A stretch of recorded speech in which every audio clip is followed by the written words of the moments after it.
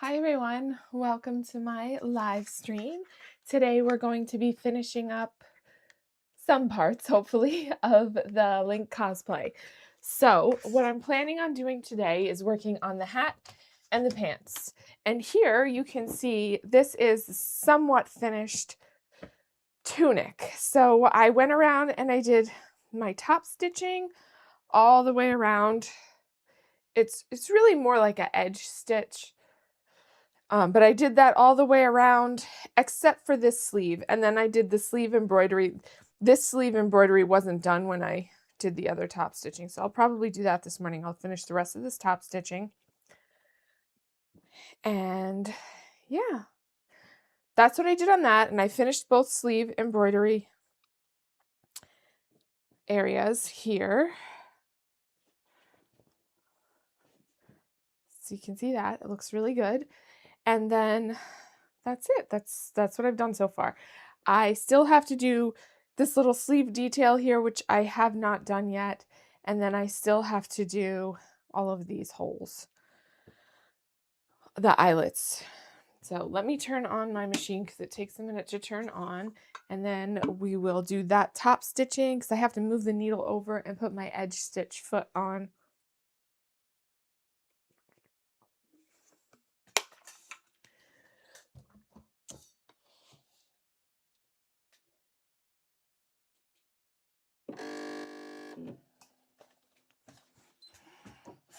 And I think I have the right, you want me to put the, I think I have the right thread in here already, thank goodness, because rethreading this machine can be a bit of a challenge since I'm still kind of new to it, so.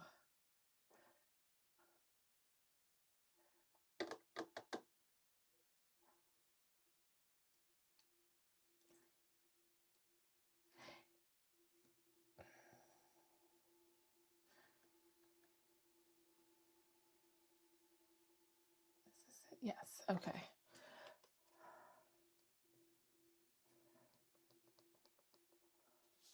Is the volume okay? So I'm going to switch out the foot.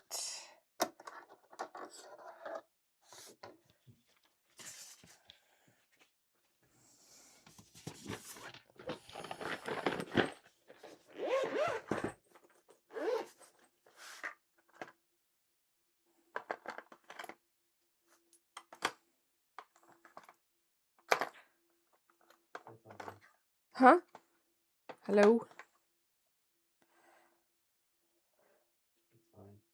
Okay, that's good. I think this is the edge stitch foot.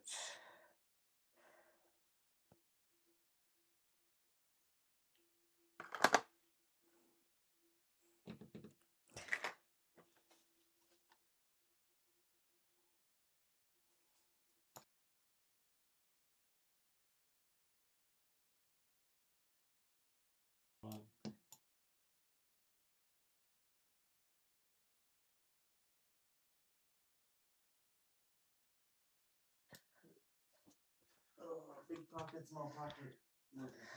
The big part of the bag is probably all the way in the bottom. It's a little small red book.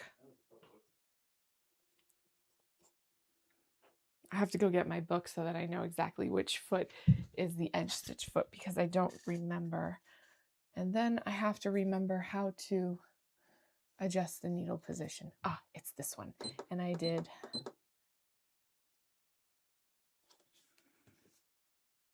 -3. What did I do over here? Oh, it was -3. Okay.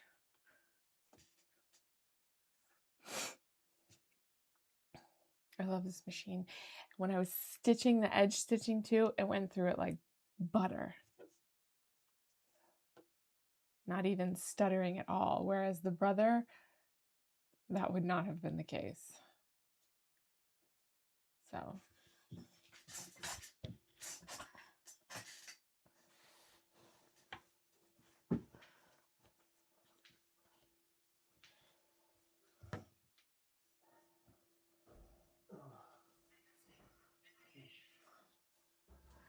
Thank you.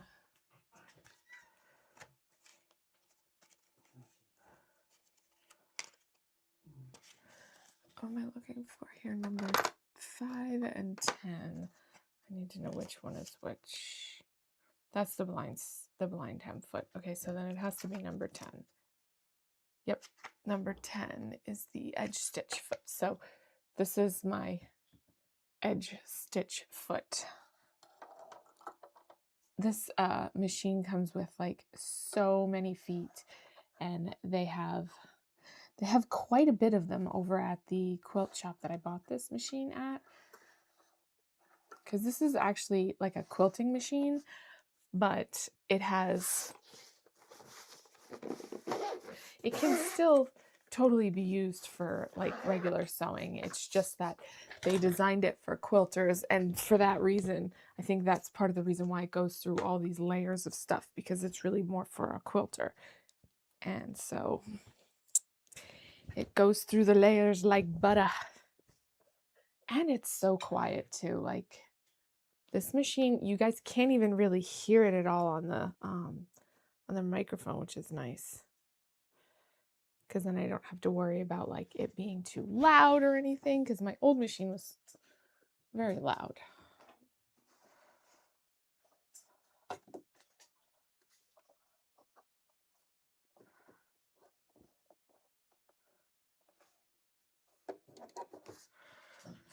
Okay.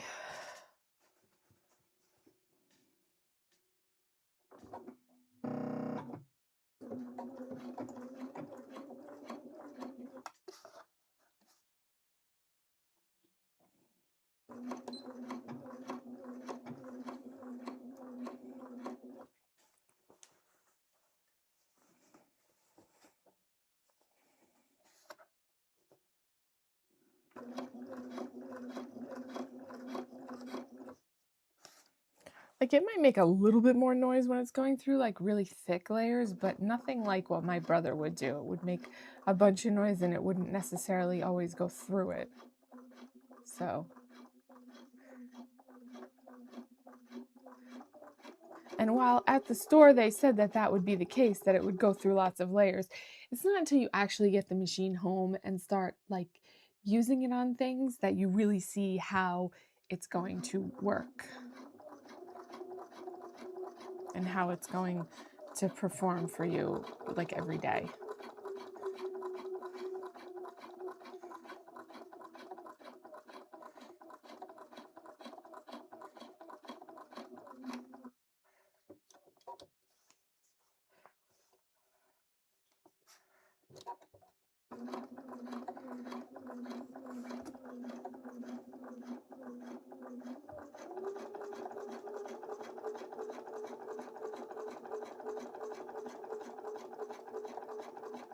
Oh, I also,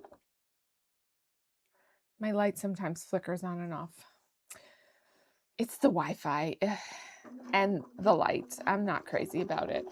So anyways, I also finished off the hem on the bottom, on the inside. So I turned under the wool, and then I stitched that in place, and then I turned under the lining and I hand stitched all of that in place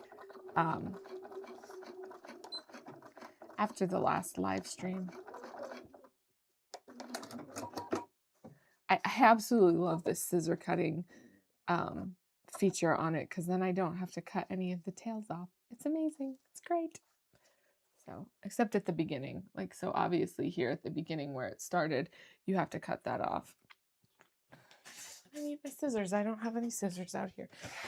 That would be extremely useful to have a pair of scissors handy.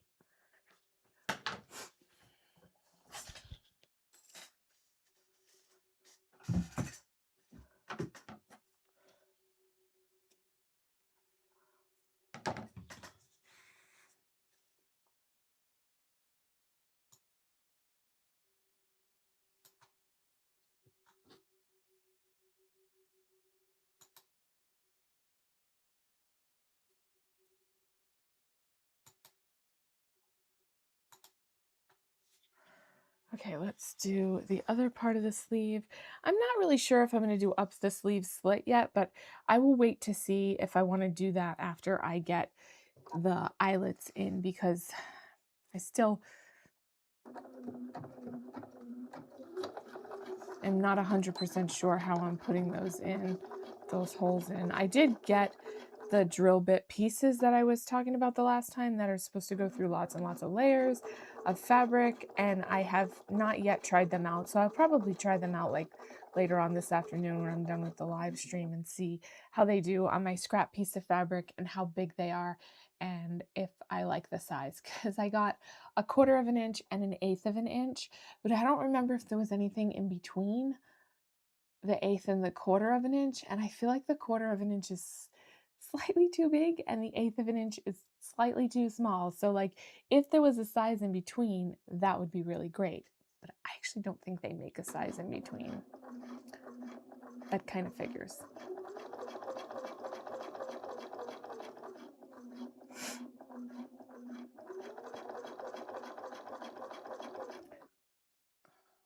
I feel like there's something on my cheek. I can see it, but I don't know what it is.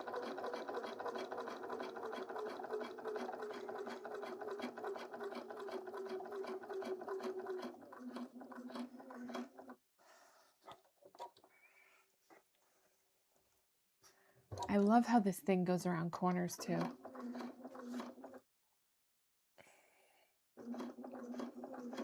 I've never had such an expensive machine, and let me tell you, it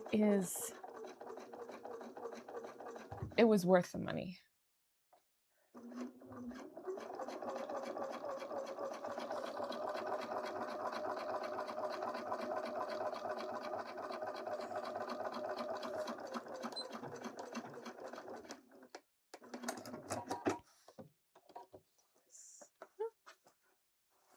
It's hard for me to see exactly how far underneath it is, like where it's positioned underneath, because this thing is in the way.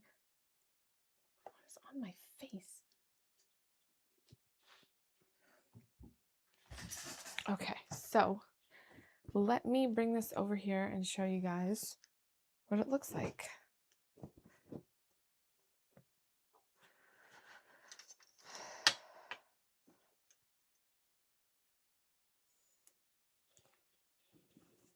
So here is the edge stitching that I did.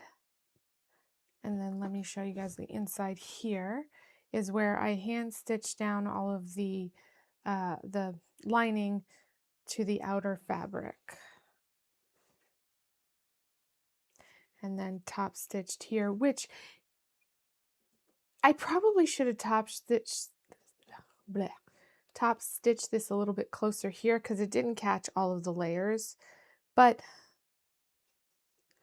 I don't know if I'll go back and do it again because I don't want to remove that top stitching there. I think it looks fine. Okay, so this is done for now. I still got to make the holes in the fabric for the eyelets, but that is going to be another day off camera. This is covered in cat fur right now, which I'm going to have to get all of that off before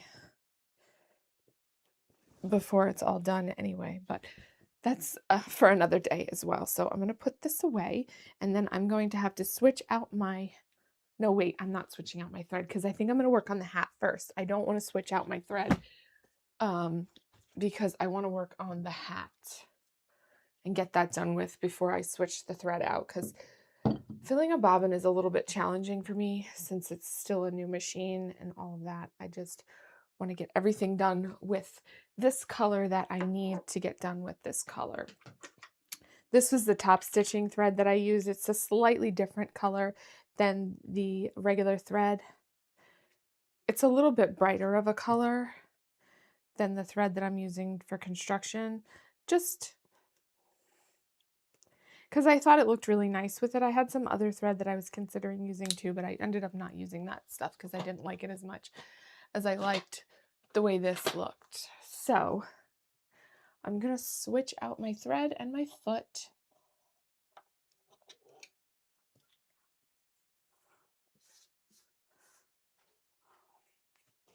Back to my regular foot.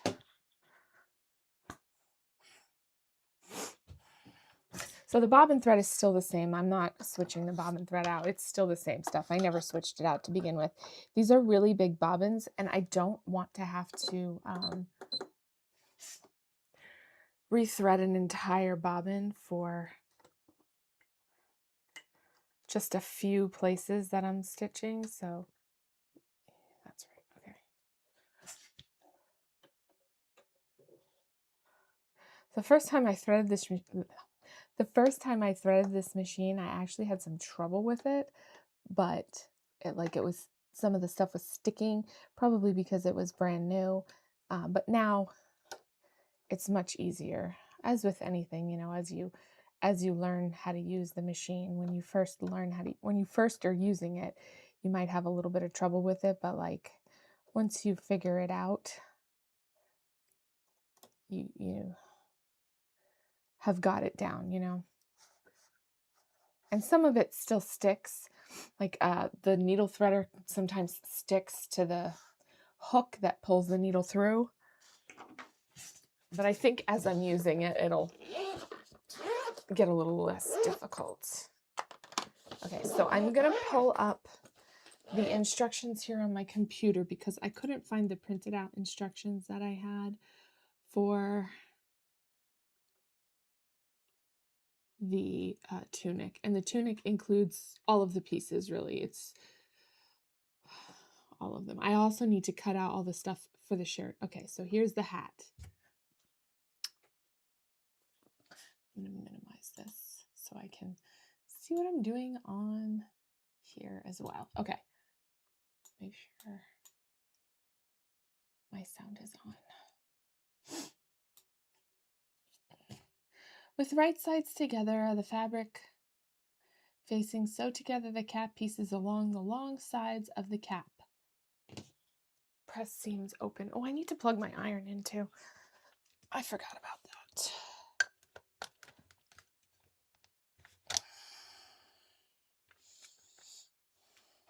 What is this? I don't need this plugged in. This can be unplugged. So this can be moved on.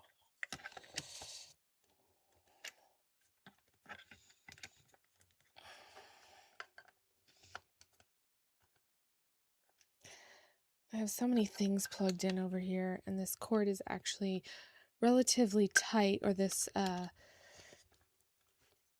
thing is relatively tight. So what did I unplug?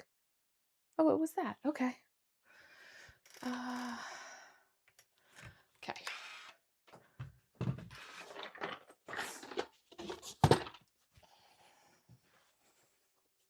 All right, let's see. These are one of them is for the sleeve and one of them is for the cap. I also have not done the sleeve details yet, but I'm not super concerned about that right now. I should probably thread mark this because this chalk is absolutely going to wipe off. So let me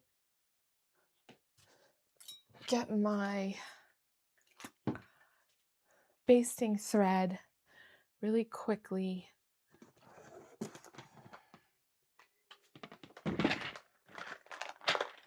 These are all my old bobbins for my old machine.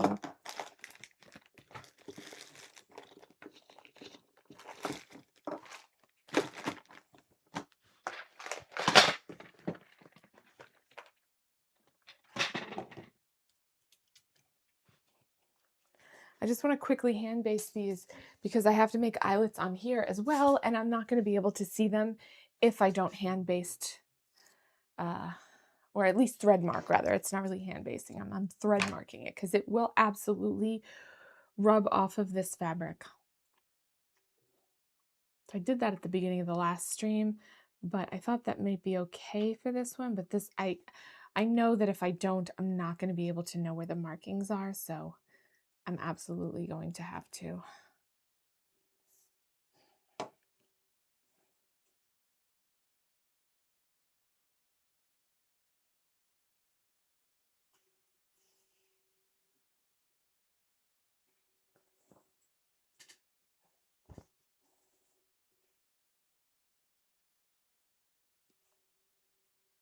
And this is actually the inside of the hat, so I have to make sure that I can see it on the other side too, because otherwise I won't be able to know where the markings are.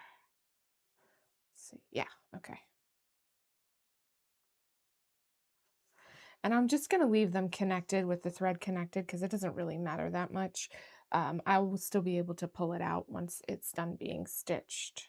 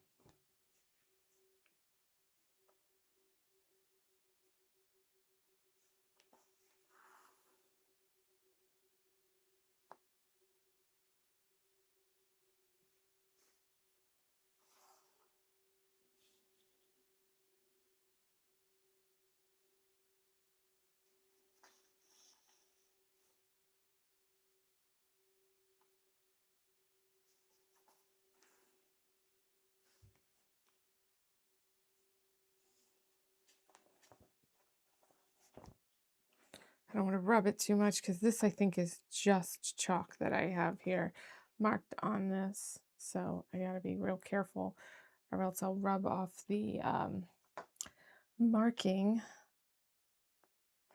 which would then make it impossible for me to see. I mean, I can always just remark it, but like that's a pain. I'd rather just not mark it off.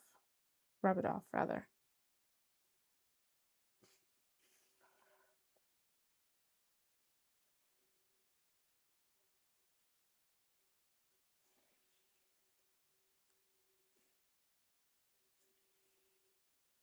And I marked on the inside of the fabric for some reason instead of doing it on the outside, but you know, I might not have known that it was the inside of the fabric when I was marking it, honestly.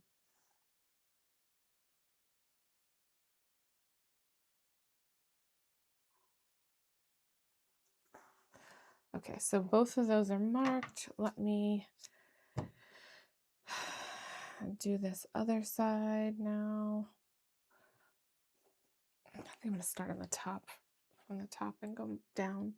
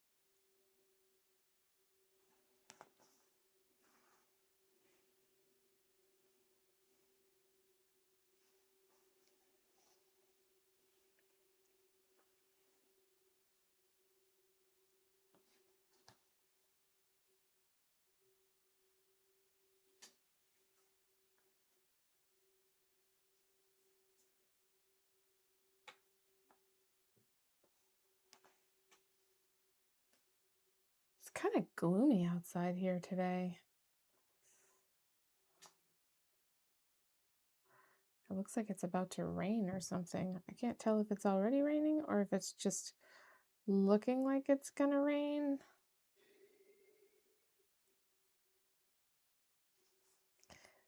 It's a yucky day. It's the perfect time for sewing, though. When it's yucky out, just hang out inside and do some sewing.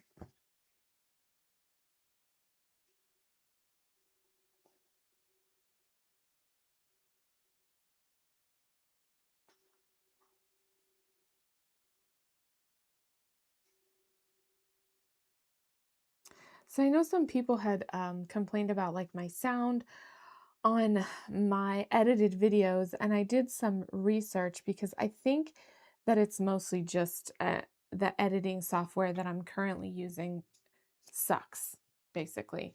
So what I have done is I downloaded DaVinci yesterday, the free version, to try it out, and it's very similar to Premiere Pro, which is what I'm currently using. And as far as like doing the same stuff, except it has better, like, where's my thing?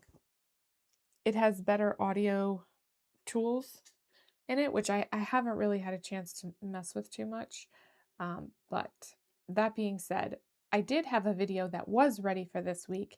However, because of the sound issues that I'm having with the music and everything, I have decided to re-edit that video using the new software. And so it's probably going to take me a little bit of time to get that video released. So we also have a thing at the end of the month for my son who's making Eagle Scout. So that kind of interferes with, some of the things that I would normally be able to do on my days off. So I'm probably going to end up not having anything for about 2 weeks, in order for me to be able to get all of the videos re-edited and have the sound be much better, where it will be able to be heard and the volume for the music won't be quite as loud. Because when I am in the editing software, I listen to the whole thing and make sure that you can hear my voice, but then for some reason, after I render it, it sounds like crap. It sounds totally different. The music is really loud and my voice is not nearly as loud as it should be.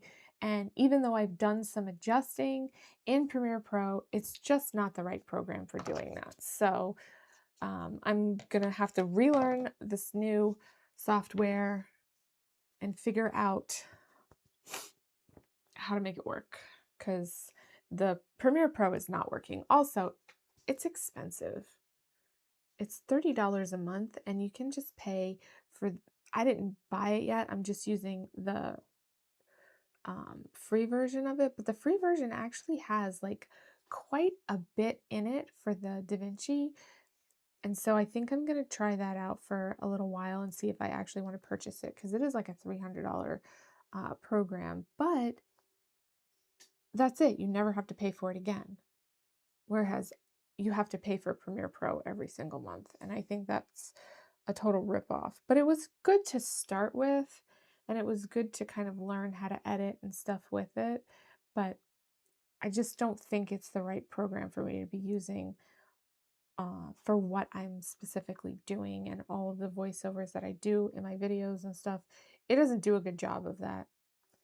And there's very limited audio um, editing that you have in Premiere Pro. So we'll see how this program does and take it from there.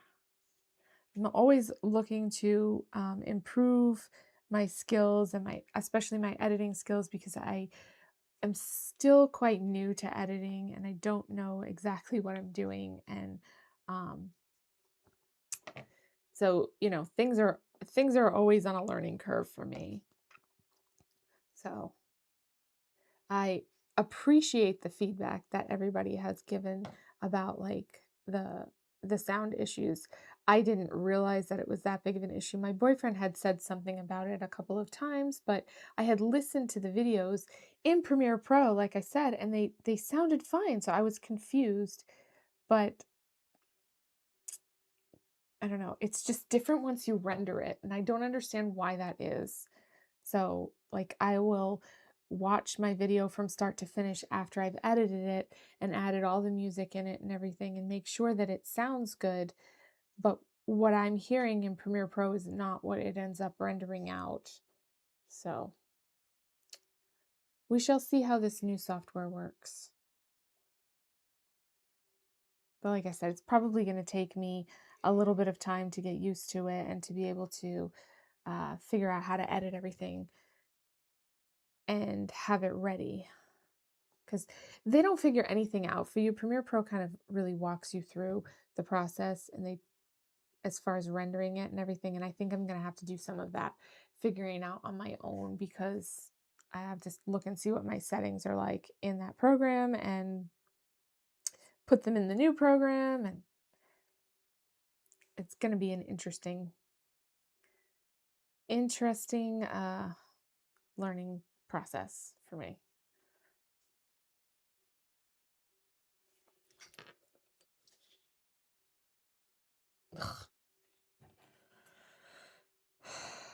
This piece of string is really short, so trying to get back in is, it came out of the needle.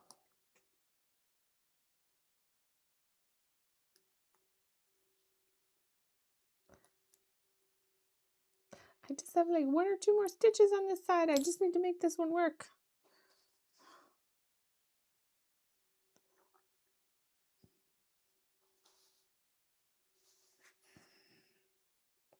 It's just really short, that's why. Okay. That side is done. Let me do the other side and then we'll be done. So maybe like less than 5 minutes and I'll be able to stitch this thing together.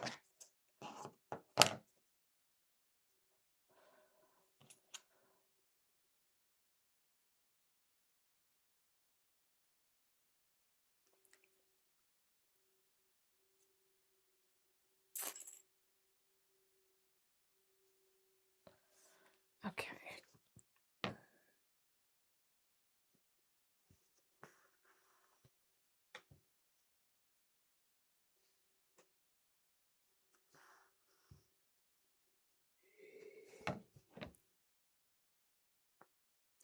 Hope this hat's gonna fit on his head. It kind of looks small.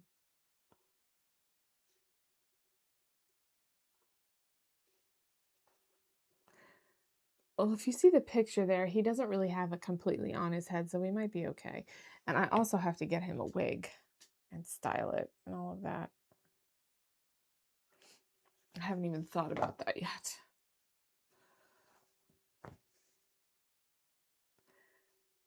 I'd like to get one that's somewhat styled, but you never know. I don't want to spend like a crap ton of money on a wig.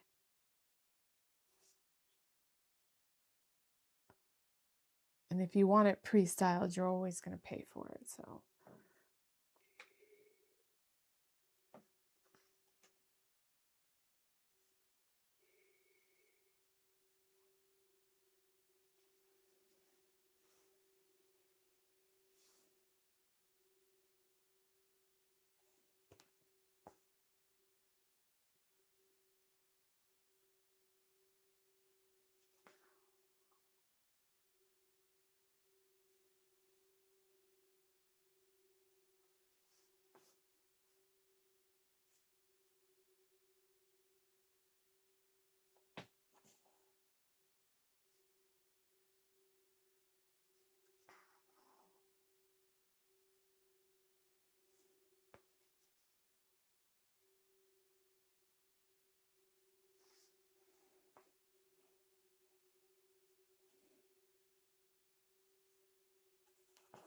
One more. Yay.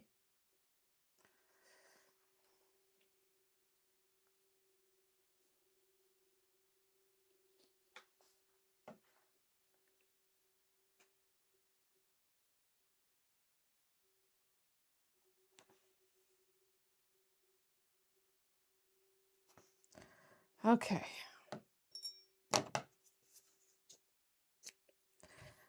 So this is what it looks like on the outside of the fabric. You can see my marks and it's good. Okay, so let's do right sides together. And I believe this is at 5/8 of an inch. I really don't have very many pins because I went on a cutting spree and I cut out a bunch of stuff for like future projects. And so all of my pins are currently between those and on all of this stuff that I have pinned here for the pants, which we're gonna do next.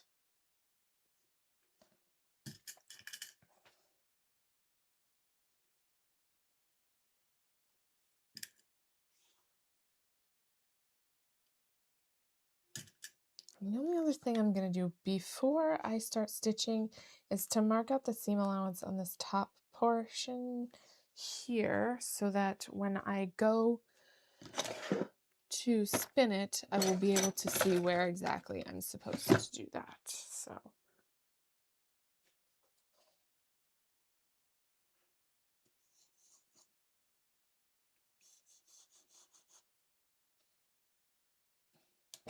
this is just my seam gauge and my tailor's chalk here.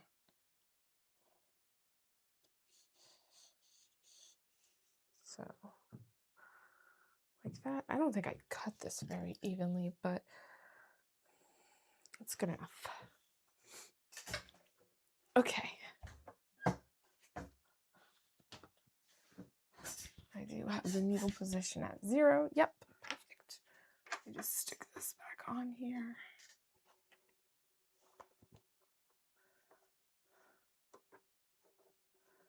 And I have this. I actually haven't used it much. I think I'm going to try it out because it gives it a little bit of an extension arm on it. I'll be totally honest with you. I don't really like it. It's kind of flimsy. They sell another thing that is custom made and it has legs on it, but it'll take up so much more space on my table. So I'm not 100% sure that I want it. It's okay without it. It's okay either way. I mean,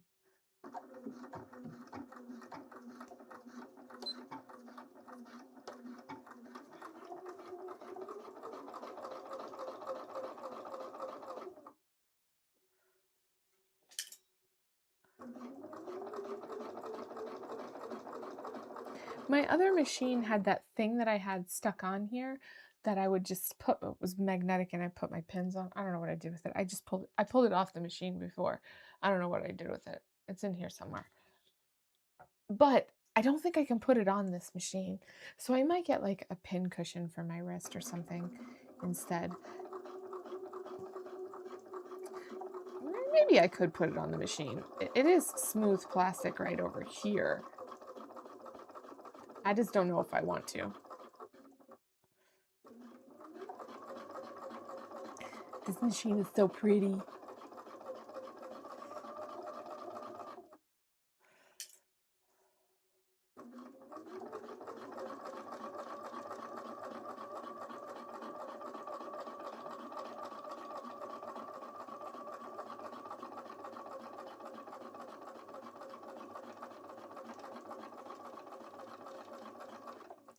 And something that I have heard but never actually tried is when you go to do a point, you're supposed to do like your line and then make like 2 or 3 stitches across the top of it and then turn it and go back the other way. I'm going to try that and see what that looks like for this point because this is a very pointy point and apparently, supposedly, that makes it pointy, which, like I said, I have never tried it, so we're going to try it today and see how that looks.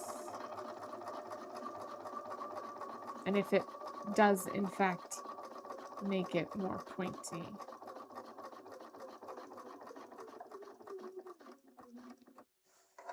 Let's see, we'll do like 2 stitches across the top here, and then we'll go back down the other way.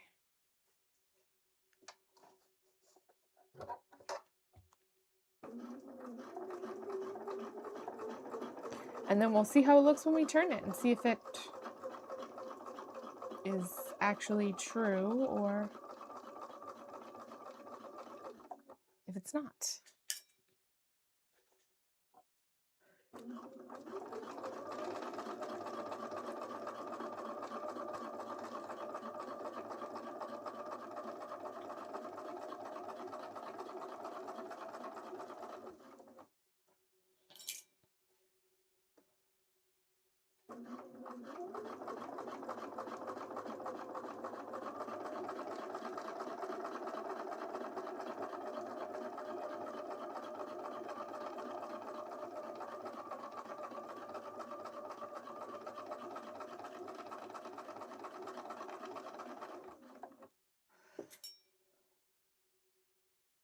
These bobbins are supposed to be like, they're jumbo bobbins, so they're supposed to last a long time.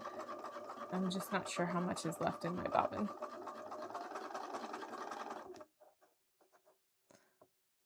Hopefully still quite a bit. I don't have a whole lot to do on this. This is just the hat. This is a pretty simple piece.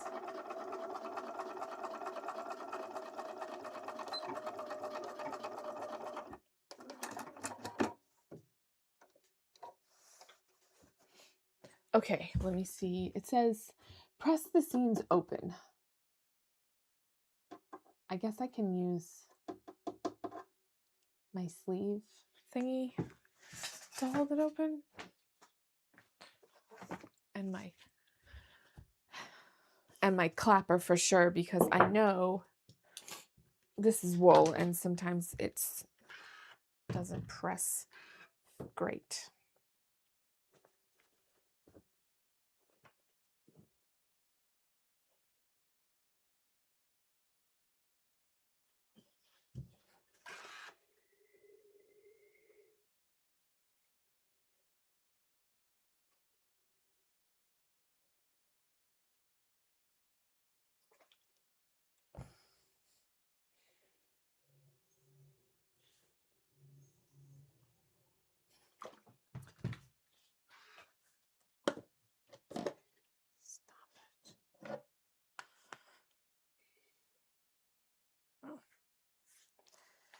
Tomorrow I have the class on this. They do like a free class when you buy it. So maybe I'll learn a whole bunch more stuff about this machine that I didn't already know. I'm sure, because there are so many things that I don't know about this machine. So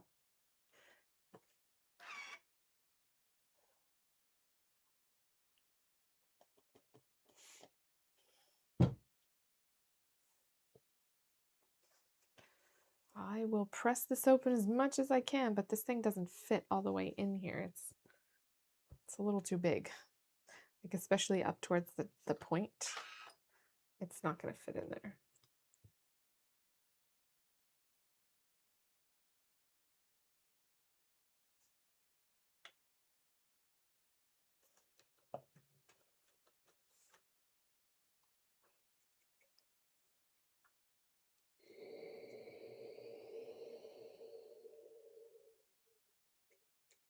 Wool always smells funny when you iron it.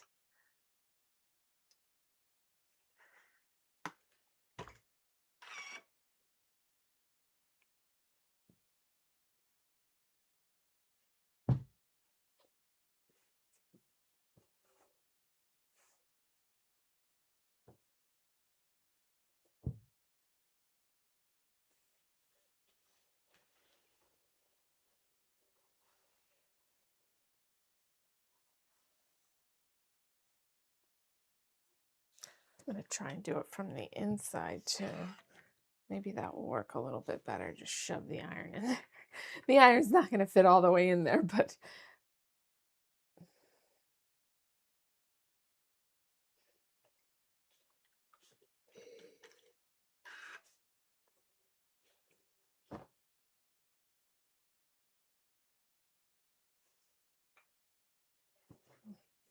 maybe that worked because I had already pressed it.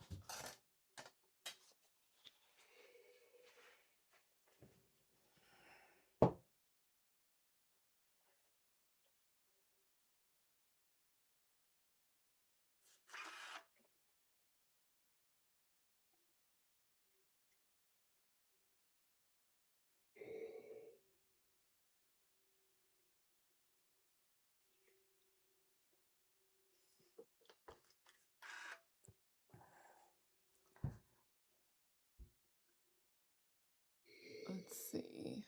Press the seams open. It doesn't say to turn it yet, but I'm going to grade my seams and clip the corner anyway because I'm sure that you're going to need to do that anyway.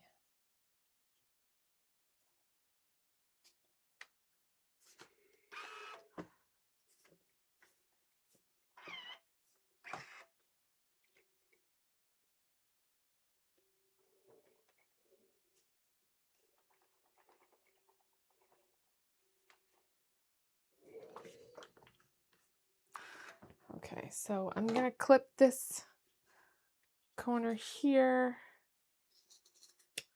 and then I'm just going to grade my seam just a little bit, just to reduce the bulk so that it lays nice when I do turn it.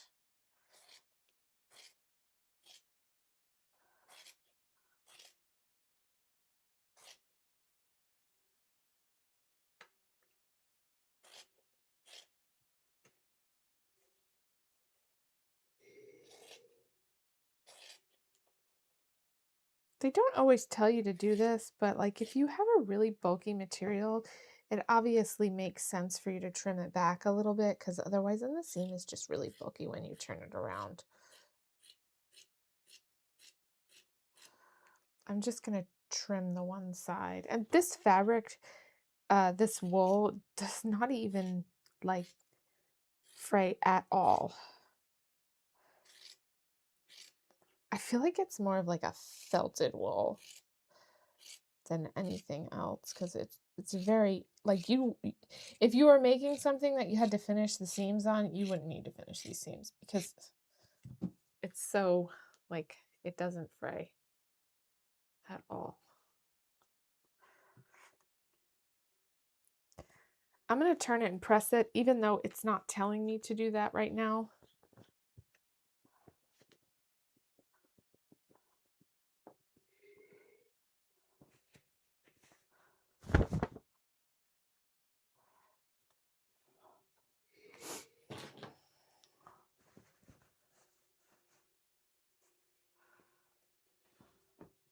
We'll see if that thing that I did before with the, I don't think I took enough bulk off of it. It's not coming out. We'll see if when I made the stitches across the top, if it made a difference.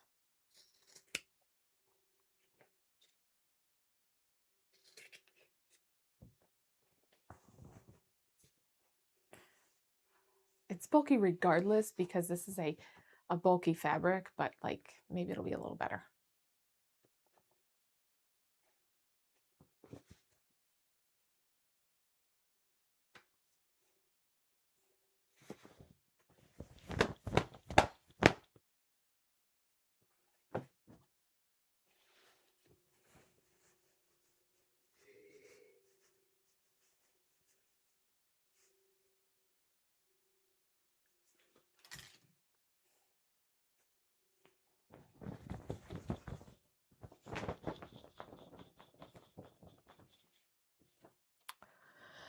Let me see if I have something I can shove in there besides my scissors. I mean, I could shove the scissors in there, but I don't want to make a hole in it.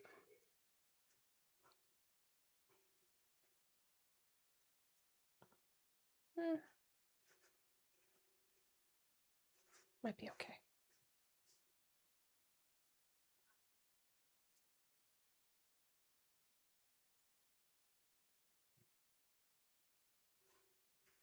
I think that might be as pointy as I'm going to be able to get it.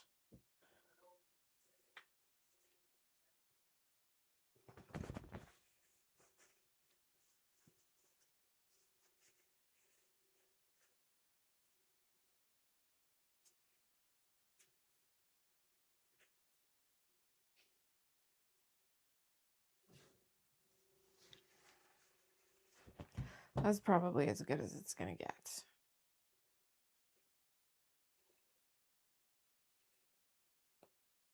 Maybe.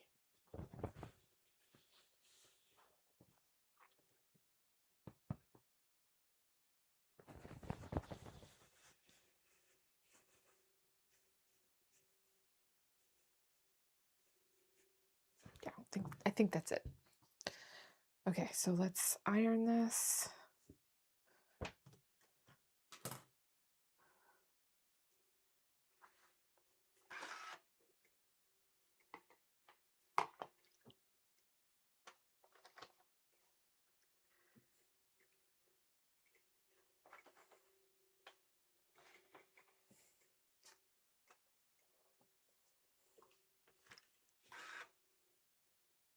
Okay, that's good. That's good enough. Next thing is to sew the band. So it says, with right sides of the fabric facing, pair the cap bands, sew together on the short sides, press the seams open. Oh no, don't scroll down like that. On the short sides with right sides together,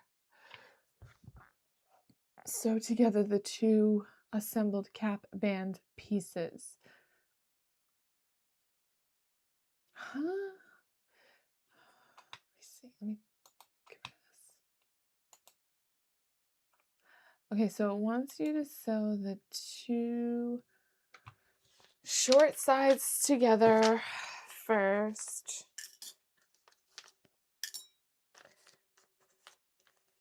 This is a little bit confusing because it says, with right sides together, pair the cap bands and sew them together on their short sides.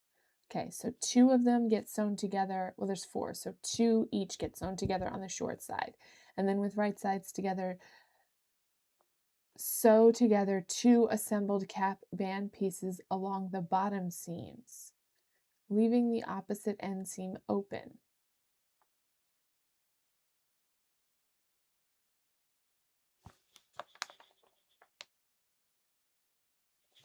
Turn the cap band right side out, press the seam.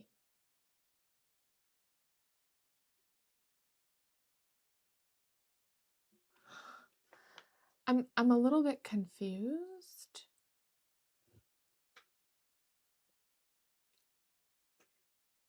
Layer of the cap band loose, so it acts as a thin lining layer. Press hand stitch the seam allowance. But I don't understand. I think that I'm supposed to just, I'm not really sure. Let me just do it and see what happens. So I know I'm supposed to stitch them together with both, so there's four of them, right? Because you have to cut out four. So it wants you to sew these sides together and these sides together. But then the next step is where I'm a little bit confused.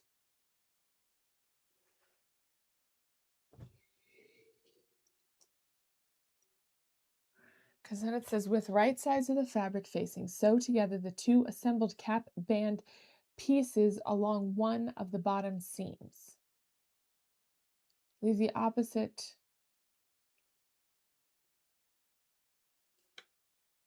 Oh, I understand. Okay, I'm sorry. My brain is not working. Okay, I get it.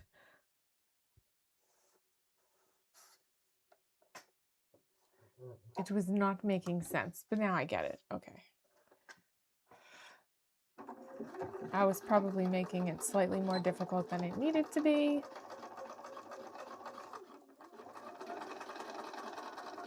Such is life.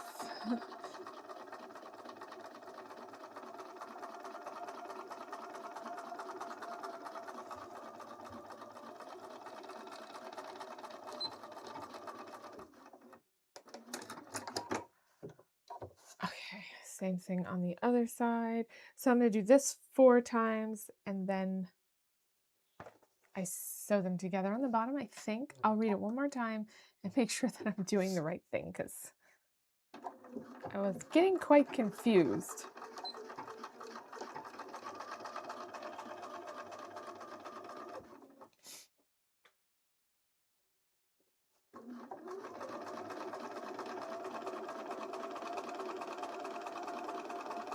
I think I get it. So you're going to sew these two together and then you're going to sew them together along the band so that when you flip it out, you have a band and then the inside has a lining and that's where you hand stitch it down. But the way they described it was just really confusing me for some reason. I don't know why.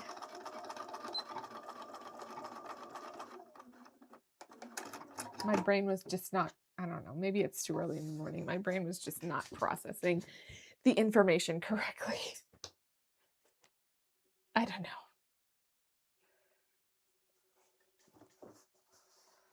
I think it just also really depends on how the person, the pattern creator, is writing the pattern instructions. Sometimes they're super clear and you're like, oh, I understand completely. And then sometimes you're like, what?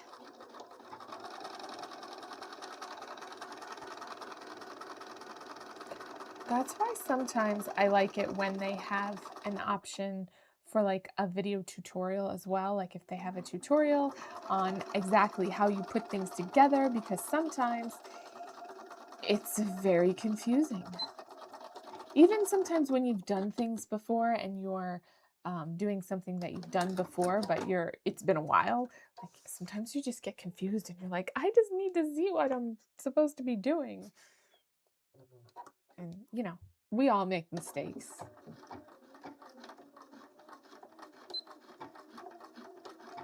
The more I do this though, and the more I sew on camera, just I don't think it has anything to do with being on camera. I think it's just the more that I sew, the more experience I get and the less mistakes I make. That does not mean that I don't still make mistakes. When I first started sewing, oh, you guys can hear my sewing machine now because I turned the volume up. Anyway, when I first started sewing, my seam ripper was my best friend because I used it all the time. No, I hate my seam ripper. What time does Robert have to work? He went to sleep probably like 7 o'clock. Well, that's good.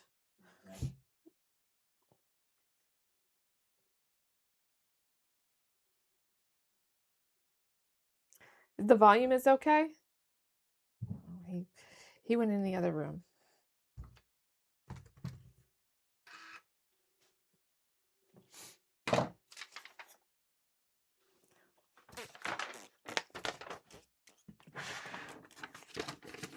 I cleaned up my sewing area just a little bit this morning, but the other room that I keep all of my fabric in is like a total mess and it really needs to be organized. I bought some things to try to help with that, but I haven't had a chance to do anything with them. I'm trying to get as much of this project done as I can before my son's court of honor so that I don't have to worry about how much more I have left to do. And I'm just going to be like relaxing for like a whole week afterwards, probably doing some of this stuff and probably doing some editing too, because I have a lot of editing to catch up on now that I have to fix all of those videos. But the plan was just to relax and be off from work. Best laid plans and all.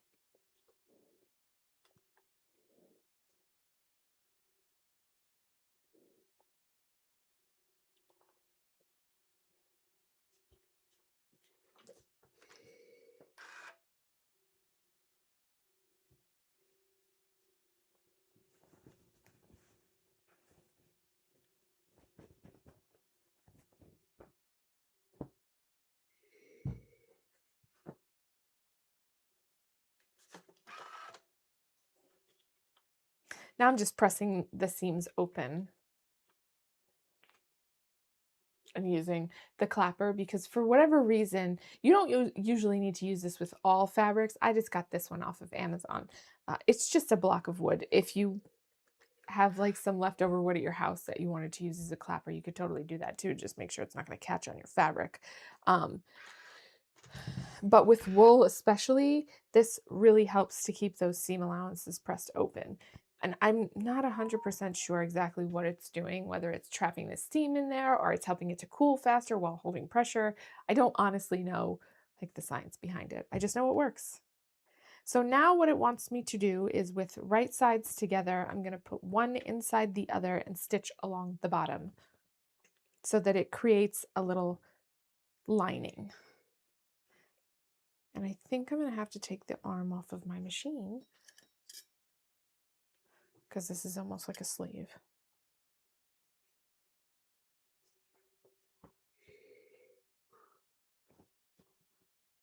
I'm gonna go to my dungeon soon. Do you need anything from me?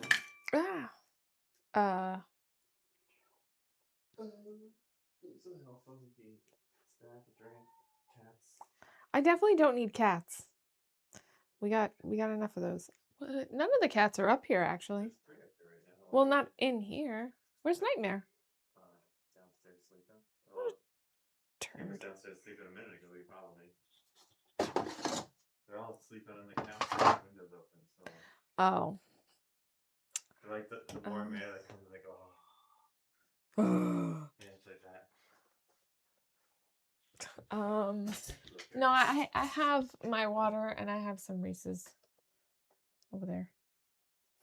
I'm probably going to take a break in a little while to have lunch. Maybe, what time is it? It's like 10:30. I got up super early this morning. Yeah, I know. And then Nightmare decided it was time to snuggle, so I was glued to the bed for like 10 or 15 extra minutes of snuggle time, and so did Pickles. So I was being held hostage by cats. Shortly after you, I sat on the couch for like 20 minutes, and then I. She is gonna step on that.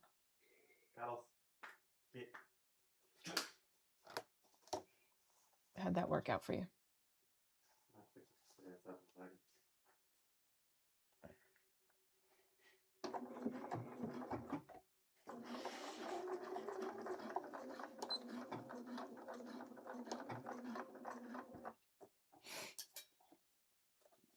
This thing goes through all these layers like butter. No, absolutely not. This was a great purchase. I had been wanting a new machine for, something that could handle all this stuff that I'm doing for a while, and you'd rather suffer. I wasn't sure what to buy.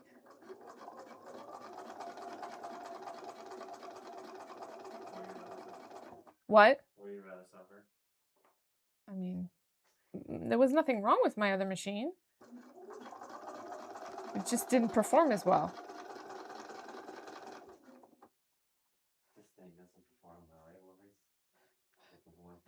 What is he supposed to be performing? He's a circus act, kitty. He's what? Sleepy bug. Why did I just take that one out? I don't even know.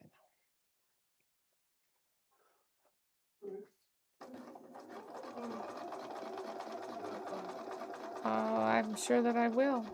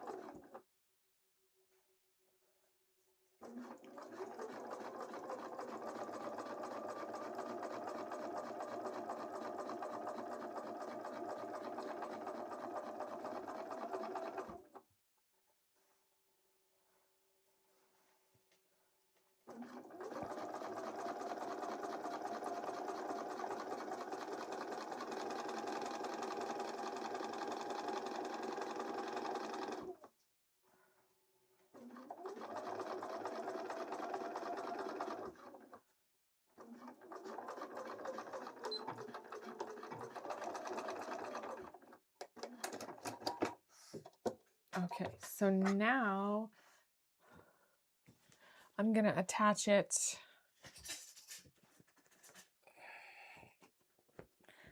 Actually, it probably wants you to press this seam open too, but I don't know how you're going to do that. stick it on the inside here.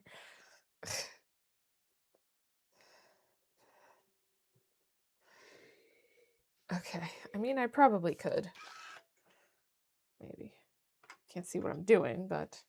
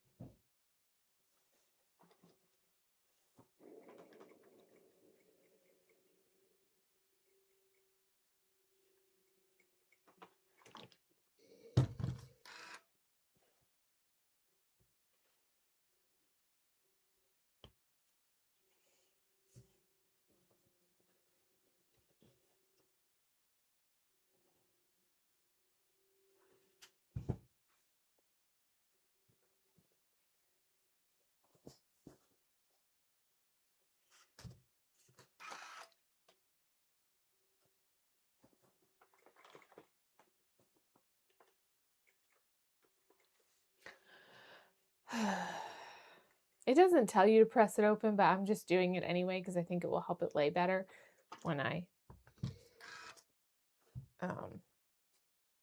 fold it. Sometimes it does.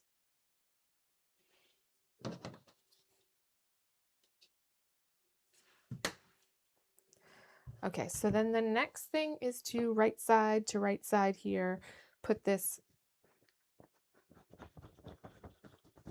inside of the hat.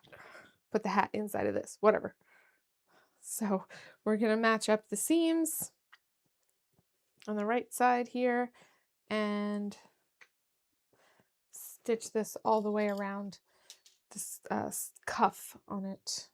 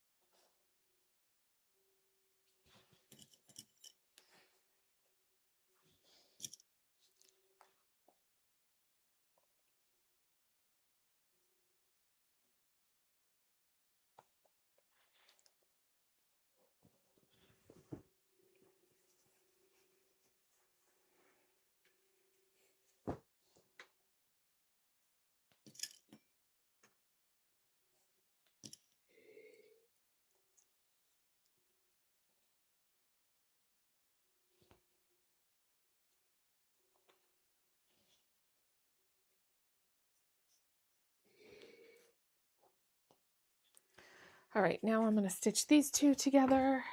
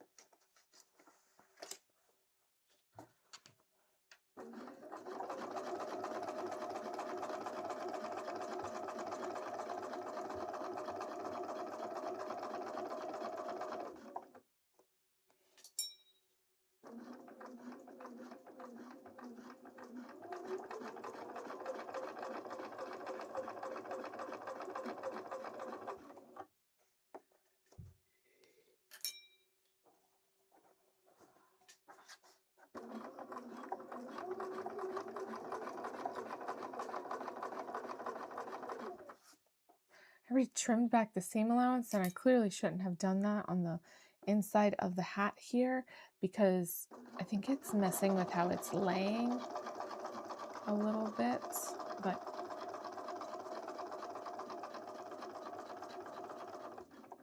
it's fine.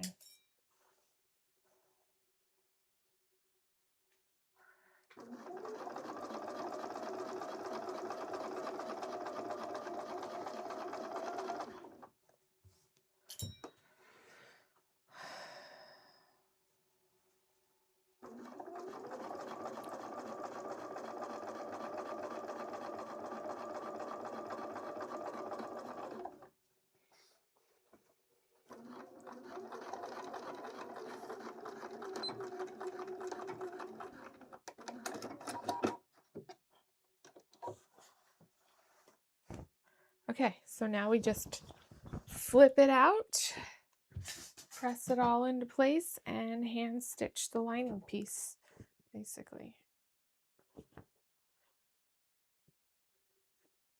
I believe. I sure hope that's what I'm supposed to do. Fold the calf, creating a cuff.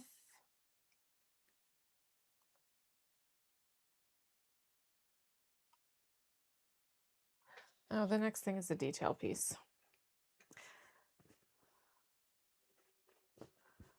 So actually what I think I'm going to do first is I'm going to press this up about 5/8 of an inch to the inside so that when I go to hand stitch it down, it's already where it should be. Where's my... I have one of these too.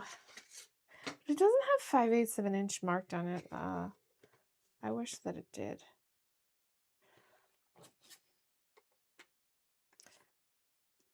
Like it says 1/4, a half, 3/4, and 5/8 is between half and 3/4.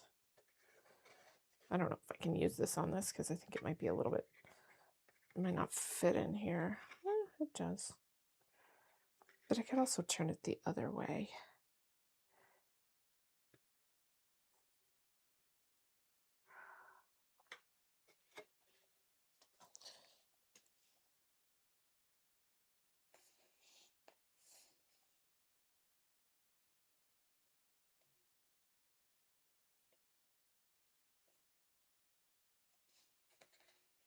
Just trying to figure out which line I'm supposed to put it at.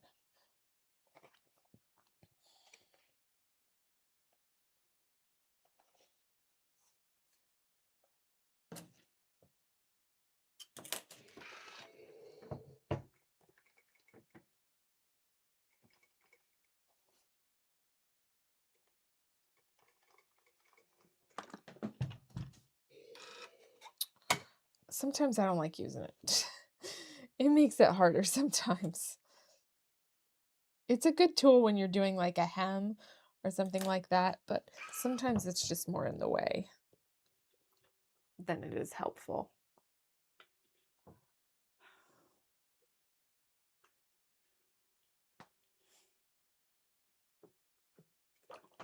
And this is not wanting to stay.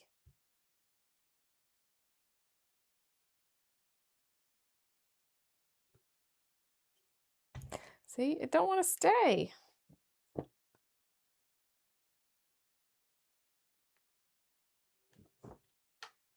This wool is so thick. Sometimes it just does not want to cooperate. So I'm just going to pin this one here. And maybe that'll help a little bit. I don't know.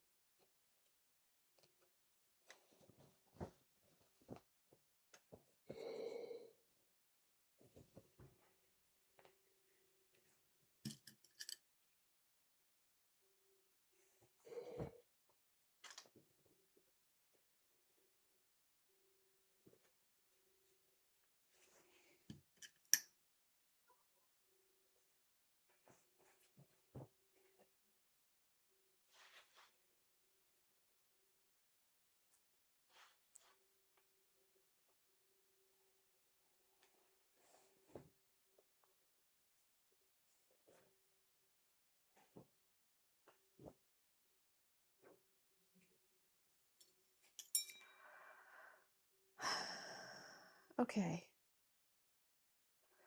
So it's pinned all the way around, and this is on the inside. I'm just trying to make sure it's going to lay all the way flat.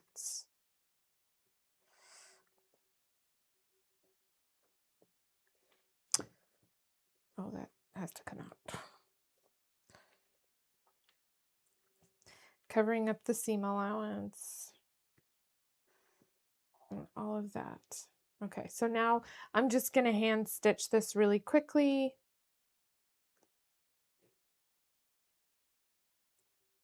Just with a quick slip stitch all the way around to hold it in place. Why is it not laying all flat? I mean, it's a tube, I guess. Let me flip it back out and make sure.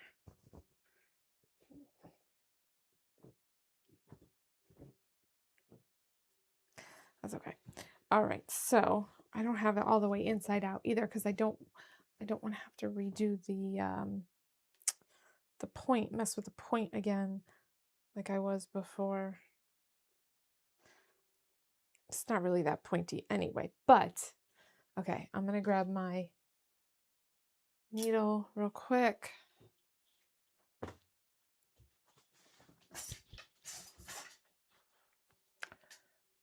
I think I'm gonna use the other thread because I don't want to unthread my needle on my sewing machine. Calm down, iron, calm down. The thread that I was using for the top stitching, it matches fine, and you're not going to be able to see this anyway, so it's all on the inside. Where did I just put my needle? Oh, there. So I'm just going to stitch that down really quickly on the inside with a slip stitch. I guess I could do it over there, under the camera. Let me move all this stuff out of the way.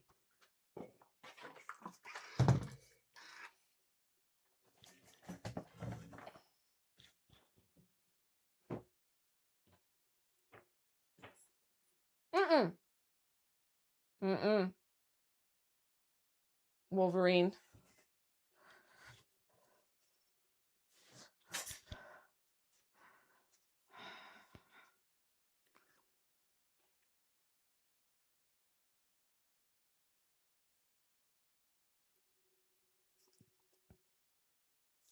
So I don't double up my thread when I'm hand stitching stuff because it's not really necessary to do so.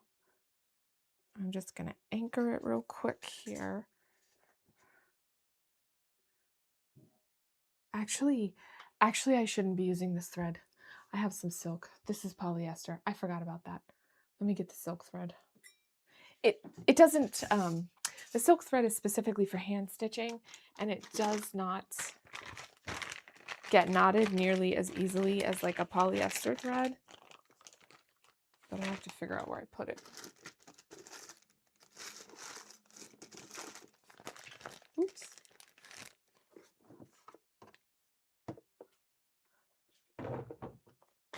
Oh, it's right here. I bought a bunch of silk thread on Mood, so it matches almost exactly too. It just works better because this is specifically hand sewing thread, and it is silk, and silk also. They do make for machines also, but this one, I think it's hand sewing thread. I can't remember. Anyway, it doesn't bunch up or not as much as the polyester thread, which is not really designed for hand sewing at all. I had bought this for the buttonholes that I made on the waistcoat. And I bought a bunch of different colors. I think I bought this one because I knew I was going to need it for for this thing to match it in case I needed to hand stitch any buttonholes. However, this thread is just slightly too small for the purpose of making the eyelets. It was amazing.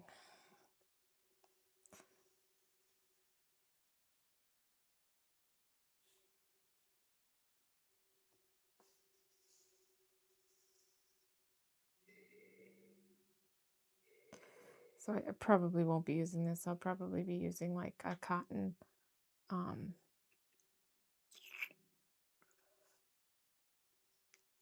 embroidery thread. but like a size 12 to make it. That's what I practiced on, and it came out looking pretty good, so.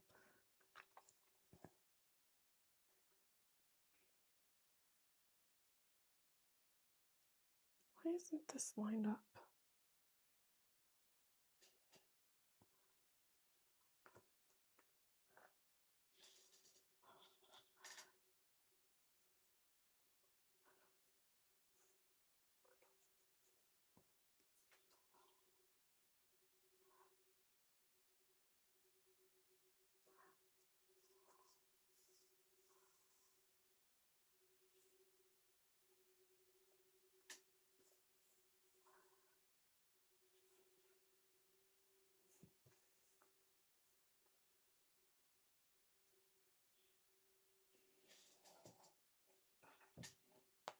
Ow.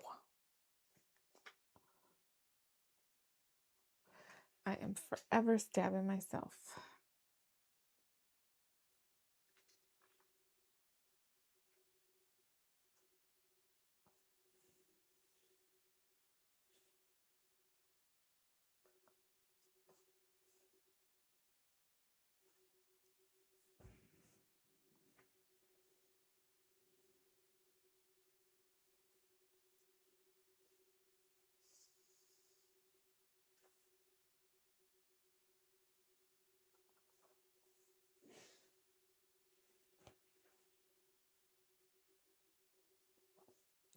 And I'm not so much worried about this showing on the outside because this fabric is so thick. Hang on a second. This is on number 2. Why are you?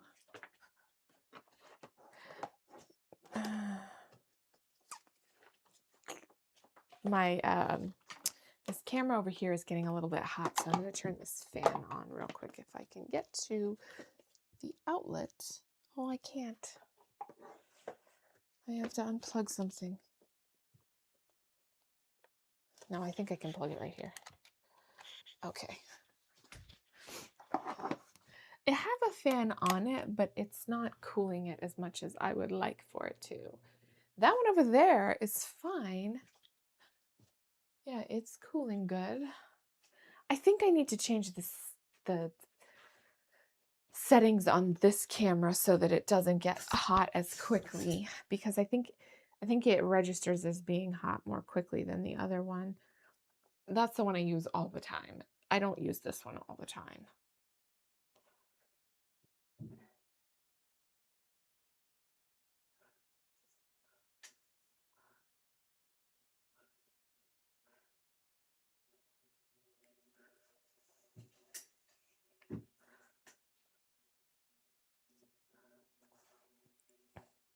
But anyways, what I was saying was I'm not really worried about it showing through on the other side because this wool is very thick and it feels like several layers because it's coating material. So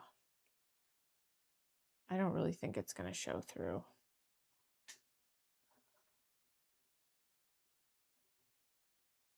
Even if I'm not super careful with my stitches.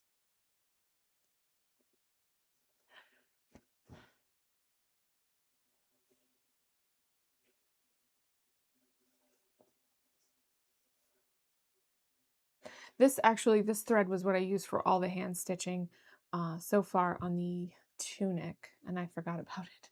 I don't know why.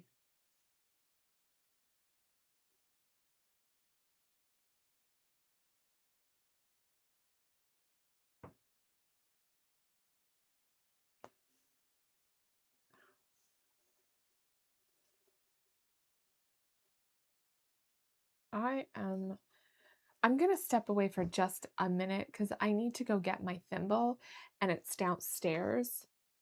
So I need to go grab that real quick so my finger doesn't fall off. So just give me a minute to go grab that.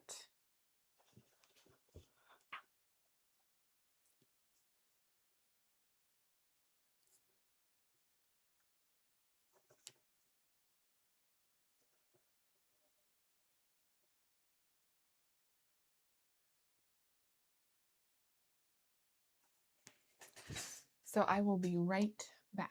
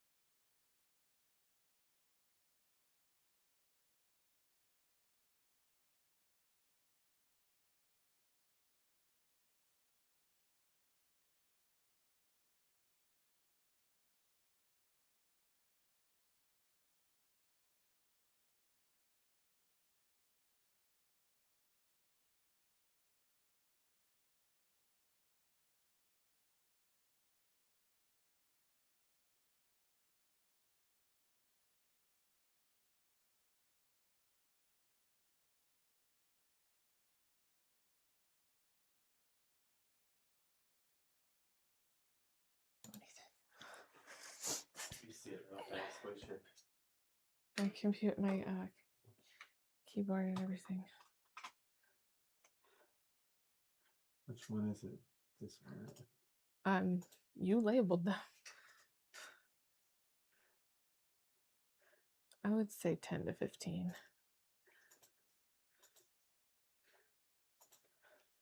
I'll say 10 to 20. Just to be safe side.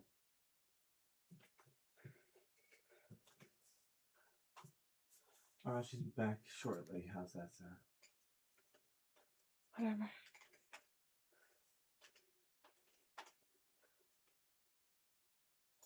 I think the most I was gone last time I took a break was like 10 minutes, 15 minutes anyway.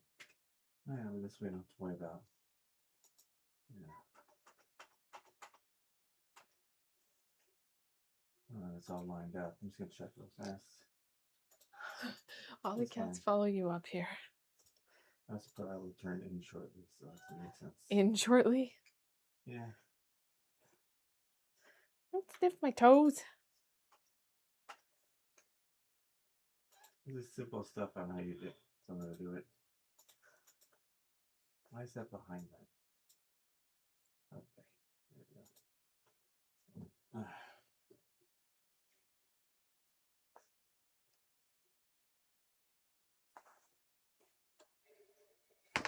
Back to my dungeon. Okay. Yeah, that's one with your old fat and fluffy. She ain't gonna stay up here. Oh, maybe she will, but the other one. Both of them have a big chance there. Don't trip me. That's her job, is to trip you. What? Well, she does. That's what she does.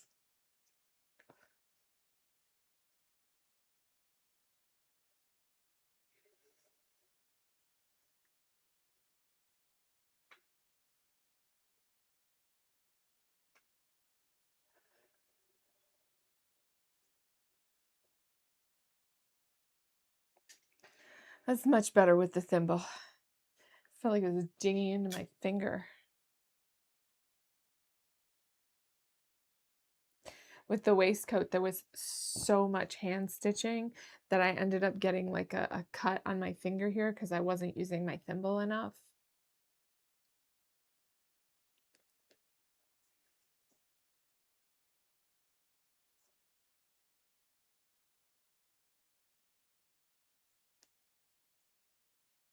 Okay. Almost done.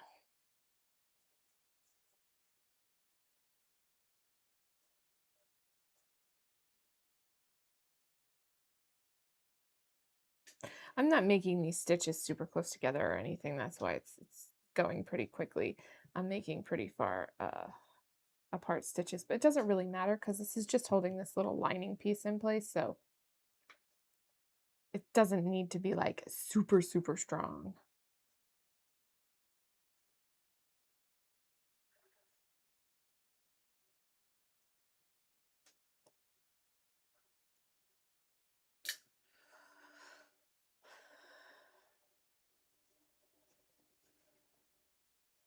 I do need more thread though, so.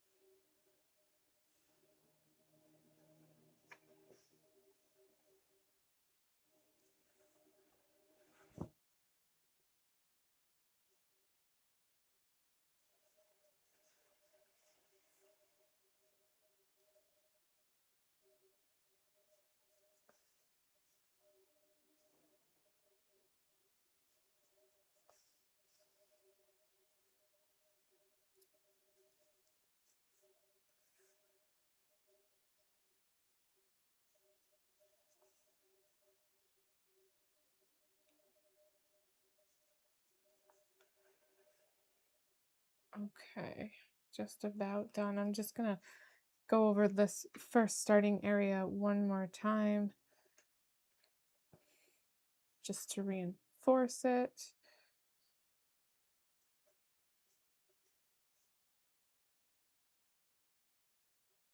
And then we'll turn it and press it and see what it looks like.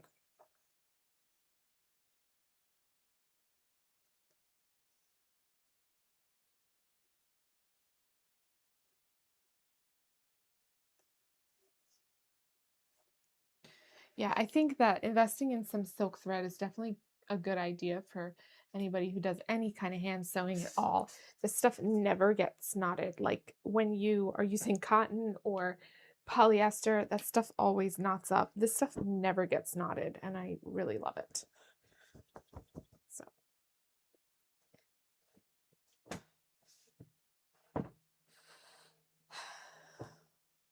I bought the stuff that I have off of Mood, but I don't think it's like the best quality silk thread. There are better places to get silk thread, and there are people that know all about that. And I am not the person that knows all about it. I'm not doing tons and tons of hand sewing. I'm only doing a little bit, but like there are some people on YouTube that do lots and lots of hand sewing, and they have probably better recommendations for where you could get like really good silk thread. or linen thread even. But I do think like Burnley and Trowbridge sells some good silk and linen thread, and wax linen thread is also really good for hand sewing. I have never used that, but I probably should try it because, like I said, I've heard that it works way better than like using like the crappy polyester, but I've never actually had any, so. I had specifically bought the silk thread to do the buttonholes, like I had said on my waistcoat, but I wasn't. Does this get worn just like that? Why is that like that? Did I stitch that in there weird? I did. Oh.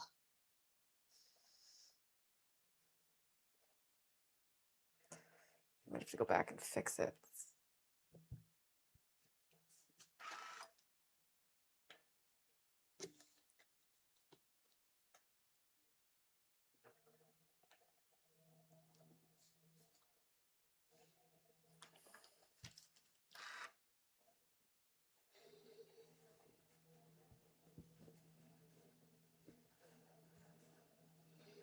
I think it looks okay. All right. I would try it on, but I'm not going to. All right, let me look at the directions and see what it's saying to do next.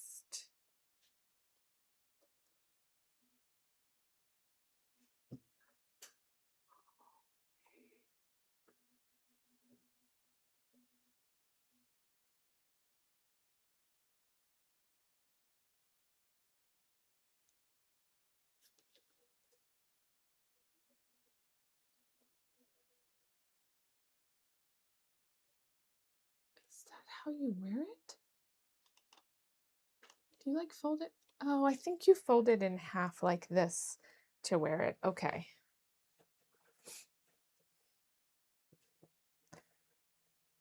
Okay, so it's like a cuff. That is very thick because of the fabric that I chose. Well, his head will be nice and warm in the summer. Okay, so the next thing is to make this detailed, this little detail piece here. That says sleeve detail, cut 2. I think this is actually supposed to be 4.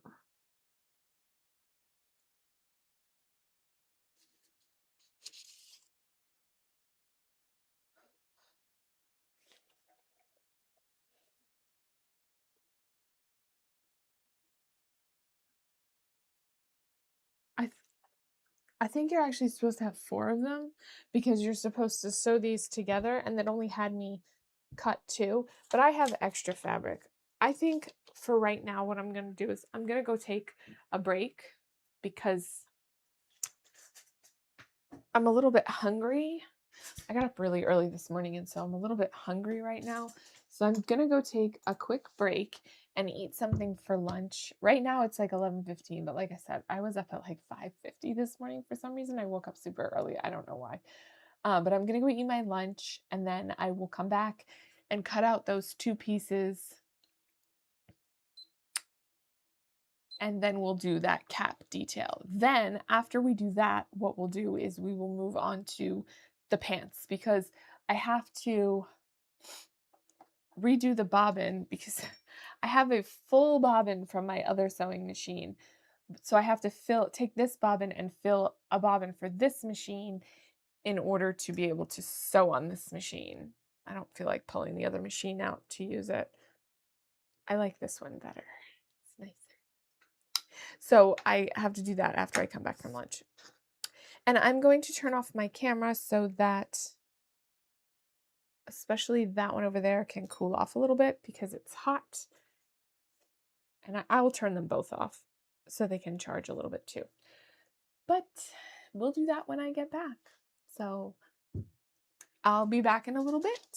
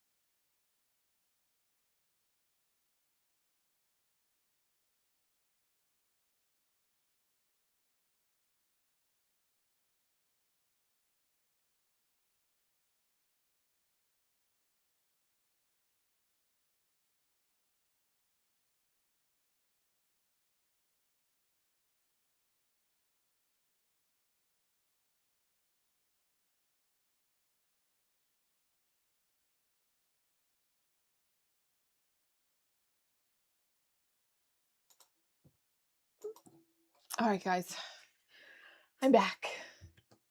Everything looks good. Okay, so now I'm going to cut out a new sleeve detail piece. I have these scrap pieces. These pieces here that I was originally going to use for the sleeves, but then I decided to do the lining. So these pieces here I could just use for I said sleeve detail, but it's just a detail. I think there's supposed to be one on both sides because it's marked on both sides, but the instructions don't specifically say. So I'm just going to cut 2 more. See, I originally made these pieces and I put the holes in them, but then these holes were just too big. And then I did like use the embroidery thread to try to stitch it, but it just made it even bigger. So I think they're too big. So that was why I ended up deciding not to use these pieces and use a lining piece instead.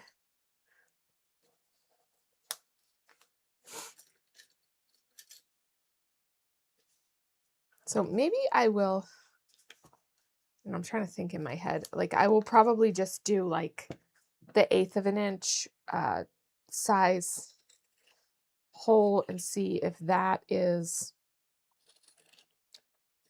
going to be the right size for what I want. Because this looks more like it's 1/4 of an inch. I'm trying to measure the wrong thing. This is actually 1/2 of an inch. So maybe 1/4 of an inch might be a little bit smaller than that.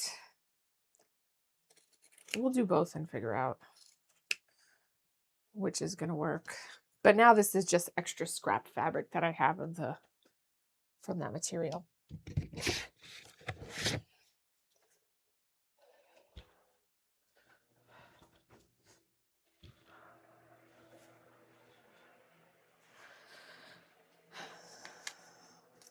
Okay, and so now it's telling me to stitch along the bottom of the detail. So along these 2 sides.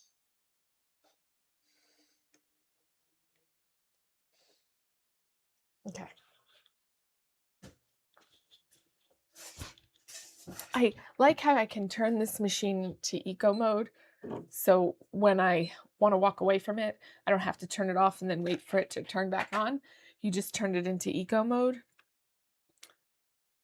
And then when you come back, you just touch the screen and it turns it back on.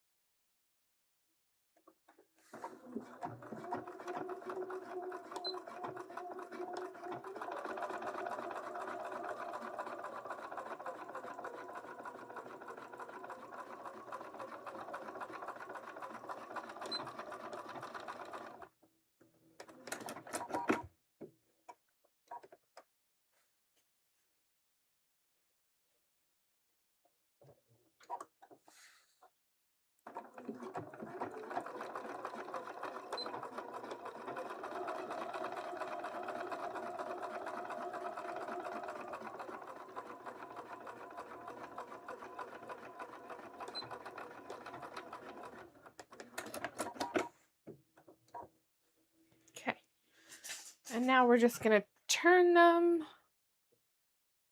Oh, hopefully I can. They're very big and bulky.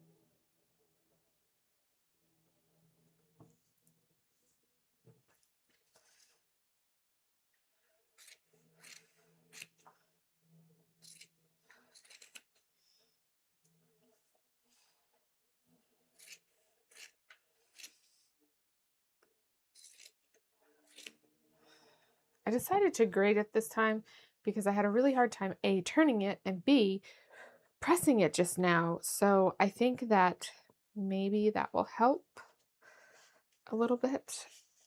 It does.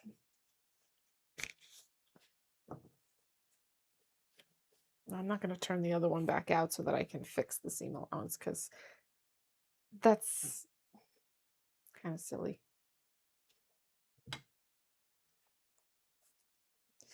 But I should have graded it. Maybe I will. I don't know. Let me see what happens here. See if I can even turn it back out.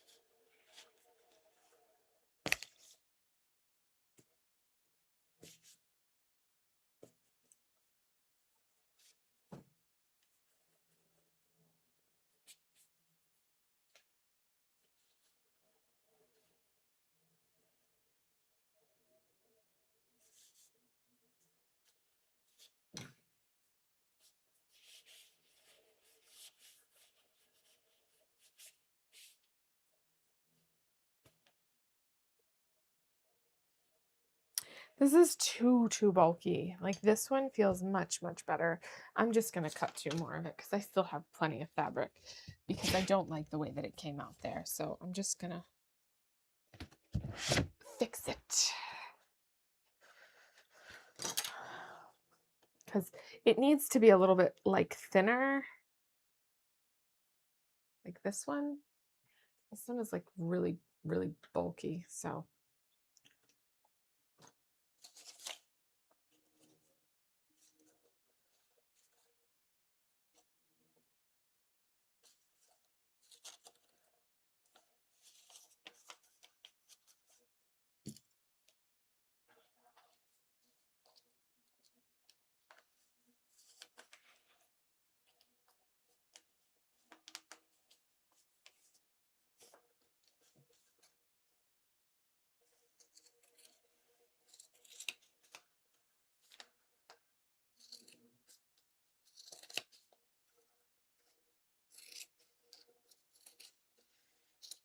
okay. And then I'm just going to quickly sew this together and then do the same thing.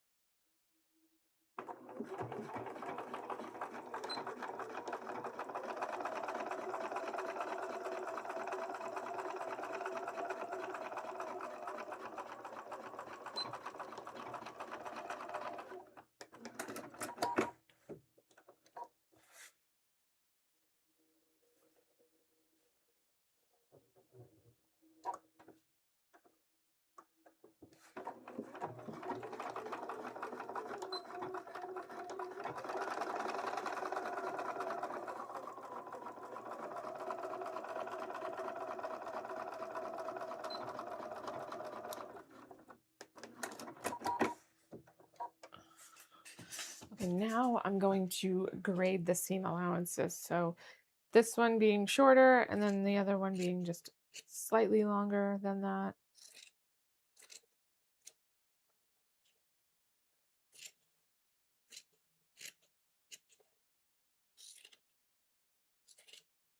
Now turn it and see if it works.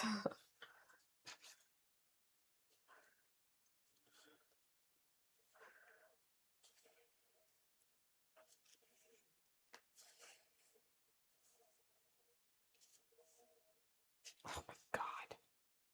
This is so difficult to turn. There we go. Okay.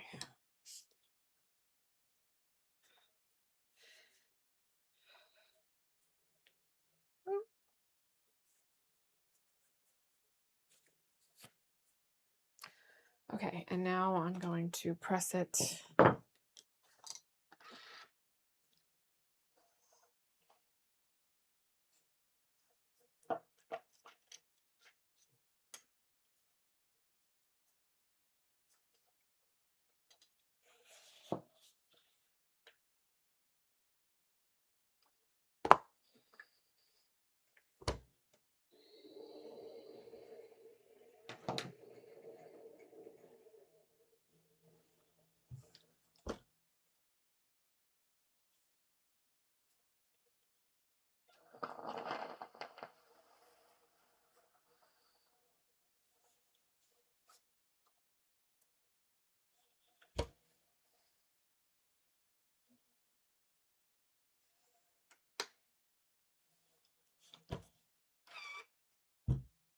Okay, much better. So now I think what I'm going to have to do is like this and top stitch it into place on here. I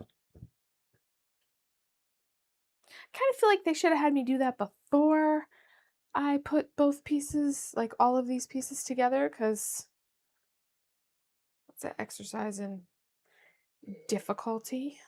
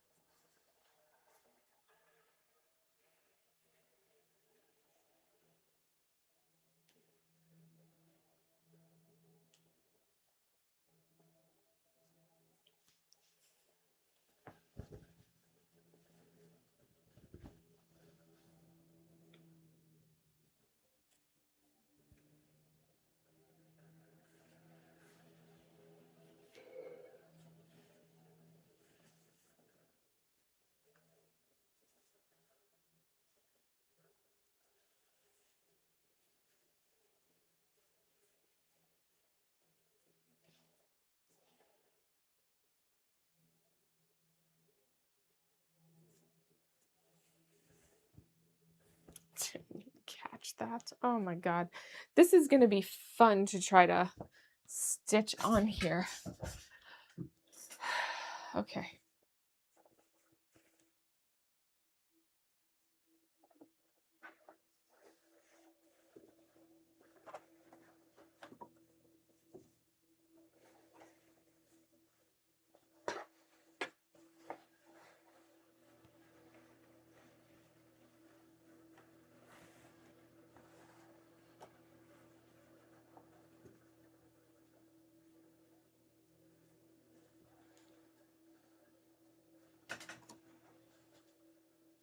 This fabric is entirely too thick for this. I know my machine will go through it because I've stitched through quite a bit of fabric before, but I just don't. we shall see what happens.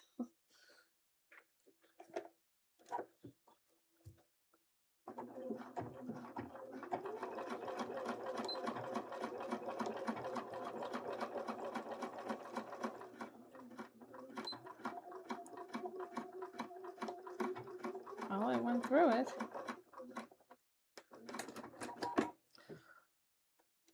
See what it looks like. Oh, okay. Now we gotta do the other side. It's just in an awkward position. That's why it's like really hard to get everything under the presser foot because of the fact that it's a hat.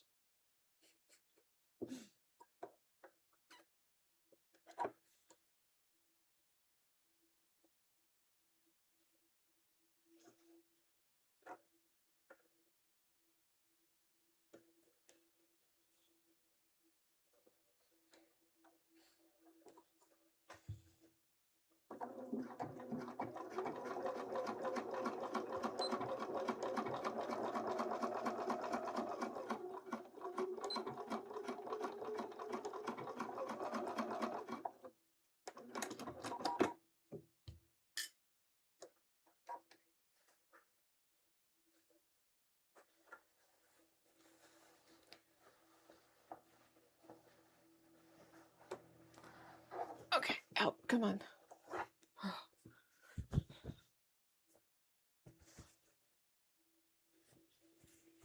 Now I gotta do it one more time.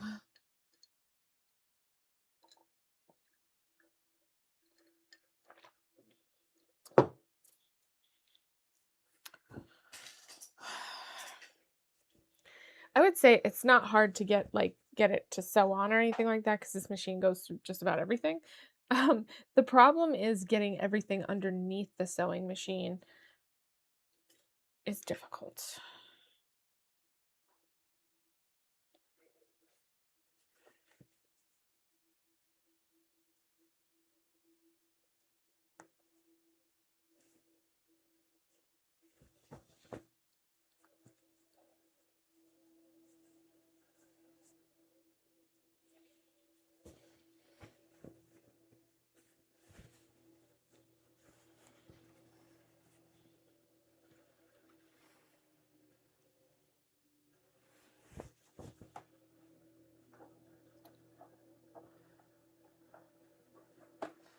Okay.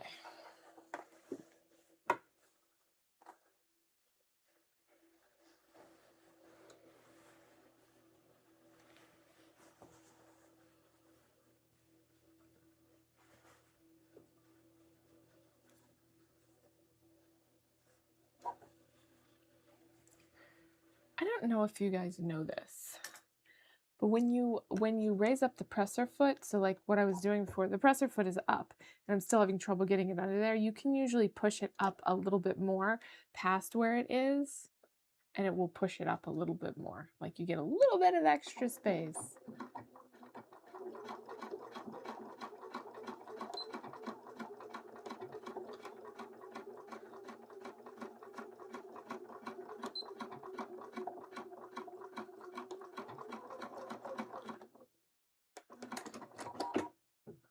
Okay, let's do the other side. See, like it gets a little bit stuck under there, but you can like push it up a little bit more and it'll raise it up just a little smidge more. And so you can usually get the fabric out from underneath there or whatever, or under there, whatever. This is so thick.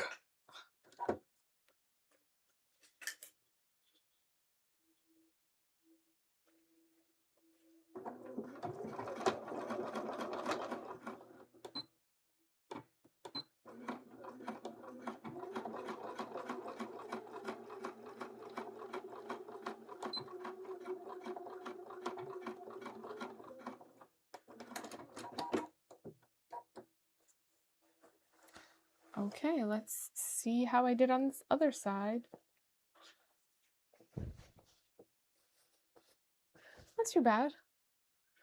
So, like a little hoop there and a little hoop there. And I'm not really sure if you're supposed to do it on both sides, but I just did it on both sides so that, you know, it doesn't matter which way you wear it.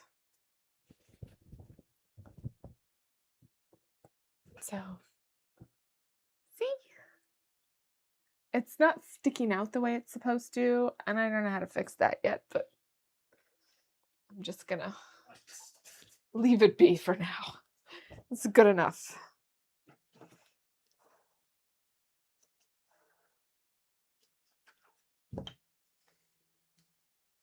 Because I still have to do all of the eyelets on here anyway.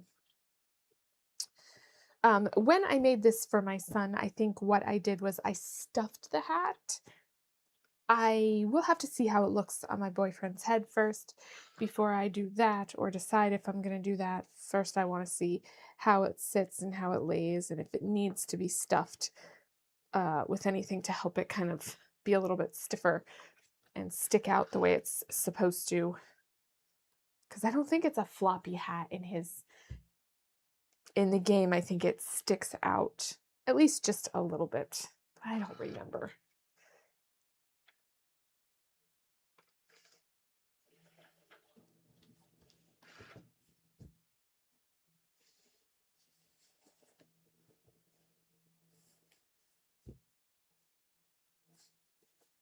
I could probably also like tack some of this down, like the fold piece, tack it down. We'll see if I decide I want to do that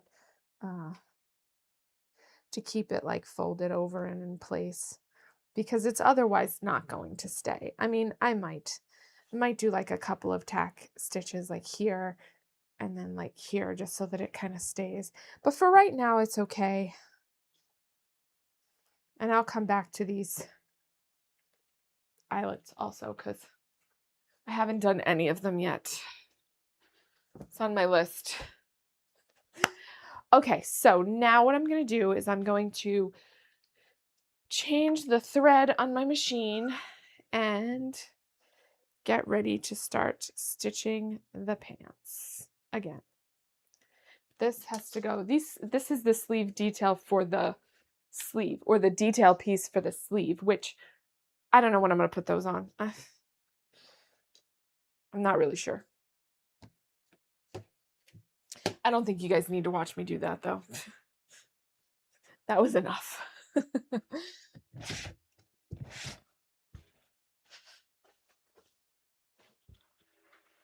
Okay, so let's see what I gotta do here with this bobbin.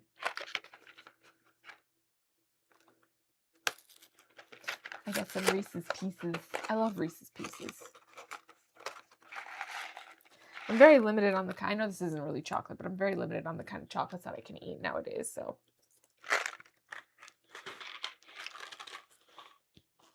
Let me minimize this so that it's not in my face anymore and I can see the screen. Yay! Okay. So these bobbins are huge. They're called jumbo bobbins. They're really big. Look at, ooh, shoot.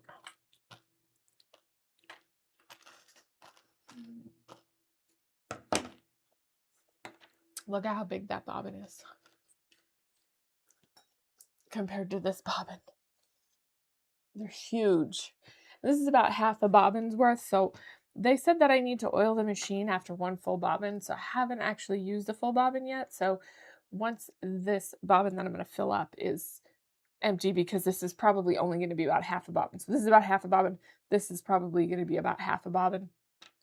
Then I'll have to oil my machine. Let me get my bobbins. It came with all of this stuff, all of these feet. I bought only one foot when I was there, which was the edge stitch foot that I used before for the top stitching. All the rest of these feet came with it. So 1, 2, 3, 4 feet. Yeah, because this one is the edge stitch foot. And it came with the buttonhole, all of these little things, some oil, stuff to clean the machine with. and a couple of bobbins.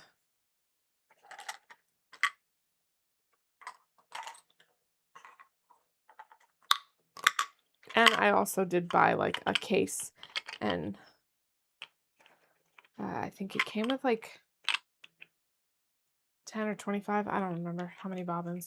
This came with 5. 1, 2, 3, 5. Yeah, 5 bobbins it came with, and then I bought some more bobbins because I had tons of bobbins for my other machine, and I usually do go through a lot. I mean, maybe quilters don't. I don't know because I'm not a quilter, but maybe they don't use as much different kinds of bobbins. Like, I will probably only use about half a bobbin worth, or maybe like 1.5 bobbins when I'm using my regular machine for any specific project. I don't know about quilters. Maybe they just use a lot of the same colors.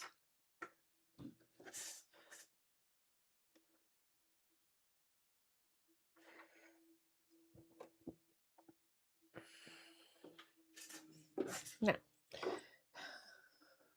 threading this bobbin is slightly different from what I'm used to.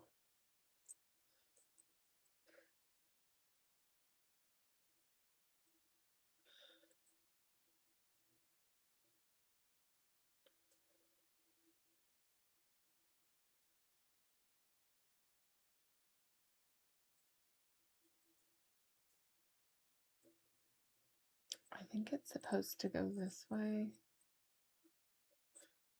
Let me see. Yes. Maybe? I don't know. I'm just going to let it go until that bobbin is empty. Calm down. Okay. And then this is, I mean, it's a little bit more than half of a bobbin, I guess. So.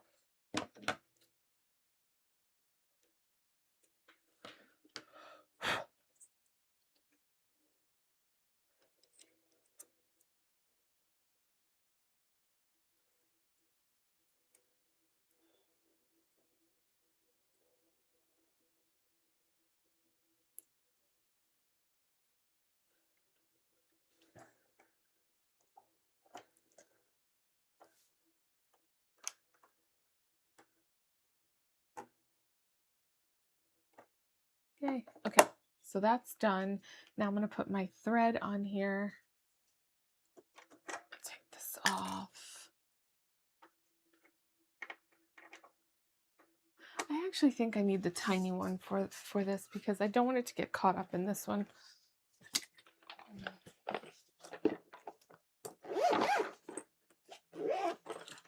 Oh my God, I just opened it upside down. Everything went everywhere.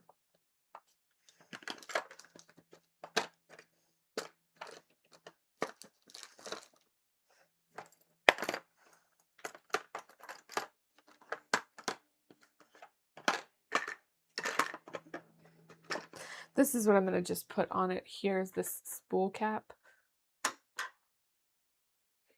And that way it won't get caught up on there, hopefully. Because it's a really small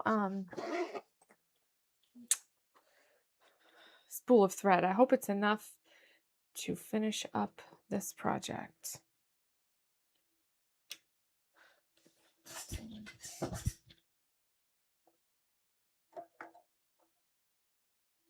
If not, I will have to go to the store and get some more thread.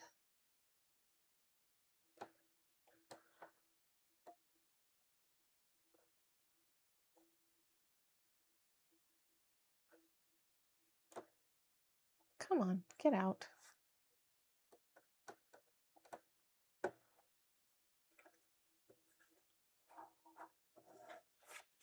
All right, let me see what my next step is on the pants.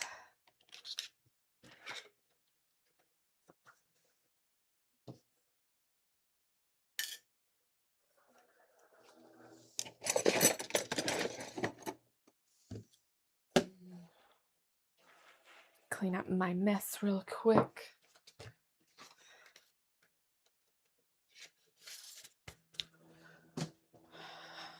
what did I do so far?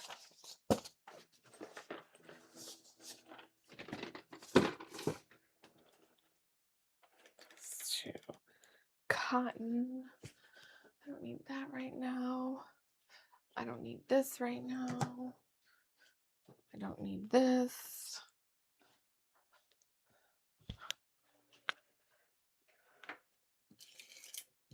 Where is my needle? I don't want to leave that there because I will lose that if I leave it in with my pins. I have like 2 different magnetic things, and if I leave the needle, the hand sewing needle in there with my pins, I won't be able to find it. It will get buried.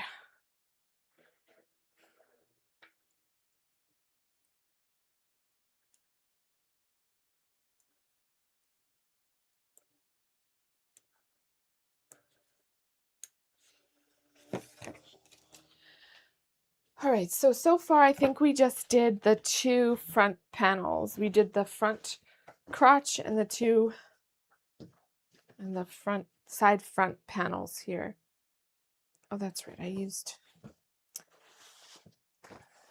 ink on that. And I was talking about doing a flat felled seam, but I don't remember what this thing said to do for it. So let's see. We did the front. We did that, we did that, we did that. So stitch 1 middle front section to each front at sides matching notches. Am I doing view A or view B? I'm doing view A. Okay. That says for view B. View A. Press seams towards middle and top stitch. Okay, so I think I am going to just go ahead and top stitch. Press seams towards what now?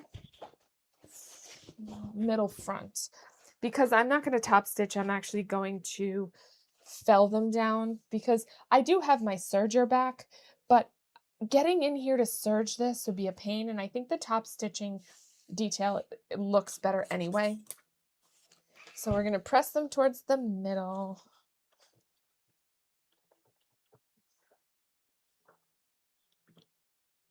If I have to take anything apart, that's going to really suck.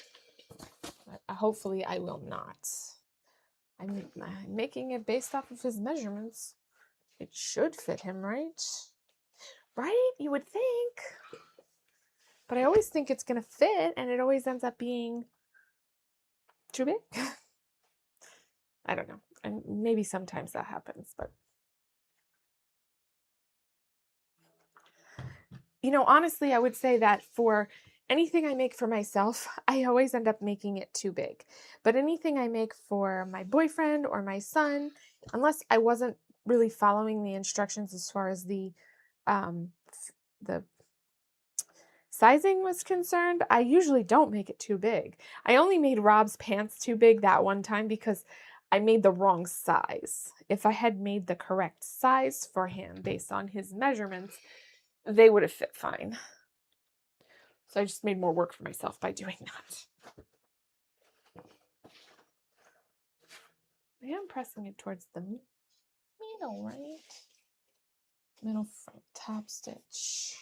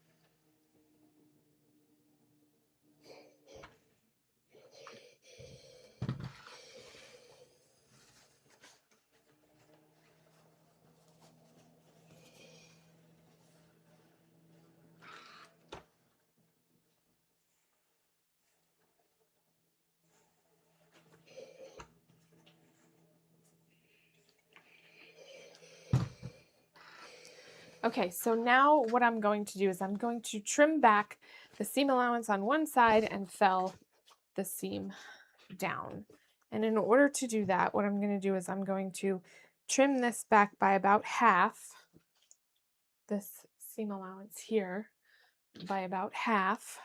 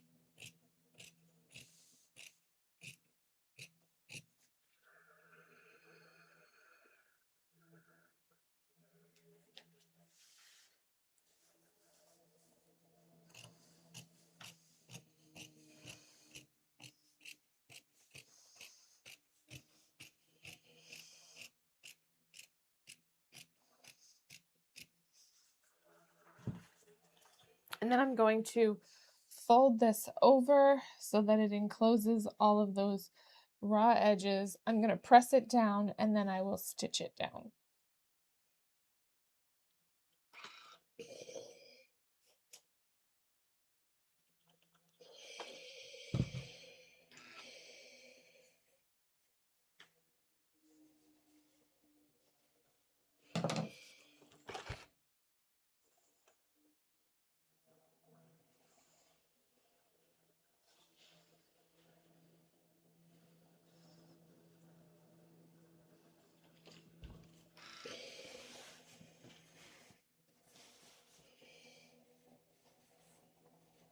And the pressing is just really so that I don't have to use pins. And it'll kind of hold it in place, especially on this cotton, because, you know, cotton holds a nice press, so it will keep it nice and pressed down there, and then I won't have to pin it, so I can just go stitch it.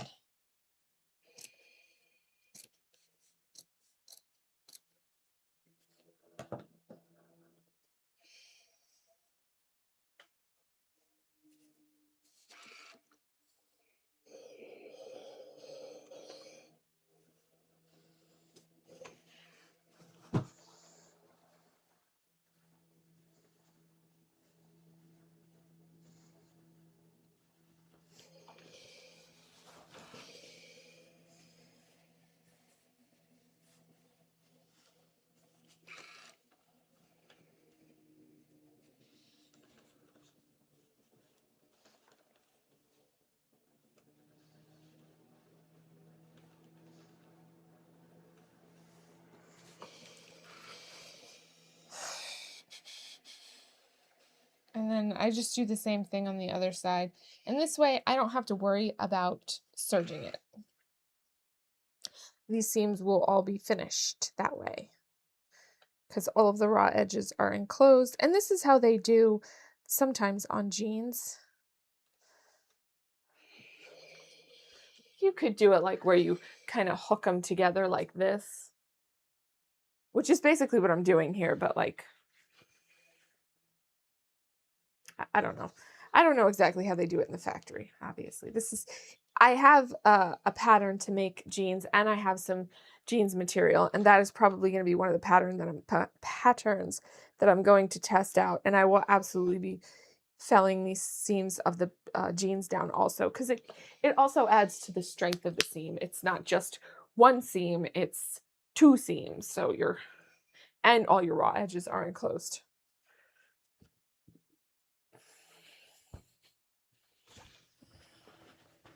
So normally I would tend to want to stitch it on the outside, but for this, I want to be able to see and make sure that I'm getting it right where I want it to be. I could use my edge stitch foot on this too. Let me see.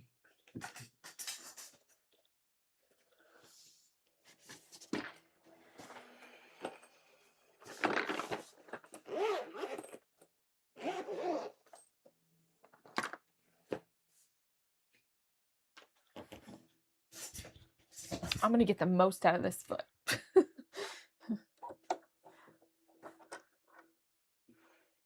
So my edge stitch foot again, it has like a little knife blade here. Not blade, well, it's like a little piece that sticks down so that the fabric kind of gets held in that groove there. I'm gonna have to move the needle over to the right a little bit.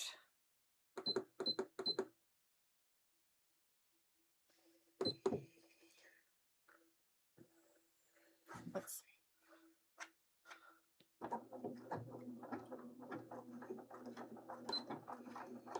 Yeah. Okay, so, and then I just moved it over to position 5, whatever that means. I'm not really sure. The number on here is 5 for the needle position on it. And then that's probably a little too far over. I could probably be a little bit, no, 4. A little bit less far over, or a little bit closer to the edge of the roll so that it catches all of this, all of the layers.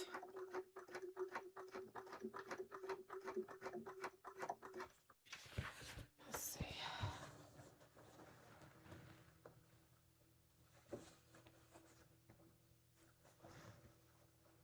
Yeah, I like that one better. I like Thor better, position 4.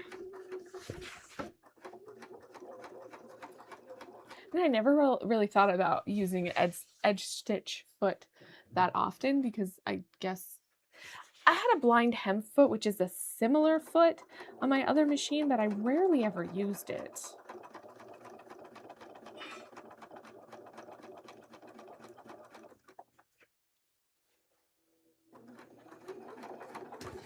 I guess I just never really thought about using it.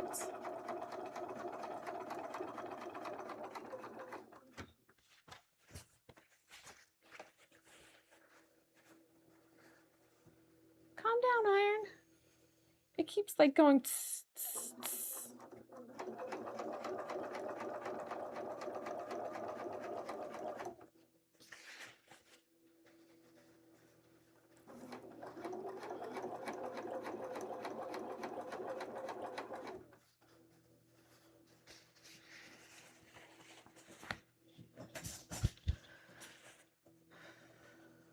Okay.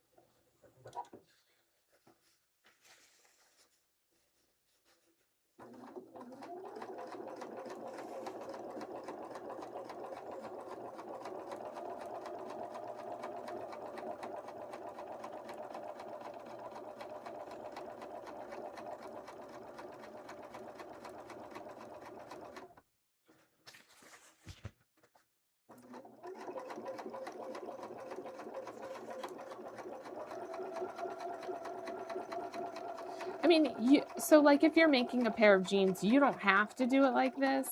I'm just choosing to do it like this because I don't want to have to run it through my serger afterwards. It does say you can just top stitch, which would also reinforce the seam, but it doesn't finish it. So if you were just going to top stitch, you would either have to zigzag stitch or overlock stitch or do like a serge it and then top stitch it, because you can't finish it once you've top stitched it if you just push it over and top stitch it, you know, then you can't get to the seam allowance to finish it, and then it would still fray, especially on like a twill or like a denim. It's definitely gonna fray, so you want to make sure you're finishing those seams. There's a couple places that obviously it's going to be almost impossible for me to do this like in the crotch. Some hard to reach areas like on the side seams. I'm not sure what I'm going to do about those yet.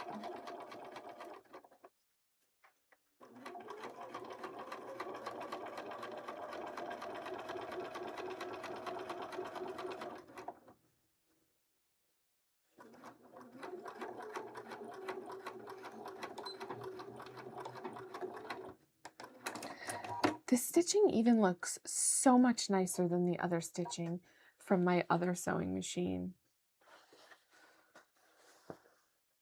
Good thing you can't see that. It's only on the inside, but it's just so much prettier.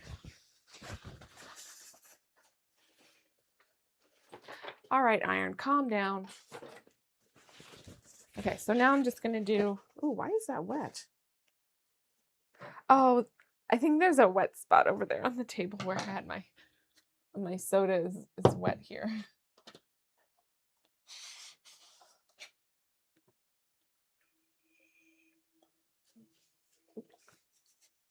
So the pants got a little bit wet, but it's just water.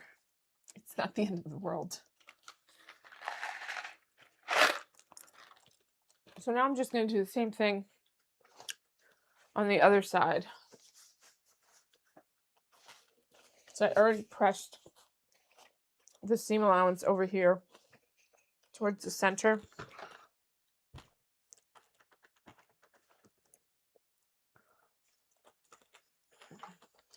Just trying to get some of this moisture out of here, but it's not the end of the world. It's just water.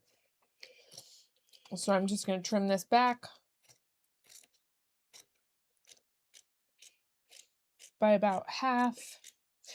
If you do a little bit more than that, that's okay too. It makes it a little bit easier to fold it over. As long as you're not cutting into the line, the stitching line.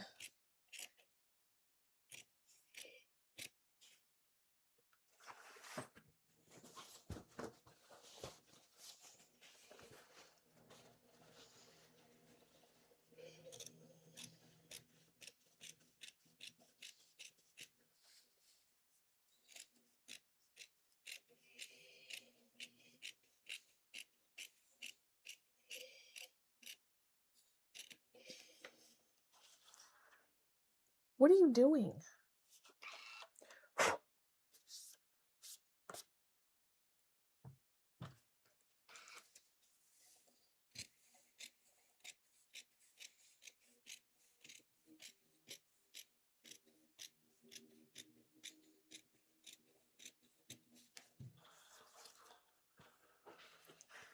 And then now we're just going to fold it over again and iron it in place.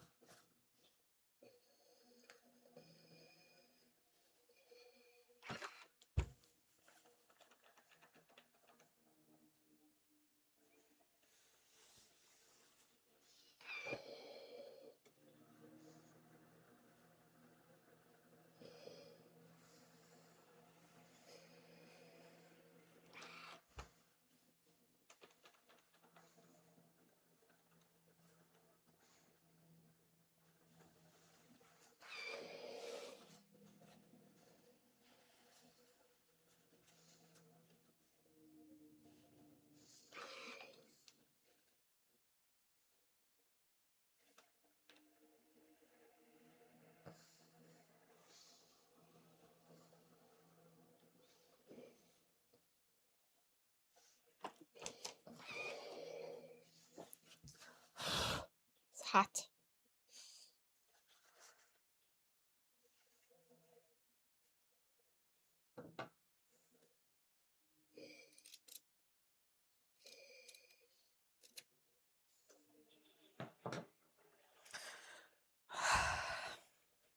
I'm hunching over, which is not really smart.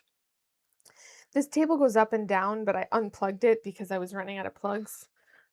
So I can't really do that right now.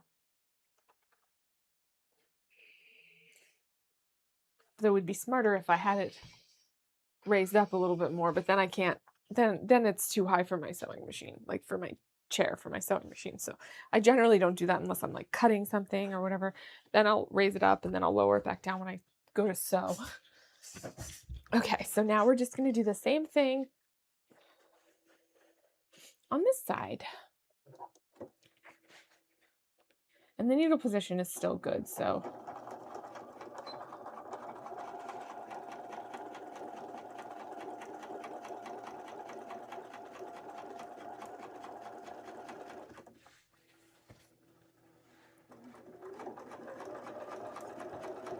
and obviously this makes it take just a little bit longer than like serging it, but I think what I'm going to do is I'm going to do this on all of the front and side seams or front seams. Side seams are going to be a little bit difficult, so I'll probably serge the side seams, and the inseam I will also serge because that would be nearly impossible for me to fell down. So I will have to change the thread on my serger. Ugh. Because right now I have like a burgundy thread in my serger, and that is not going to be okay for this. I'm probably just going to put the white thread back in there. I always have trouble when I go to change the thread out on my serger. Sometimes I just don't think I'm threading it quite right.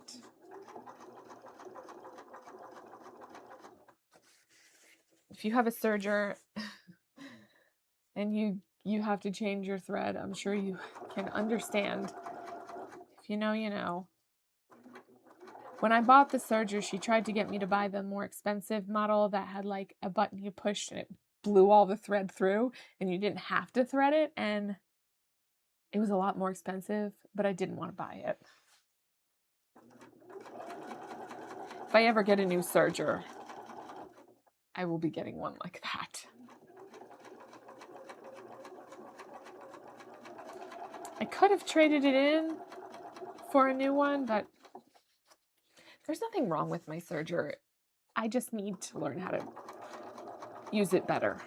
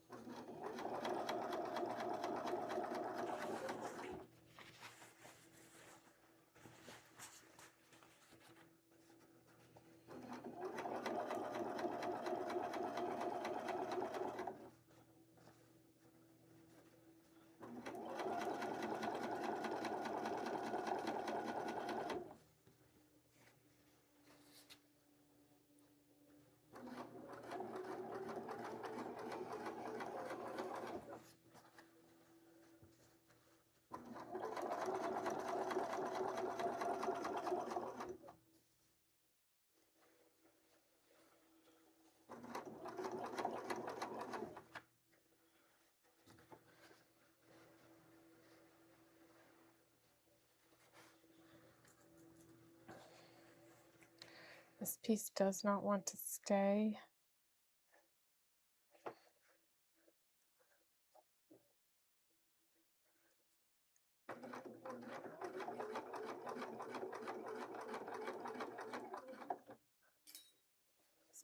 Okay.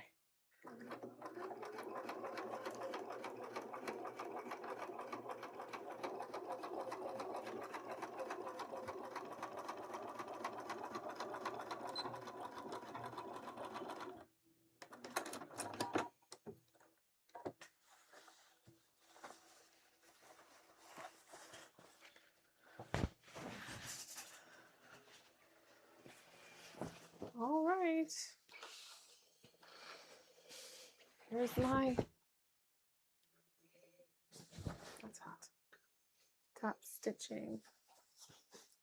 Is it going to focus?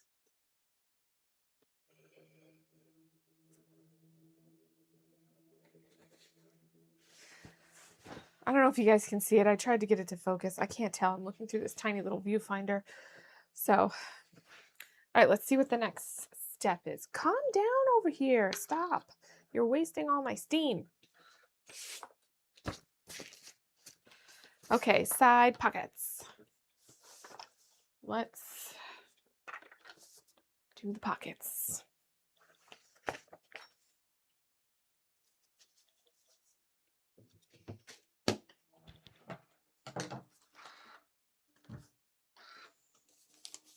Back pockets. Here's the side pockets. I might actually have to serge the pockets also. Let's see, what's the next step first is just to sew them on. I'm going to serge around these, so I'm going to have to change out my serger thread really quickly. Because, like I said, right now it's got some red thread, which will be good for the next project that I'm about to do, which I told my mom I was making her some magic pants, so I have to make those. Why do these cats mess with this? It's very possible. I don't know why am I putting that on here. This thing is always such a dirty mess. I just got it cleaned and serviced, and it's already so dirty. Because I washed some fabric and I serged it before I washed it. And so there's like fabric crumbs all over it.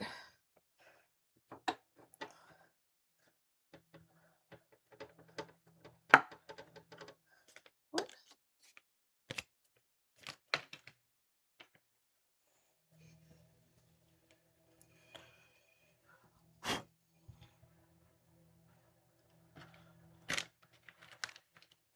Okay. All right. I don't know if you guys can see what I'm doing over here. I'll turn the camera a little bit, but this is not super exciting. You're just going to see my back anyways. Is this thing on?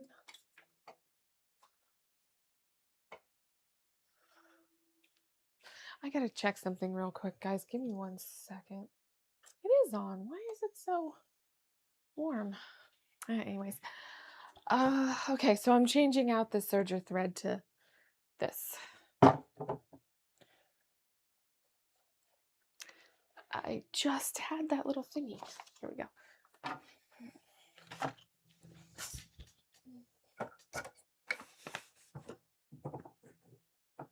I think the upper looper and the lower looper take the most thread, so I'm going to put the bigger ones on there because I think I had it a different way before. Oh, geez.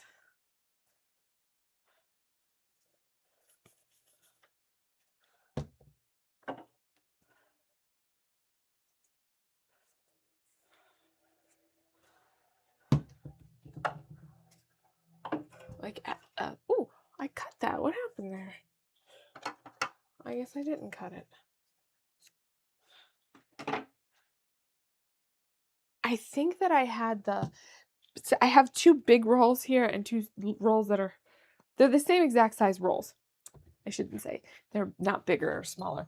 What happened was I think that the 2 smaller rolls were on the upper looper and the lower looper one the last time, and they used more thread than than the left needle and the right needle do. So I'm going to switch that around so that it's going to maybe get a little bit more even wear on the thread. So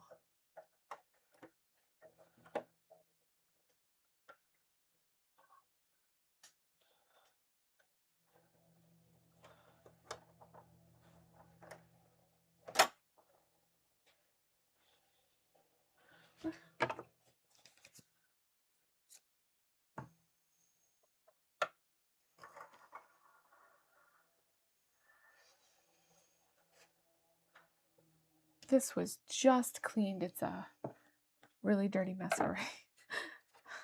Oh my God. It's amazing how fast the serger can get dirty.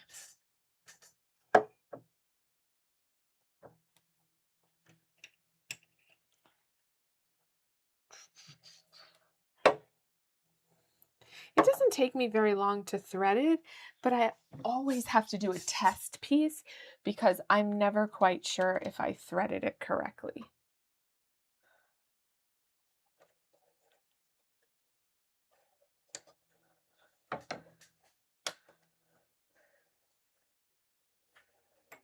No, wrong one.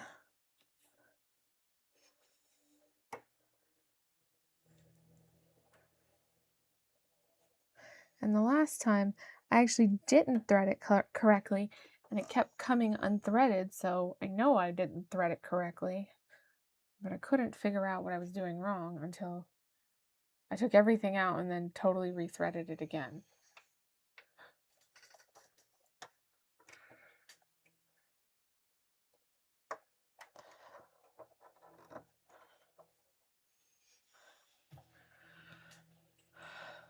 No, not that way, this way.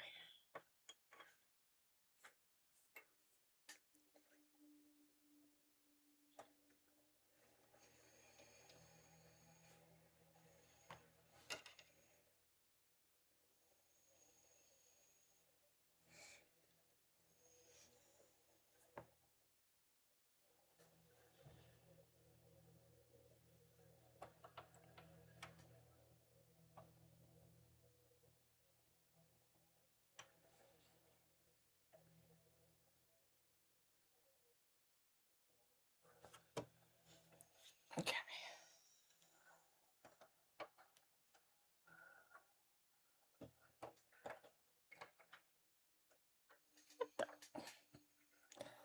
Sometimes it gets caught on other things that it's not supposed to.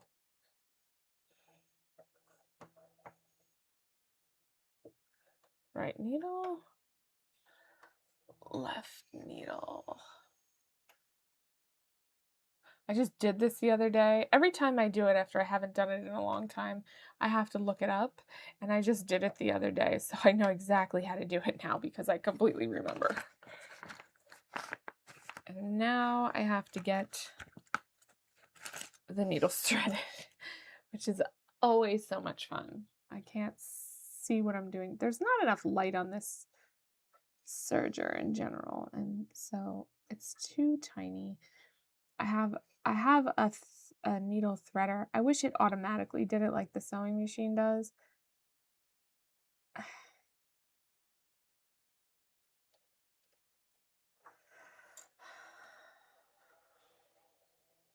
I have this thing that's supposed to help me, but sometimes I missed.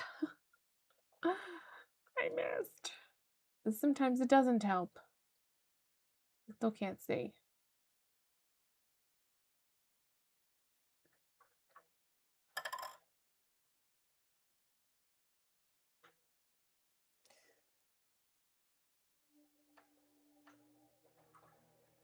There, okay. I think this has to go under the presser foot. Can you go under the presser foot? Okay.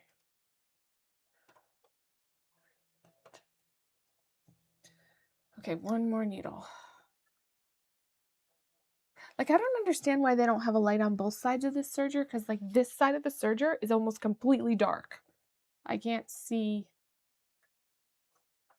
the needle. I can't even see the eye of the needle.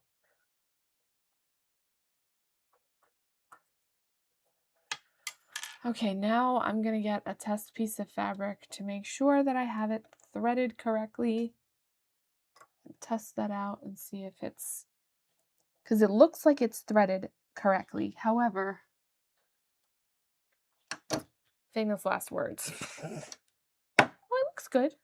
Let me grab a test piece of fabric so I can also check my tensions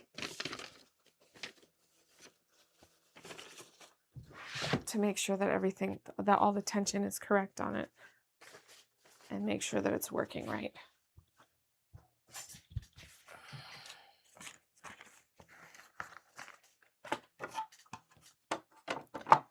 I think I'm probably putting this on prematurely, but let's see.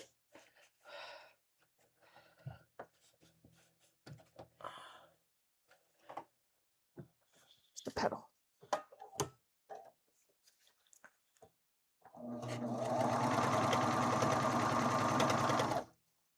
No, something is off. I think these thread tensions are off. What are you doing? Get off of there.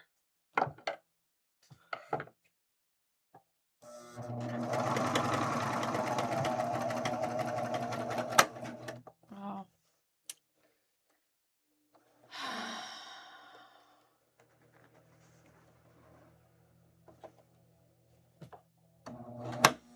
What is that?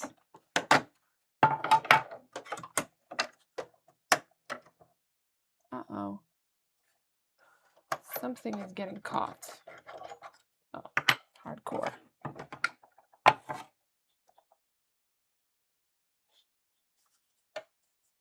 Yeah, this isn't supposed to be doing that.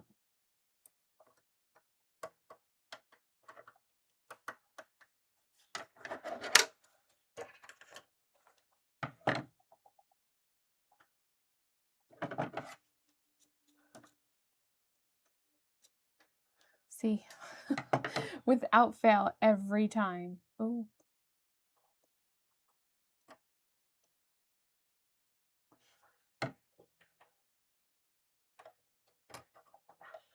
I almost always thread it wrong the first time. Though why and how and what I'm doing wrong is not always super clear.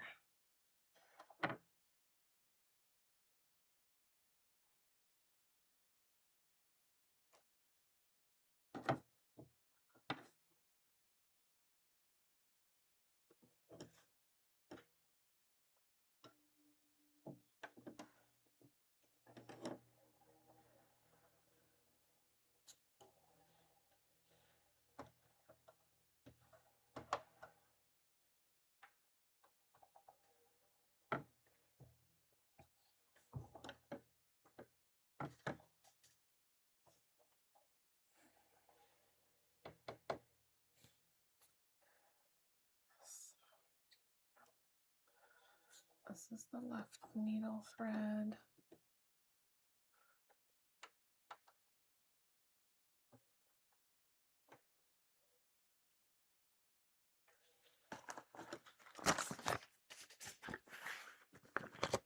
This is so exciting. Sergers are great when they work seamlessly, but that almost never happens for me. Unless I don't mess with the thread at all. If I leave the same thread in there, once I get it in there, everything is perfect. But the minute I have to change the thread,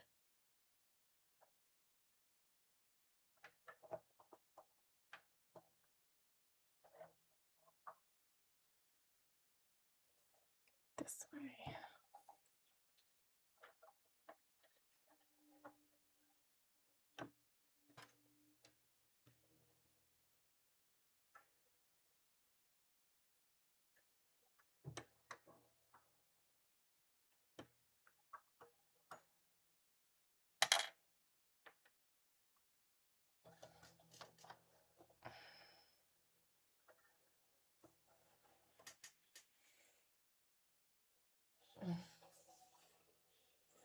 My neck hurts.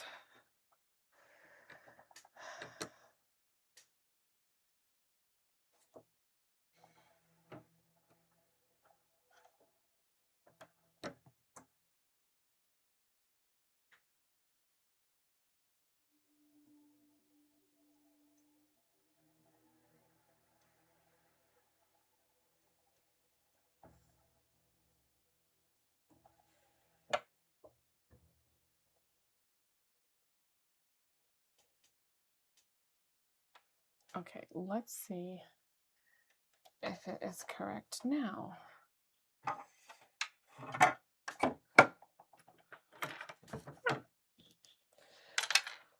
Whoops.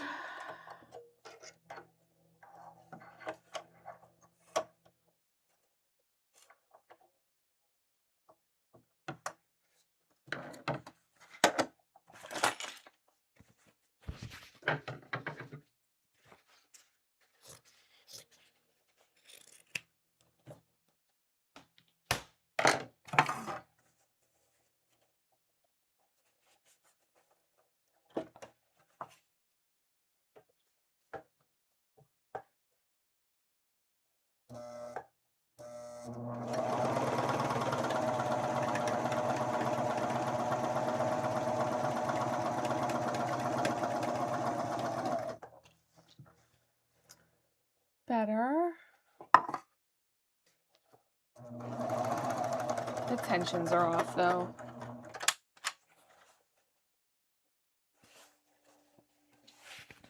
Let me see. Okay. So it's threaded correctly at least. I don't know what I was doing wrong before, but it's at least threaded correctly this time. Oh, actually no. I think it's okay. The tensions are okay.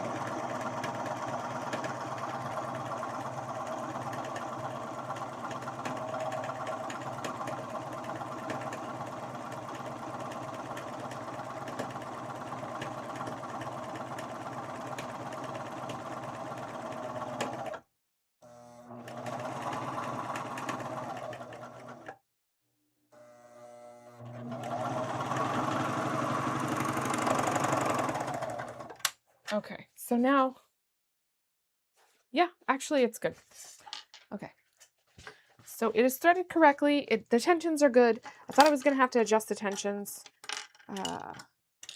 Normally I do, but I messed with it for a second and it was fine. So now I'm gonna serge the pockets and the side seams and maybe the inseams as well. I gotta make these holes really quickly. I guess I didn't mark out everything on this pattern, or transfer all the markings from the pattern onto the fabric when I cut it out, because there's these 2 dots here that I need to transfer.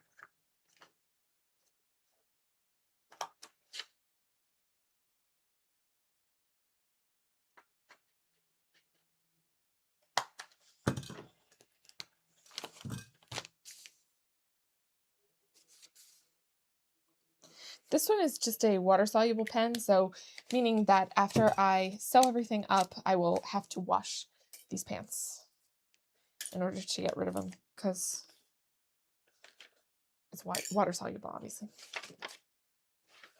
But sometimes this shows up better and comes off better than like the heat erasable ones. I love my heat erasable pens, but it just depends. Like this one doesn't work obviously on all fabrics. It's really only for like light colored fabrics where you could actually see it. Because if you had a dark colored fabric, this wouldn't show up. So I would have to use the heat erasable pen.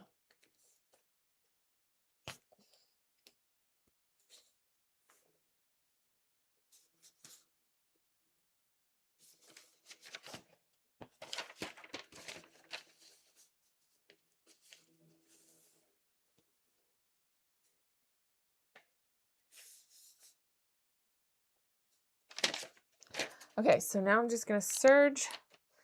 I'm going to serge along these edges here and possibly this one. That one might be enclosed. I don't know if I need to do that one or not. Okay. I don't like serging around rounded edges. It's kind of difficult, but my blade, I want it all the way out. If you go nice and slow, sometimes it's fine. Oh, my thing.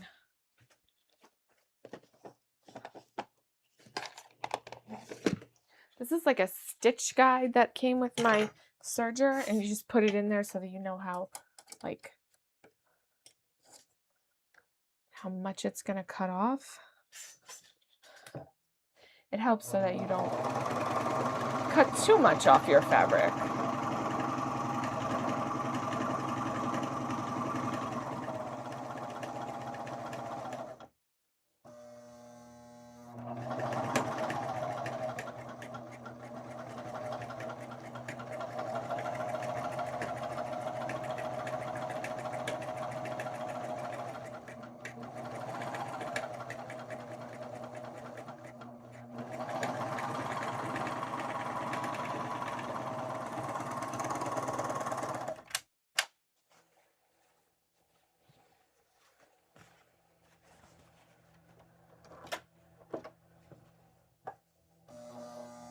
Oh, I forgot to put my little tray on here.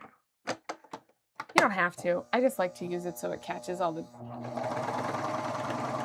little chopped off pieces of fabric and the dust.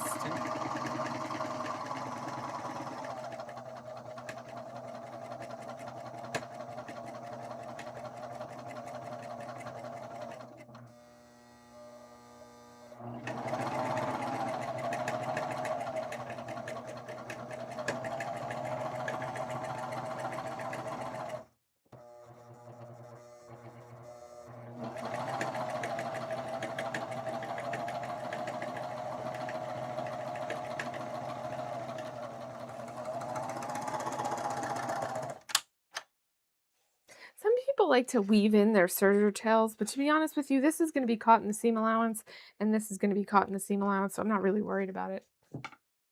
That will be fine. This way. Yes. Yes.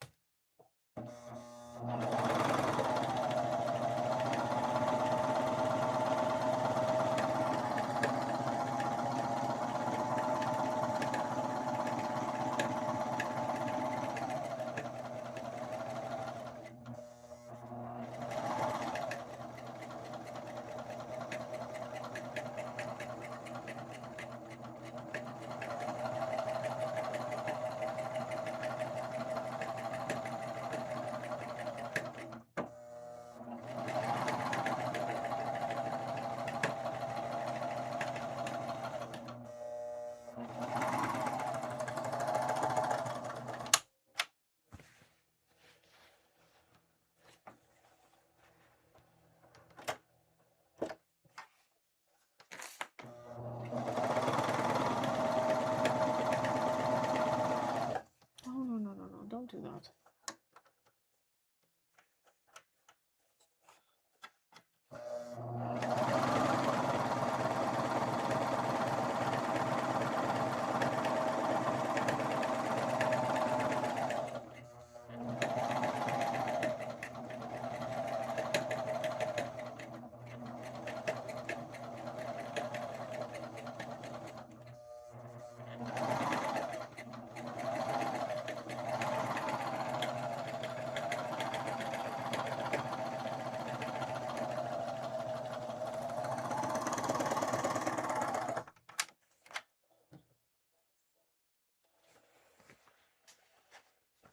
Okay.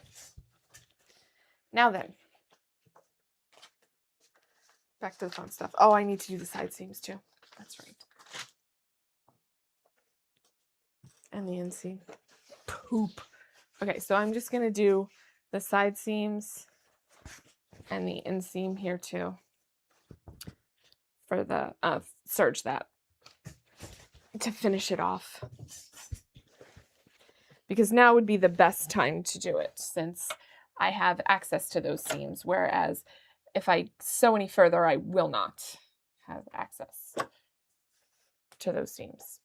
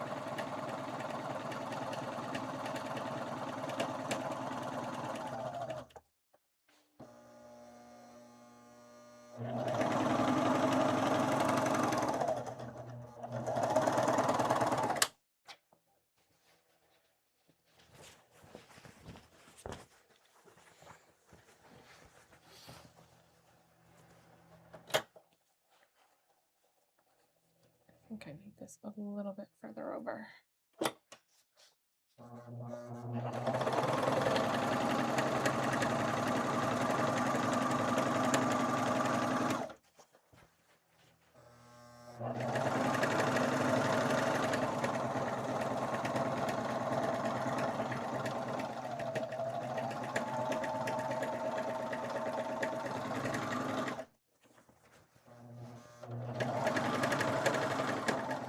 I think one of the needles needs to be changed. I think I need to change them both. I'm just going to change them both after this. It's making a lot of noise.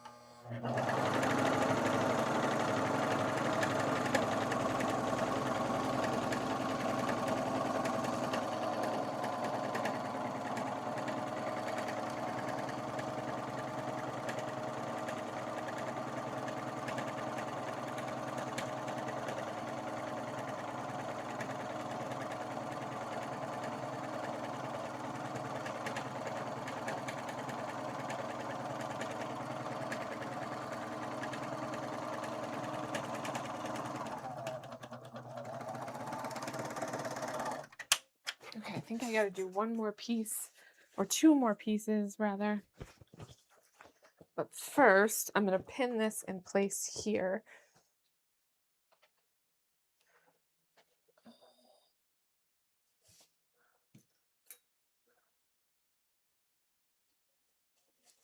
What are the dots for?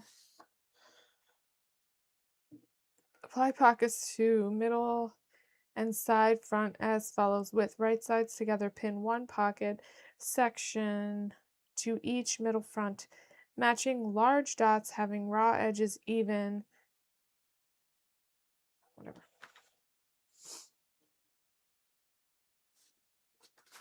I don't think I made the large dots on here. Did I? I don't know. Yeah, I did.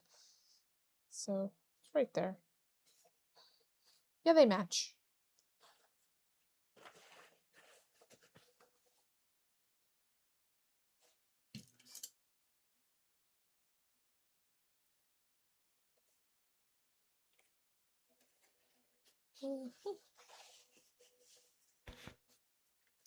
And then after that, the next step is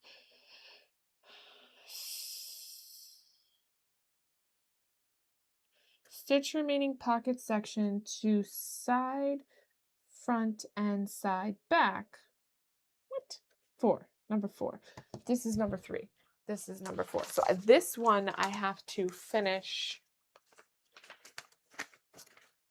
Yes. Because we're not doing that. This one is going to be at the side seam and I will not be able to fill that.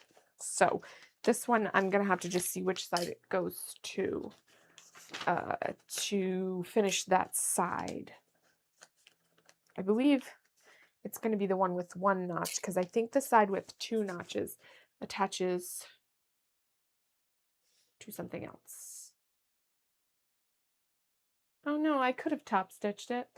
Well, it's finished anyways. I thought it was going to tell me that would be really hard. I'm just going to top stitch it then. That would be really hard to fill. So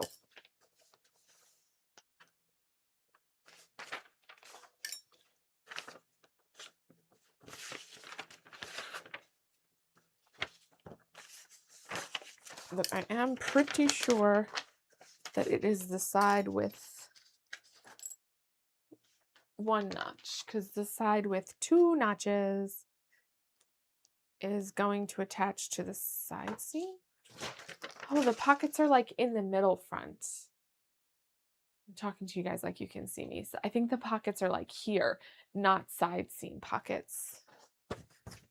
See what the pictures look like. I can't tell. These pictures are tiny.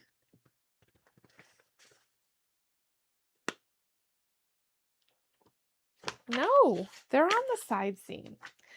I don't know. It doesn't make any sense. Anyway, regardless, I'm going to serge this strip.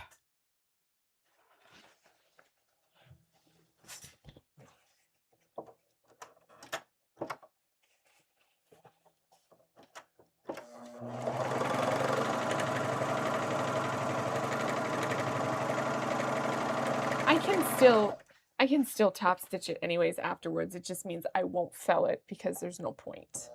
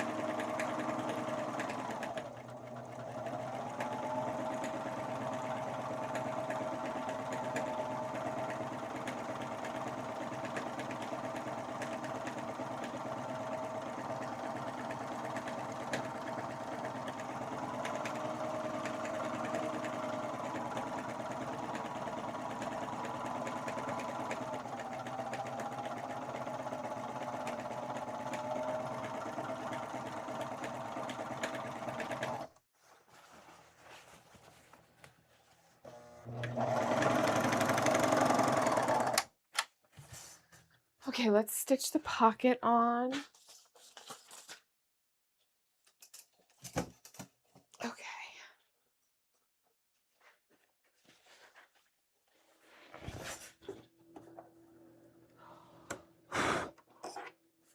Very dusty.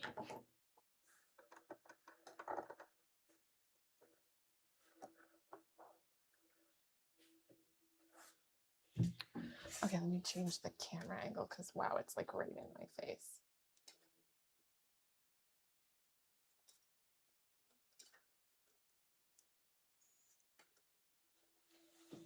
Okay, so I'm going to stitch on the pocket and then I understitch the pocket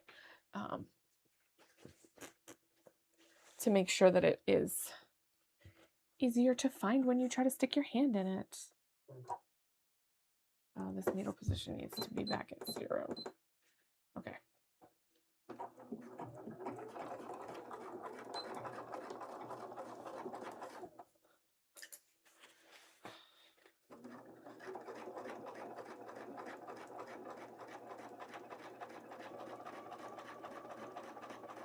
Wait, was this supposed to be a 5/8 of an inch? No. No. was supposed to be at 3/8 of an inch. Okay, so now I have to get the seam ripper out because I was like, wait, I don't think it's supposed to be at 5/8 of an inch. It's not. I'm not paying attention.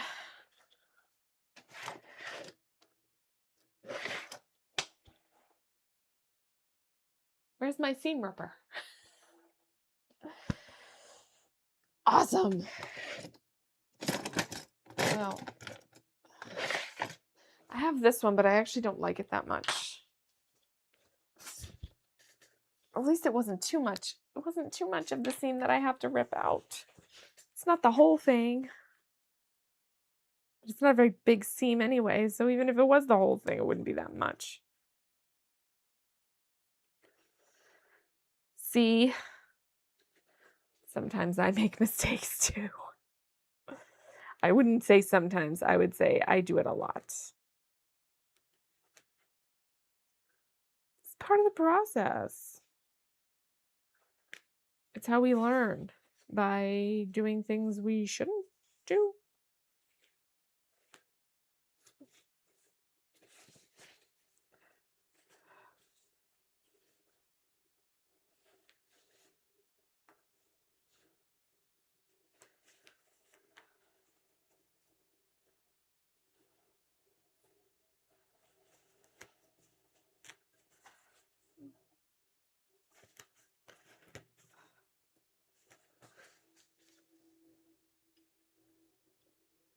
Oh.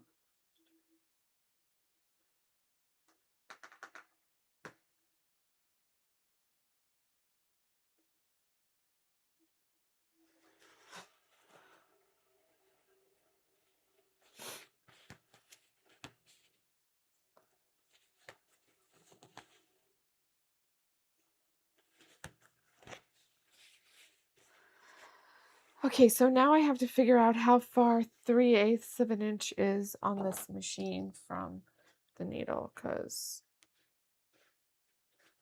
let me grab my seam gauge, one of them at least, so I can make a marking. So I can figure out how far that is.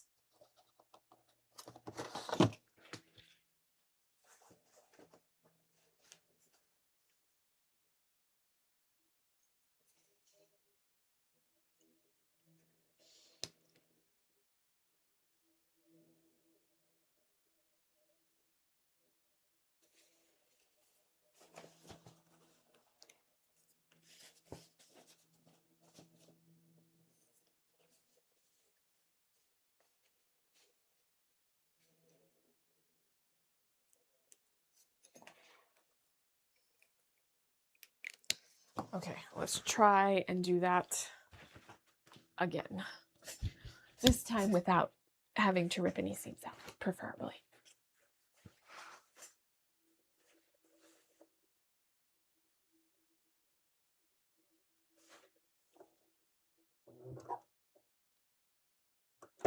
The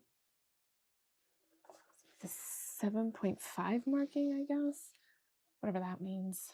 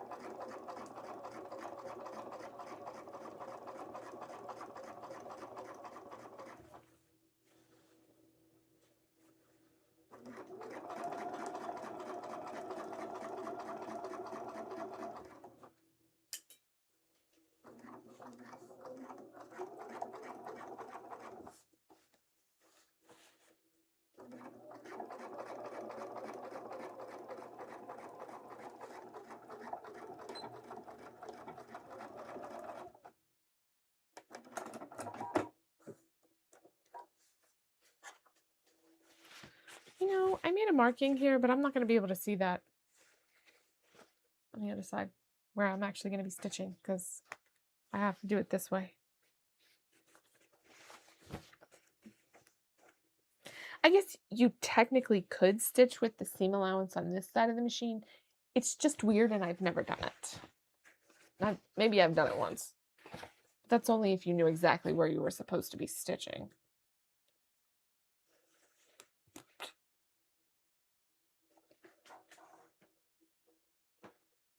Munchie. Don't you talk back to me, Missy.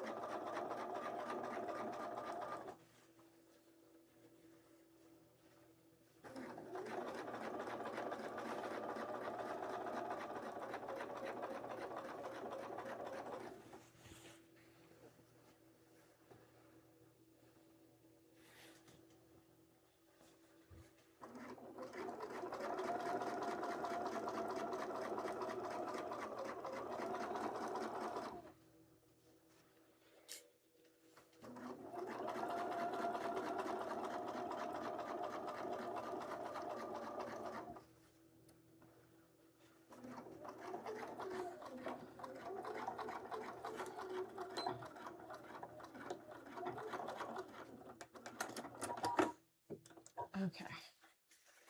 Now I'm going to press it open, not open, press it towards the pocket so that I can understitch it.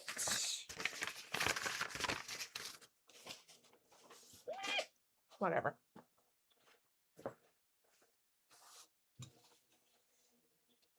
Where's my scissors?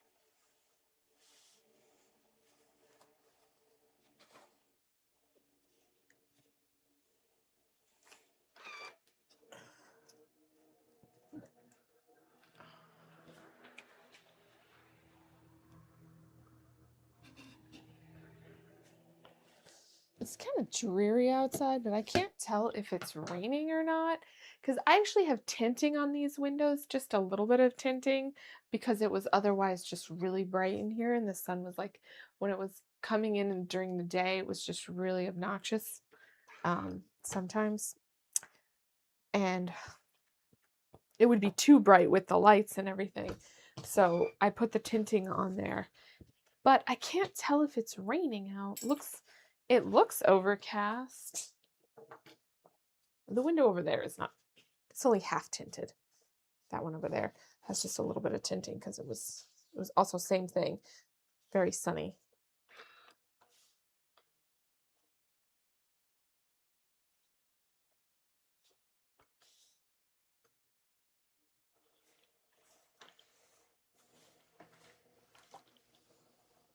And the cats like to sit in these two windows and look out. They don't open, so it's not the end of the world.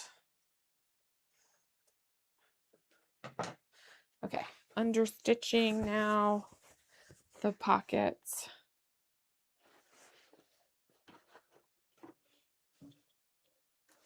Let's see what the directions say. Does it say press towards the pockets? Press seam towards the pocket, which I did. Stitch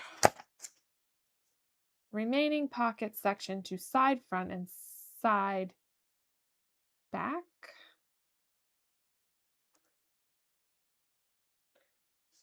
Having raw edges even.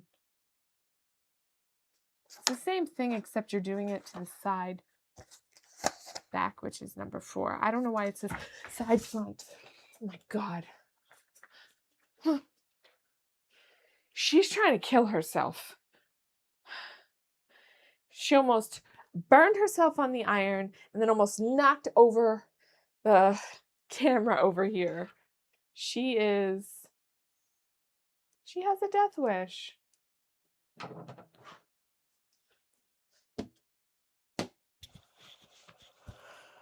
These cats, I swear.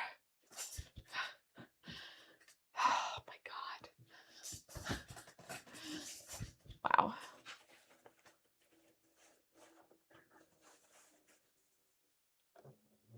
So the instructions don't tell you to understitch it, but the reason why I'm doing that is so that it'll be easier when you go to stick your hand in the pocket to find it. It will keep the seam where it's supposed to be. I think I kicked my foot pedal when I jumped up to make sure she didn't burn herself like the ding dong that she is. Trying to die. I had one cat that had burns. I'm good. I don't need any more. Nightmare had a big, huge burn on his back when we found him, when I rescued him outside. And then that was a whole ordeal. He had to have surgery.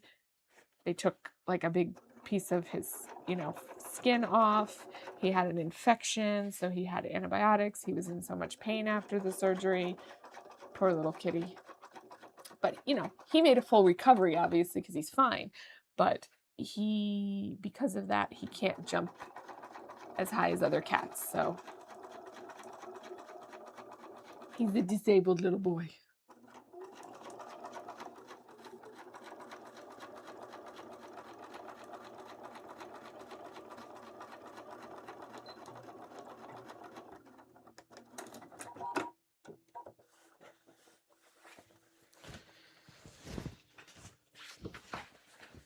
Anyway, all that to say, I don't really want the same thing to happen to any of the other cats.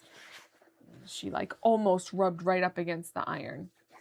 Of course, she's got lots of fur there, so she might be okay. She hasn't been grooming herself very well, and I haven't had a chance to brush her, but she's got lots of fur that needs to be combed out. It's not really matted. It hasn't gotten to that point yet. But she's old and she doesn't groom herself. Not like she used to. I'm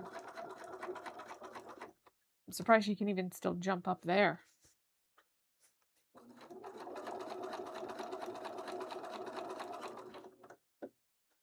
The other cat we have that's about the same, almost the same age as her, she's younger than Munchie. She can't make that jump anymore. She tried to jump on this box over here and missed when there was nothing on it before.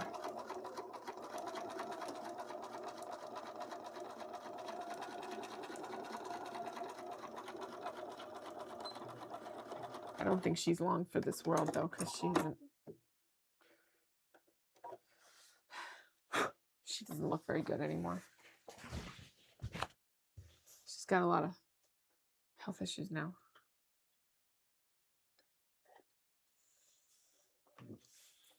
Okay, we'll switch the pocket to the other one. I'm going to turn this off for the moment so we don't have any more cats trying to kill themselves on irons.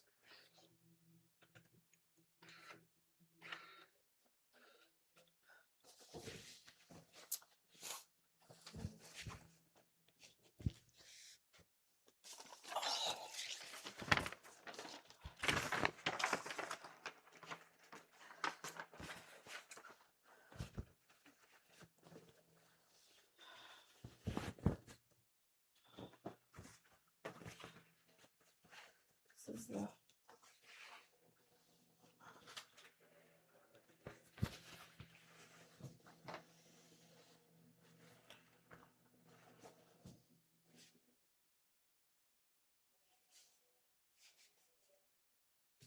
oh, it's the wrong side.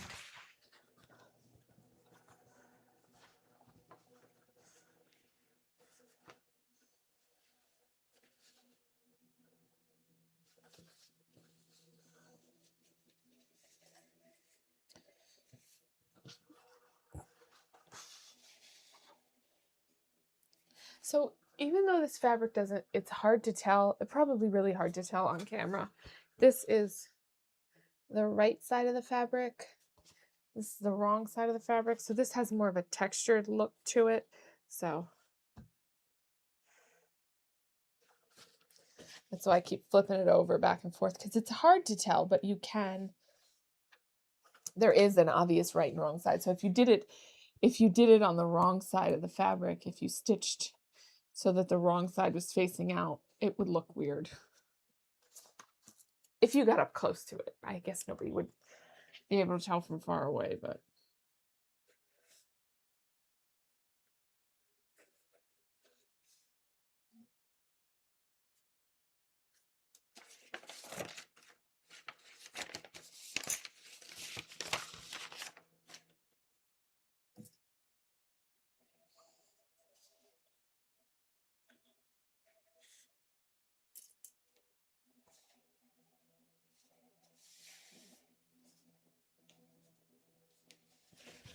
And then we'll just stitch these together. And then I believe the next step is to stitch that together around the pocket, right? Yeah. Pin side, front to middle. What?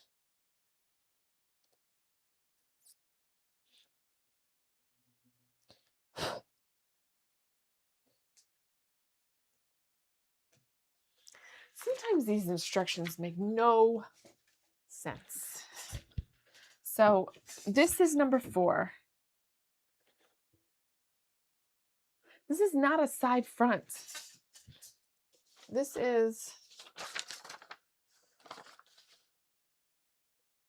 side front and side back. I guess it is a side front. How is it a side front and a side back piece? I'm seriously confused.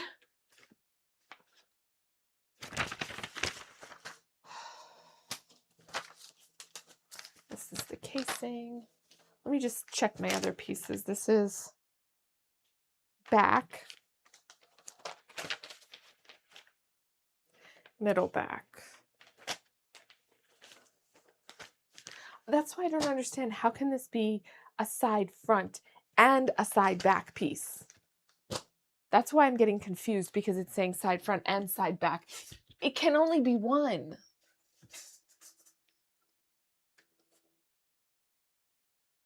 It can't be both.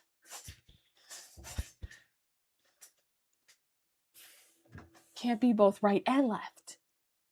Can't be both back and front. How is that possible?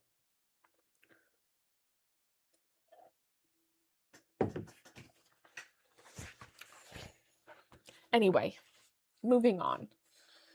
Rant over.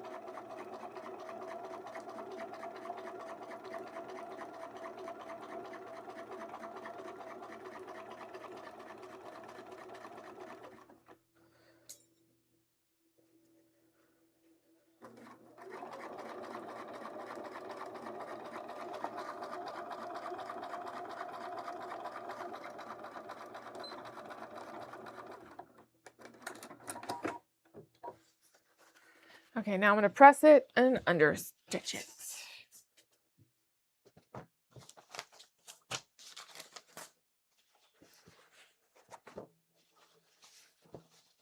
And I'm pressing it towards the pocket and then understitching towards the pocket. Now I got to turn my iron back on. Damn it, cats. I forgot I turned it off because she was trying to kill herself. Stupid cats.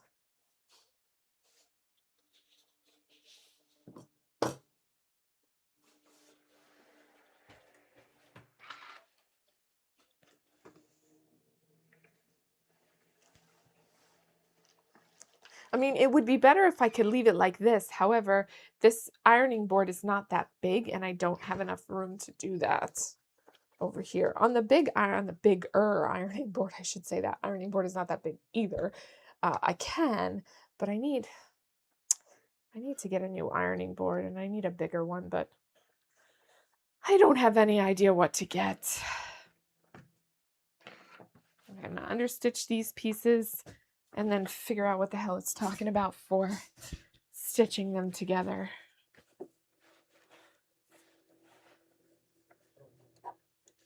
Because, you know, front and back.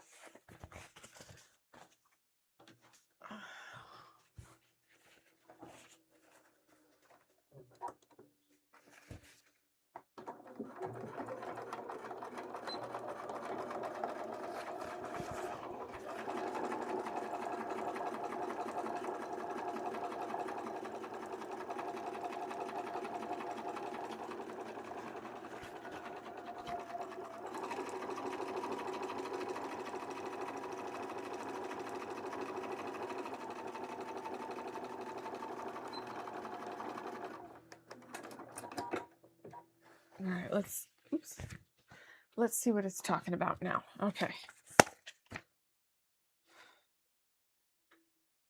I already did that. Open out pocket section. With right sides together, pin front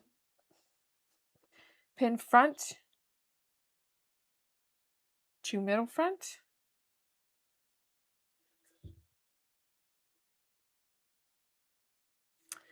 Pin side front to middle front at side front seam.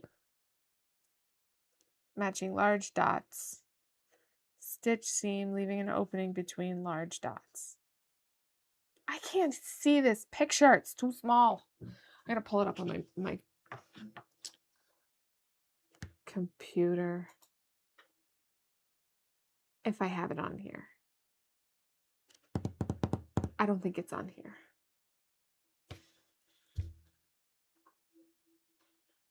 Let's see.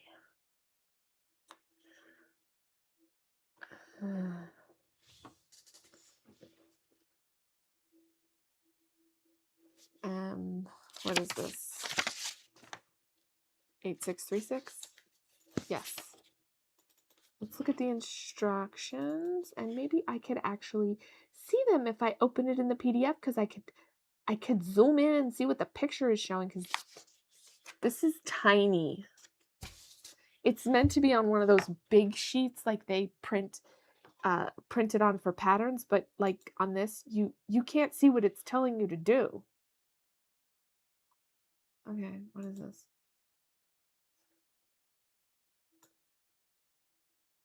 No, no, no.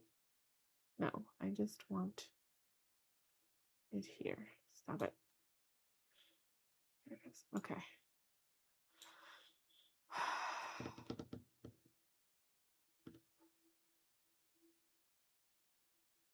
Oh, what? With the right sides together, right? Number 11? 11. I still can't see it.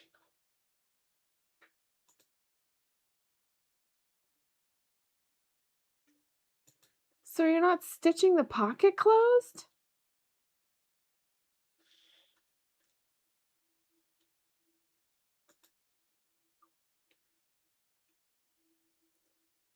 Pocket section to each middle front. Matching. Okay.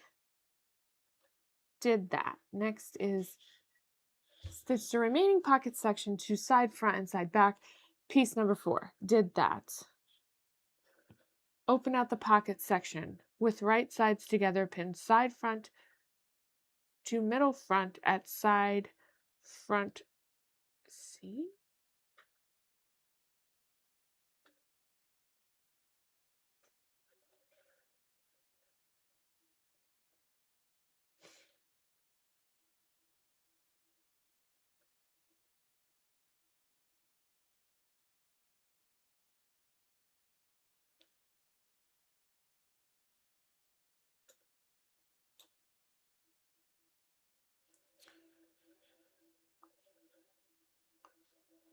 The way it's telling you to do this absolutely makes no sense.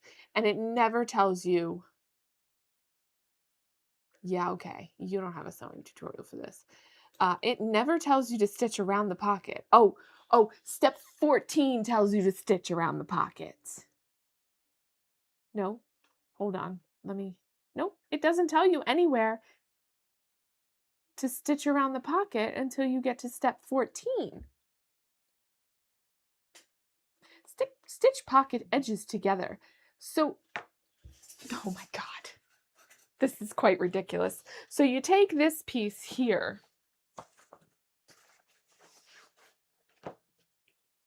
and you take your front. So this is your front piece, right? That's inside out. My bad. It's your front piece, right? You take this with the pocket hanging out here, flapping onto the side. It wants you to take it and stitch this piece to here like this, but you're not going to do anything with the pocket. The pocket is just going to stay here, right? So you're going to just stitch here up and here down and not include the pocket. Why do you do it like that? Why do you got to be that way, Nightmare? Let me move this because Nightmare's incoming. And we don't need any burned boys. Hello, my nightmares. What are you doing? Hi. Hi, baby. Hi. Hello, handsome. What are you doing? My handsome boy. I love him. Where you going? Come back. Here's your tail. Give me your tail. Give me the nightmare tail. No. Hi, handsome. Hello, bubbles. Mr. Handsome Bear, huh? Let me turn it so everybody can see the handsome bear. Oops. There he is. Say hi. Hi, all the people out there. My name is Handsome Bear. I'm the handsomest bear ever. Do you require the snuggies? Come here. Come here, nightmares. Oh, yes. You do require the snuggies, huh? Oh, are you in the snuggie mood? No? No, look at that handsome face. He's such a good, handsome boy. Is that a good boy? Well, you're shedding like crazy, Nightmare. He's a good boy. What you doing? You just gonna lay down right there? Oh, my baby. Hi.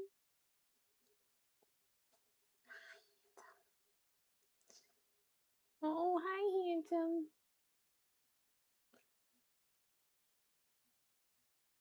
Hello, handsome. That's my handsome boy. I love you. I love you.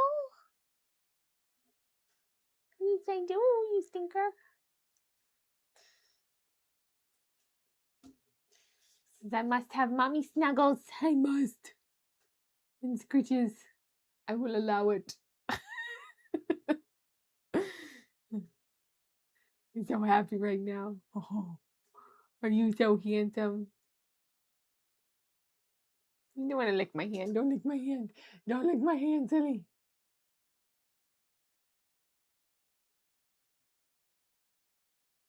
He just leans back into it and opens his mouth and just takes it all in. Oh, that's such a good boy. Who's that? Who's that handsome boy? Are you my handsome boy? I talk to cats all day. They're more interesting than people most of the time. And they don't ever say anything mean to you. Right, Nightmare? Right, Nightmares? They don't say nothing mean. They just say pet me and shut up. Shut up and pet me, Mommy. Just give me lots and lots of love. Lots and lots of love. Lots and lots of love for the little nightmare bears. For the little nightmare bears.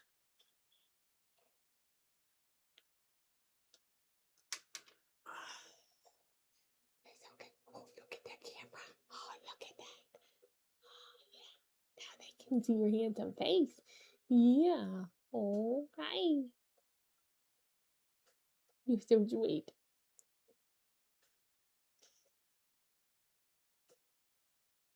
He's purring, but it's very soft. Like his purr is very soft. Maybe you're getting a little too overstimulated, huh? Just a little pets on the face. Just use my hand as a pillow. I love you, silly.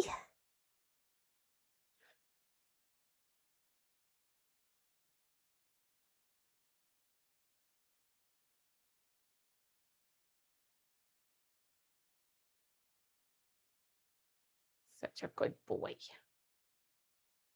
Are you such a good boy?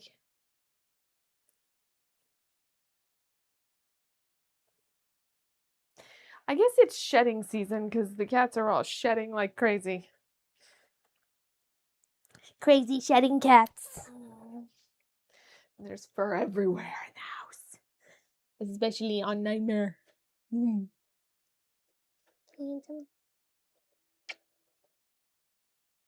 He's a good boy.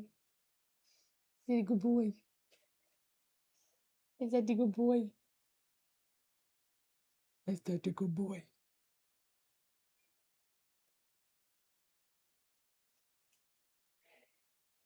You just stay like this forever. Hang out here forever, right, Nightmare? Are you happy? Hi! Hi, handsome! Let me pin these silly pieces together now. And hang out with my mare. My mare bear.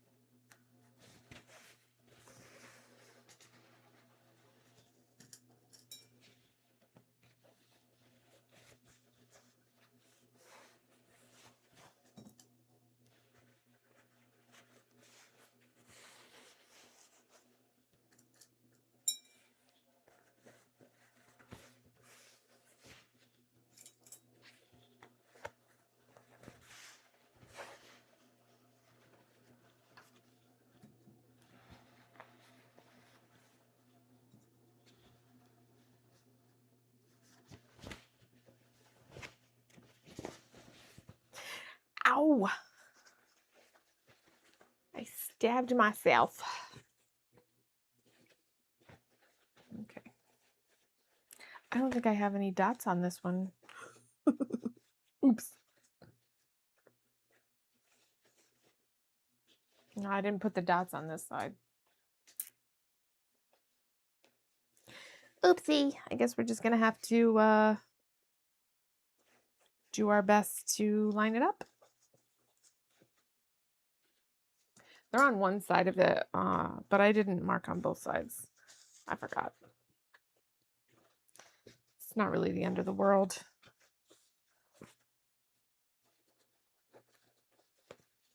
The way they have you constructed is quite stupid, in my opinion, but we shall see how it goes.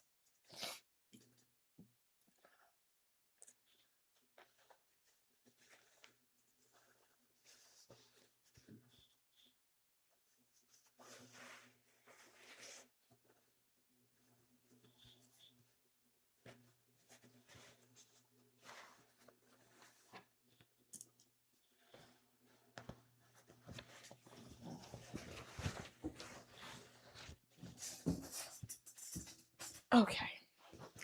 Now then, let me move this out of my face. And this. So I can see myself. Okay, so now I'm just going to stitch from the top to the dot, and then the dot to the bottom, and leaving the pocket completely open, which, again, makes absolutely no sense to me, but... And how are you supposed to be able to see to stitch it at 5/8 of an inch? How? I guess. Right there? Ish. Ish. I can't tell.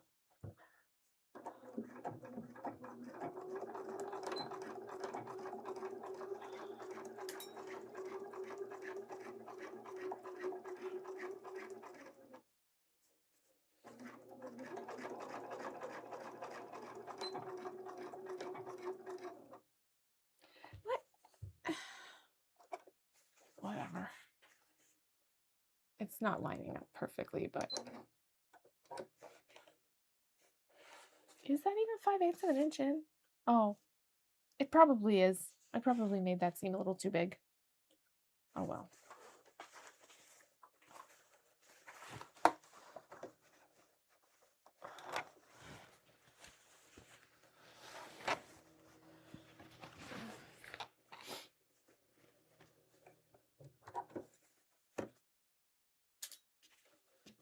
I mean, it's almost impossible to be able to see where you're putting your seam. I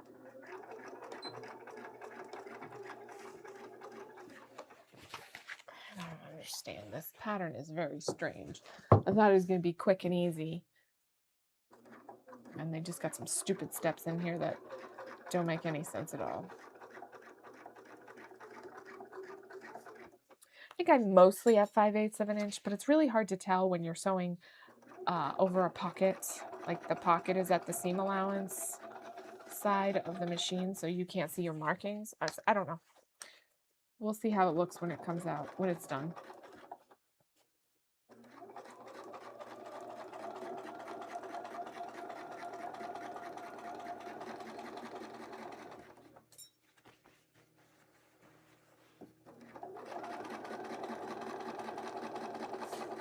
Oh, that's nice.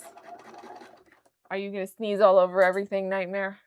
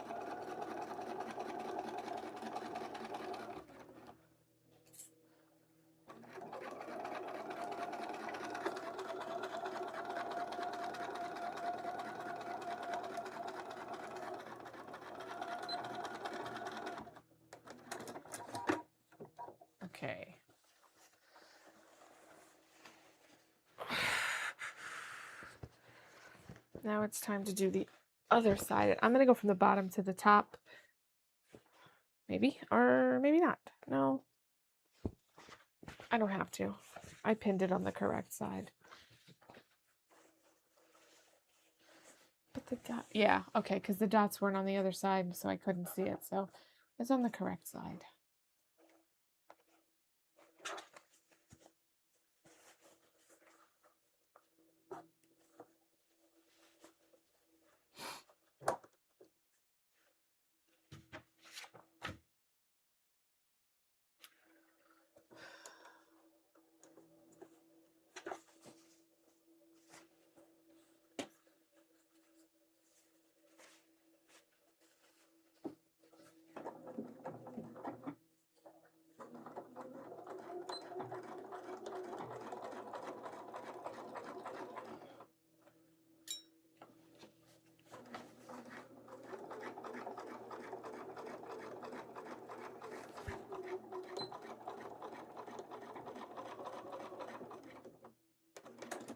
Oh, that was silly. Well, whatever, that's fine.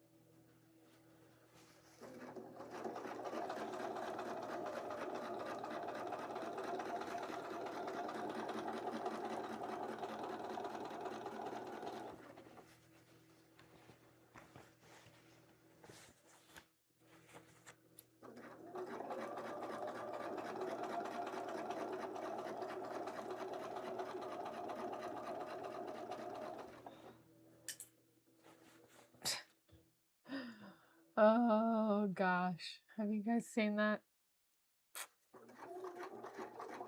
It's a good thing I don't need the sewing machine right now. I mean the iron, not the sewing machine. If he laid on top of my sewing machine, I'd probably have a problem. He doesn't weigh much, but I don't think I would like it very much.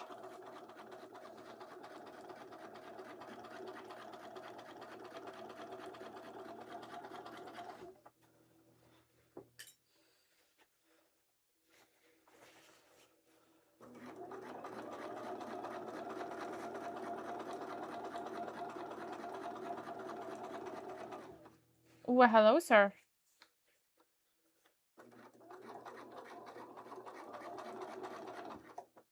You leaving? My buddy? I guess I'm good now. I can use my ironing board again. He's probably just gonna go over and lay on the couch. Oh my god!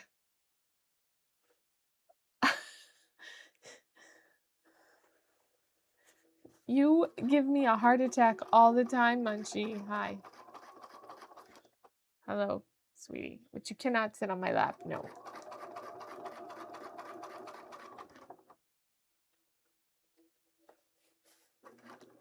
You can lay there if you want, sure.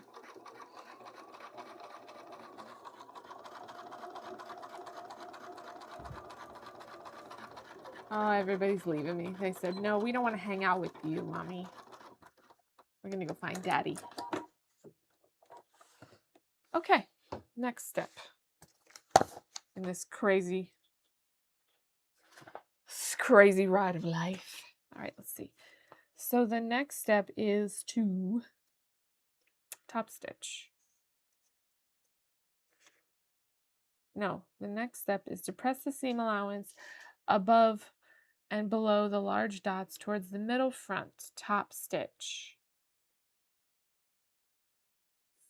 Front 1/4 of an inch from the front pocket opening edge, pivoting to large dots, keeping side front pocket free. Whatever the hell that means.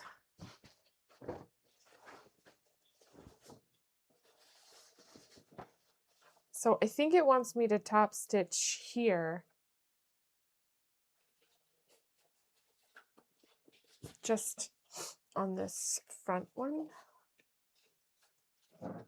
and then top stitch the whole thing. 1/4 of an inch in. I don't even know. Where's my seam gauge?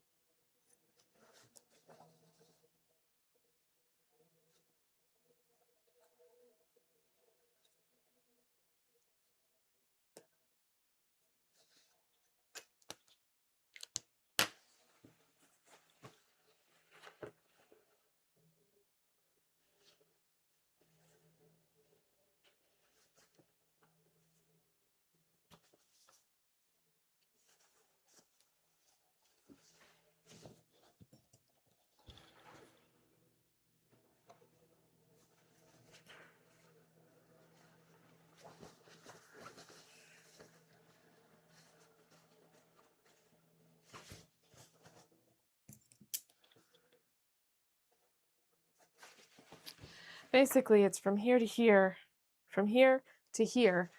but keeping this one free so that you have a top stitch. Like, so it looks like the whole thing is top stitched. And it will be. But it won't be through the pocket, so you can still use your pocket, you know? I need to press it first because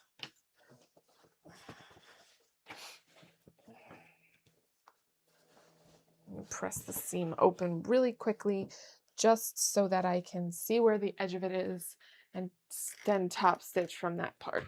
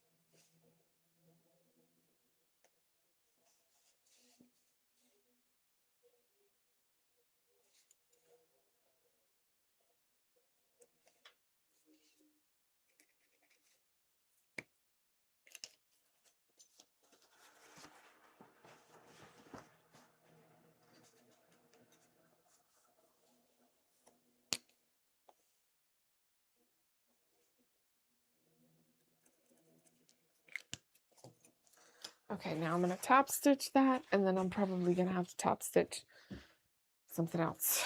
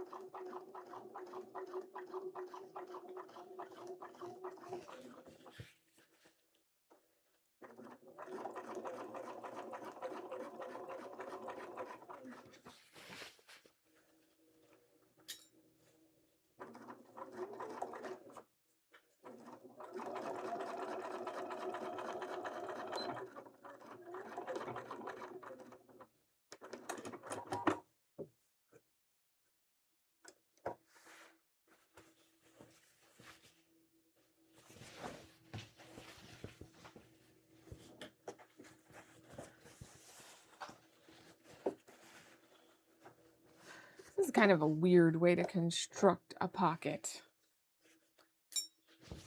I don't know. I've never done it like this, but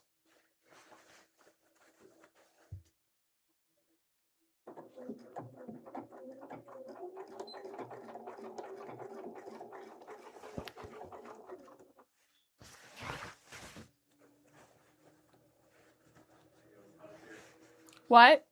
Are you having fun up here? Oh, joyous. Nightmare was hanging out up here before, but You just came out to the afternoon. it's 2 o'clock. It is not time for him to eat. And I don't know when the food is coming. Well, I mean, I'll probably have to get more shit from HEB again. He's got One more dose.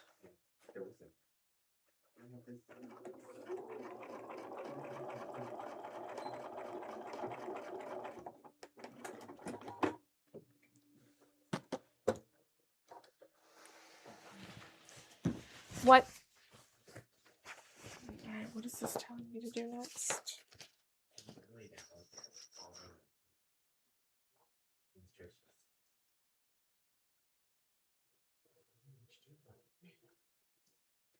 Come say, Daddy.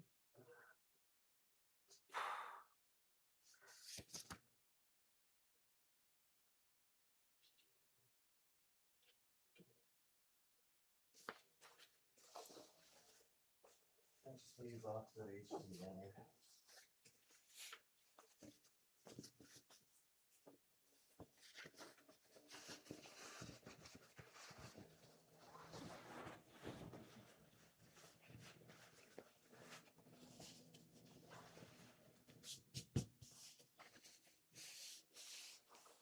Well, he has a couple of things in there, doesn't he? Right now? He's got the one thing, but sometimes he wants two of them, one of them too small, so it depends. Well, doesn't it make more sense for us just to go and get some from PetSmart instead, since those are bigger? I mean, yeah, it would, but you really want to go to PetSmart? I'm not going to stream all day, Brian. What time does PetSmart close today?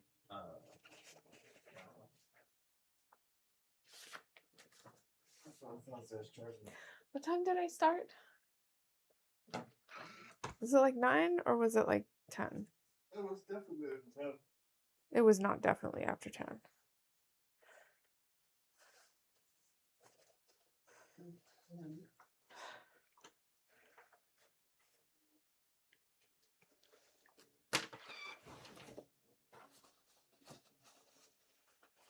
And yourself out there like that.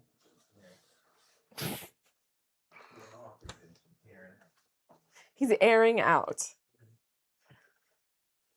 Okay.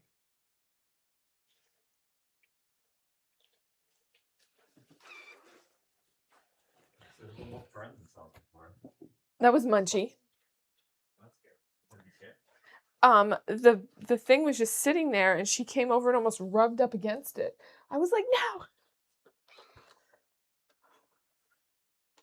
She wanted to get to the window, you know, she got to go lay in the window and watch nothing.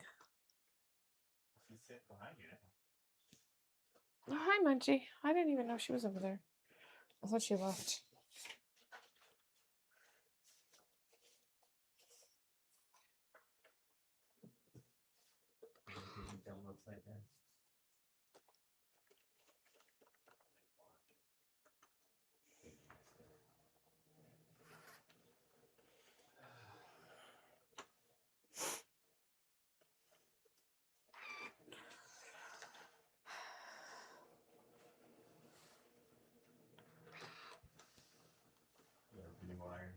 What? Like new iron. I don't know what you're saying. Like new iron. Yeah, I like it for the most part. I don't feel like it gets as hot as the other one though. There's like a setting on there.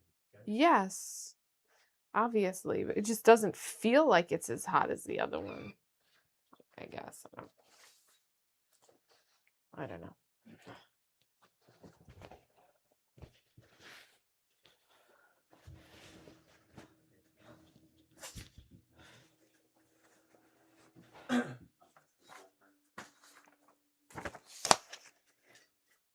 He's gonna kick your butt, Daddy.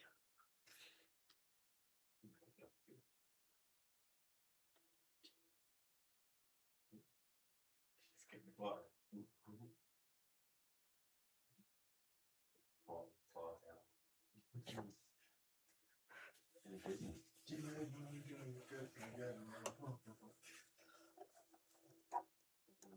Now you're gonna get your own tail. That's smart. He's sick and your own tail.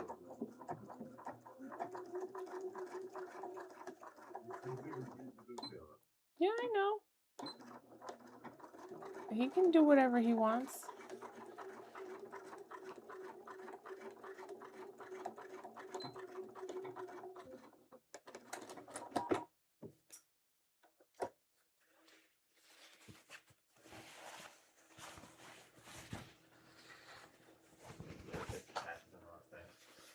No. No, I'll do it soon.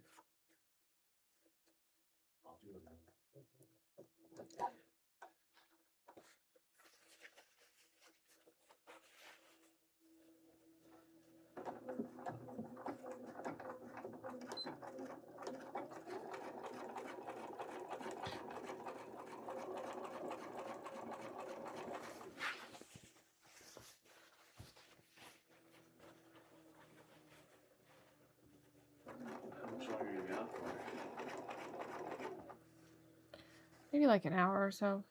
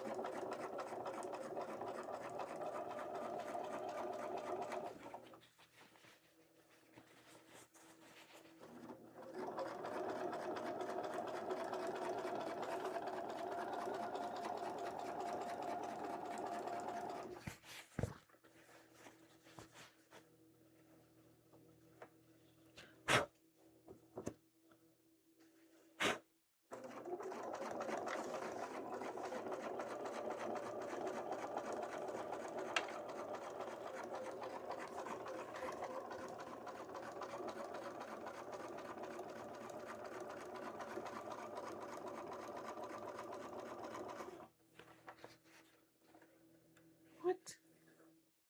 Oh, it's like a defect in the fabric right here that I just now noticed.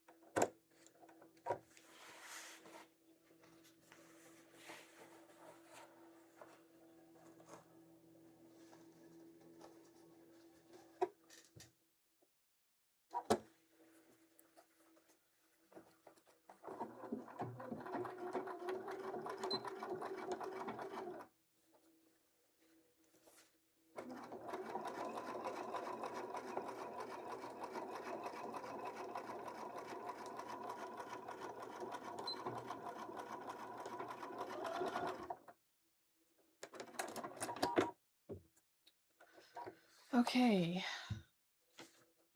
Now the next step is to sew the pocket.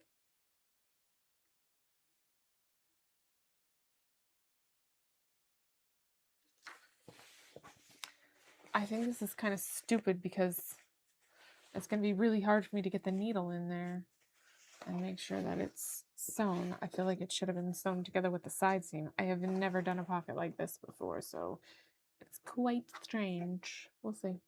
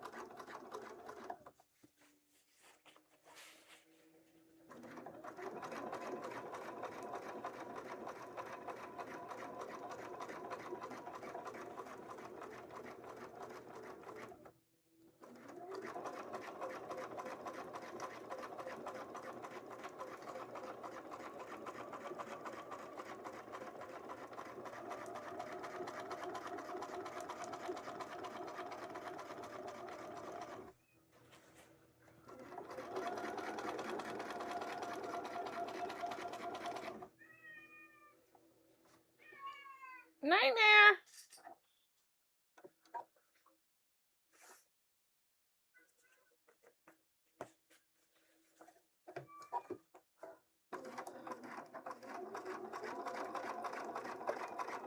Nightmare!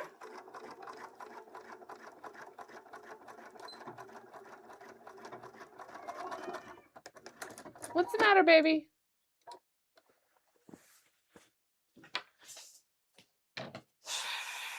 What's the matter, baby? Huh? What's the matter?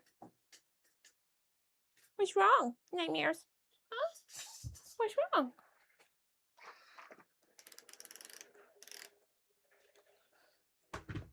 Come. Come. What's the matter, baby bear? Oh, what's the matter, baby bear? Give me that tail. Give me that tail. Give me that tail. Give me that face. Just squish the face. Do you have an itchy ear? Do I need to get that ear? Do I need to get it? Do I need to get it? Yeah? Oh, that's a good boy. No?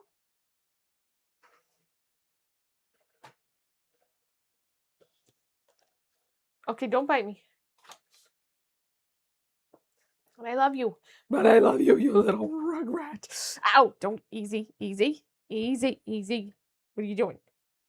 You wanna fight? Wanna fight? Wanna fight? Wanna fight?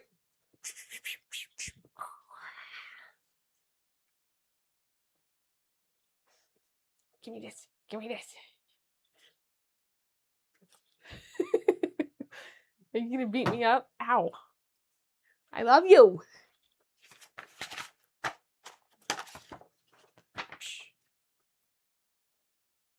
Why are you being such a turd? I love you. You rugrat.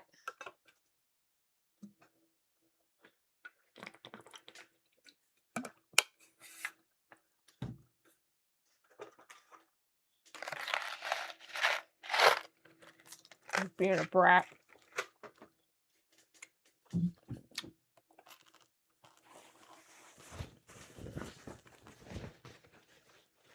He was yelling a whole bunch downstairs, but then when he comes up here, he doesn't want to actually get pet.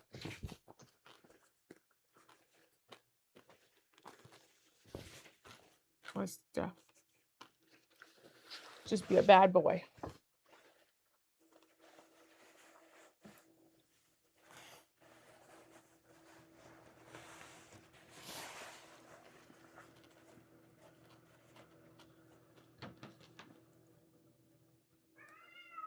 See, there he goes again. Yelling.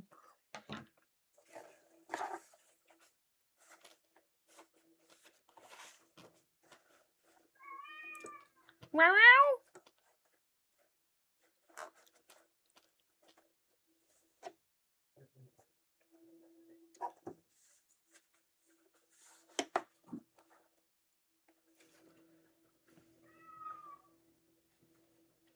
Nightmare.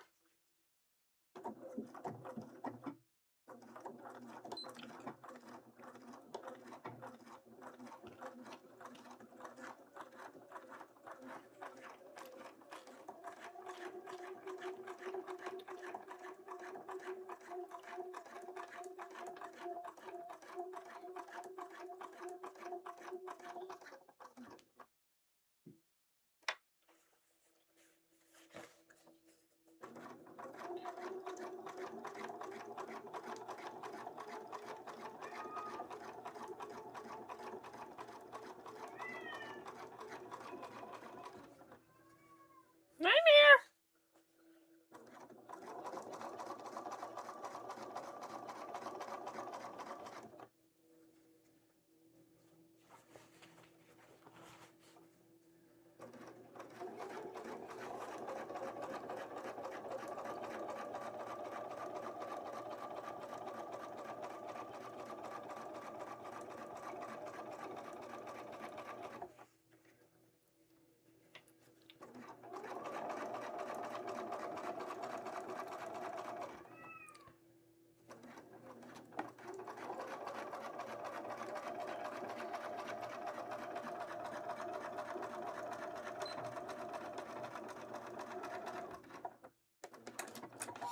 Okay, we have pockets.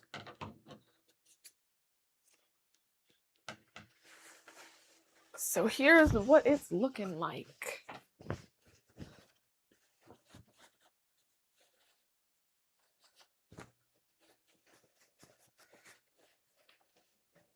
Of course, these would never fit me because they are not my size. But here's the pockets. All right, next step is to base these into place. Let me clean up some of this serger tails. These are all going to be contained in the upper seam, like I said, and this is already contained.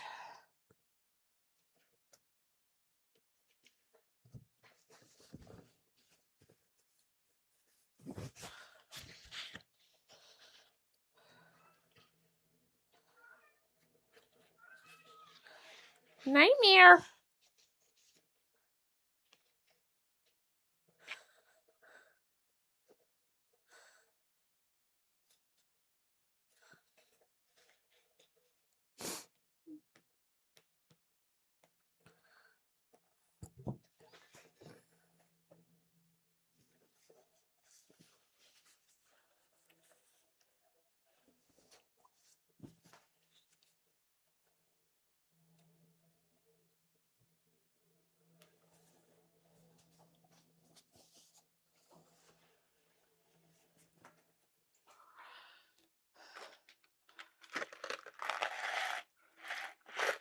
Okay.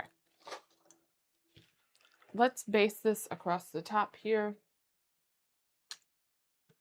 really quickly, and then we'll see what the next step is.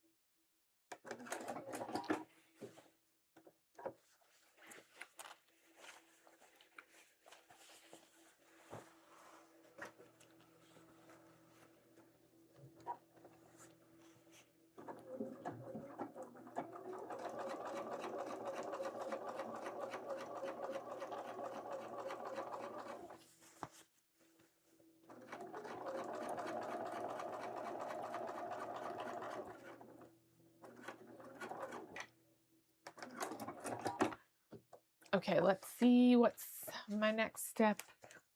That's for B. We're not doing B. Now we move on to the back.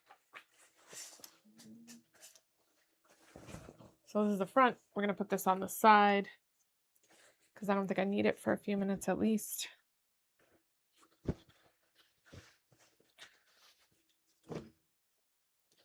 Now it's going to be the back.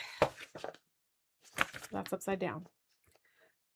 Right sides together, pin middle back 7 and 6.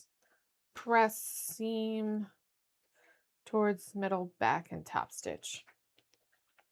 So all the same things that we did before. I just turned off my serger. That was silly.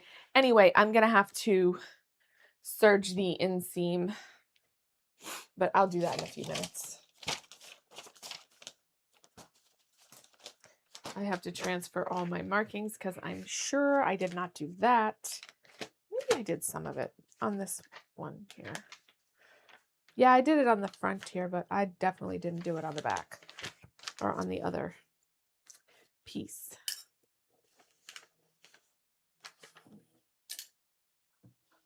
And I'm sure I'm going to need those.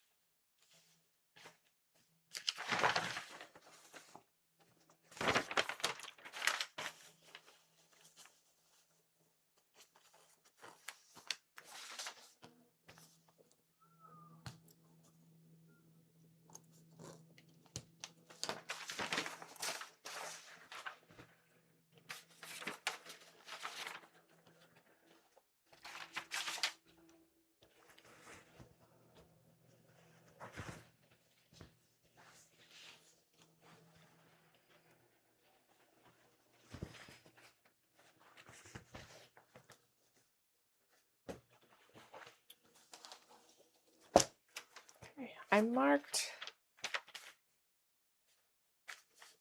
on the front or on the top piece here, but I still have to do it on the bottom piece. So just give me a second. I have to pull all the pins out and then mark them and then pin them together. So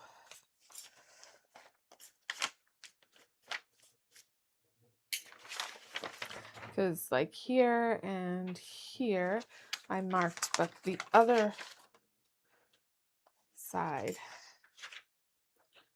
is not marked.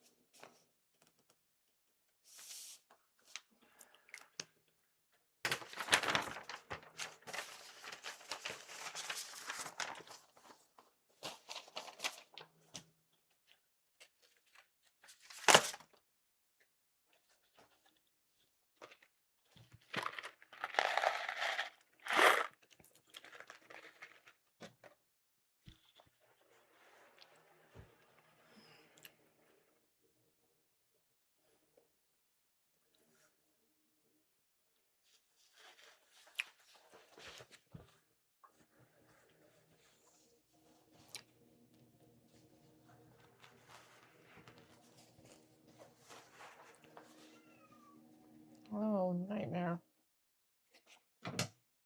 I don't know if you guys can hear him yelling in the background, but he likes to make a lot of noise.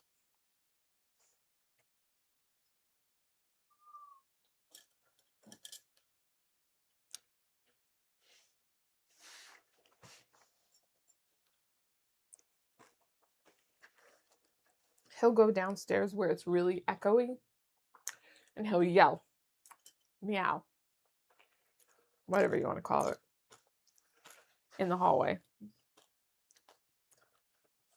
And he'll do that for a long time.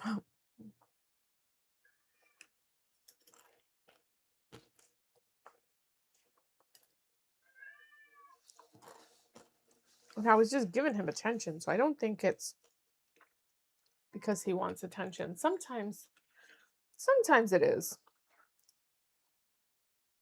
But sometimes I think he just likes the sound of his own voice, which is weird. But I have heard that some cats do like that, to hear themselves. And we have another cat that does the same thing. So he has influenced the other cats in the house to do the same thing. And then we don't just have one cat that yells, we have 2 cats that yell. Actually, we have more than that, I think. But yeah. Cats like to yell at each other. Or just like to yell, period. Because he's not really yelling at anybody, he's just yelling.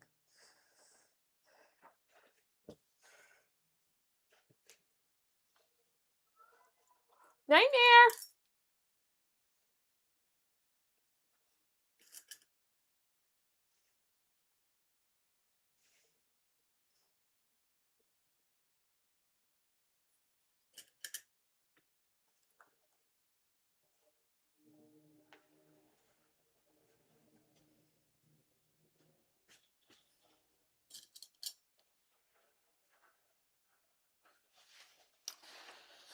All right, let's stitch this up.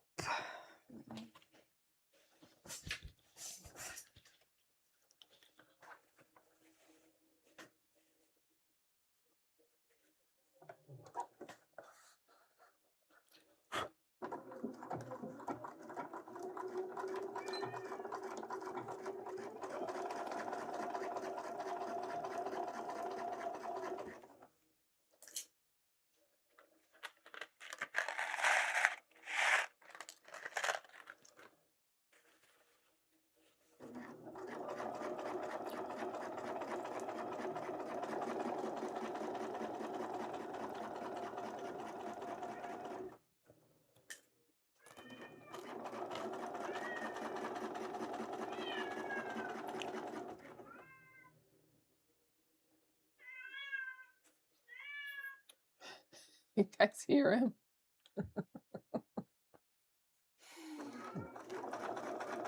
So dramatic.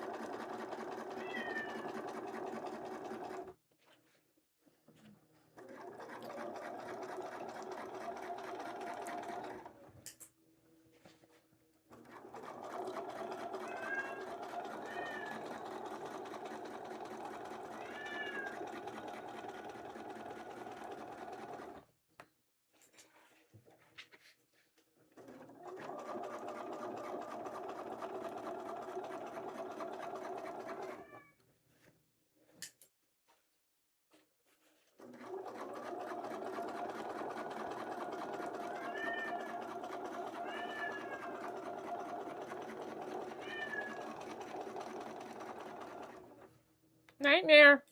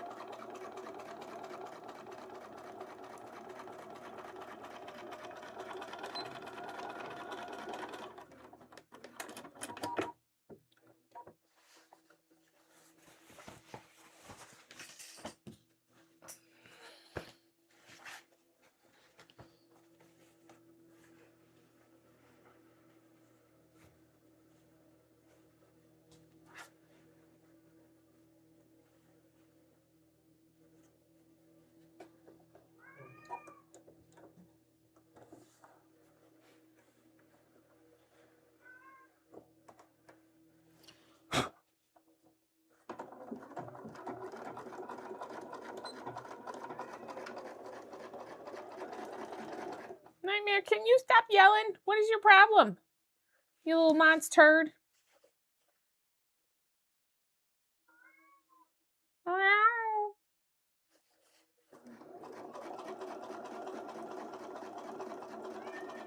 Nightmare.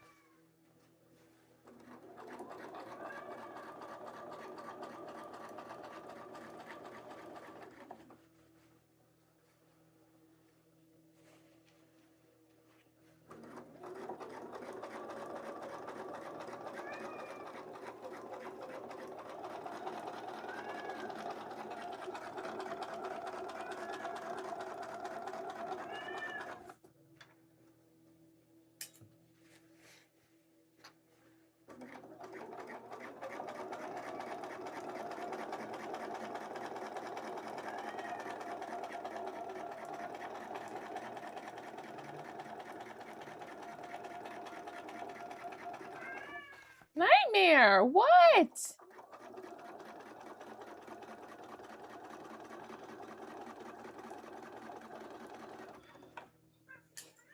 What? What seems to be the problem, sir? Hello, you were biting me before. Yes, you did. Are you sorry? No. It sounded like you said no. Come on. Okay. No, you're not sorry that you bit mommy? What's the matter? Hello, Snuggle Bear. What's the matter? What's the matter with the babies? What's the matter? What's the matter? What's the matter? What's the matter? What's the matter? What's wrong? What's up with the baby? What's wrong? Tell mommy, what is it? What is it? What do you need? Do you need snugs? No? You got an itchy ear? Where you going? Hello. I love you. Do you need snugs? Come here.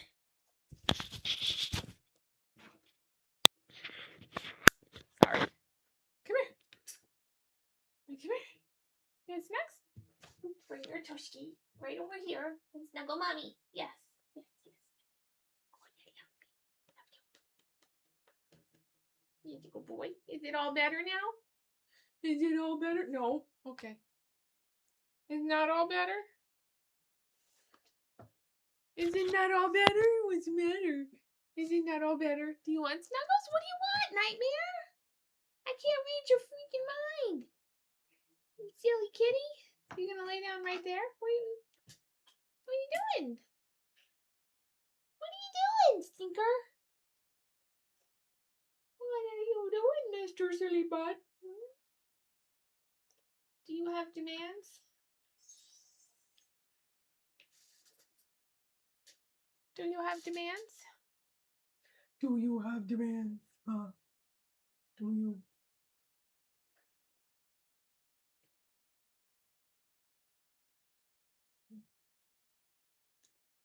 That's my silly boy. Oh, you're purring. I can feel it. I can feel your neck vibrating.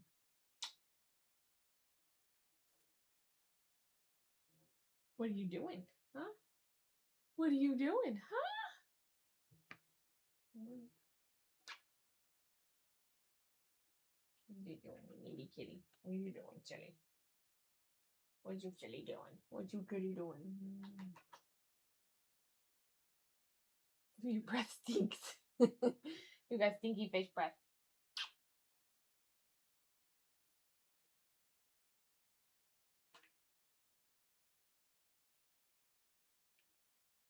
I love you, sweet boy. Even with your stinky fish breath. Yeah. Yeah. Are you happy right here with mommy? Yeah. I love you. Don't lick my nose because your breath is extra stink. Extra stinky fish breath.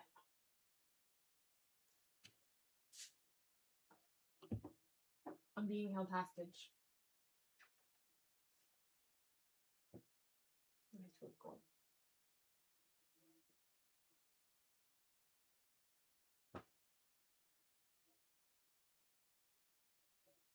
He's very happy right now. He's a very happy kitty. Little Mr. Nightmare. Say hi, Mr. Nightmare. Are you happy boy? He's giving me this low blink. The lovey eyes.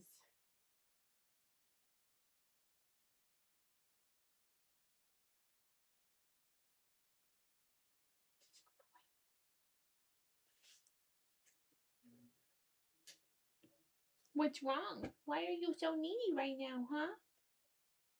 Is mommy ignoring you? I'm not though. You were just ignoring me. You weren't interested in snuggles.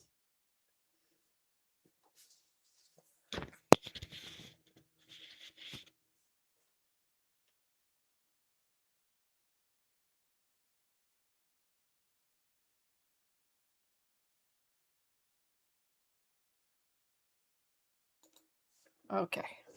Back to sewing. Enough cat snuggles.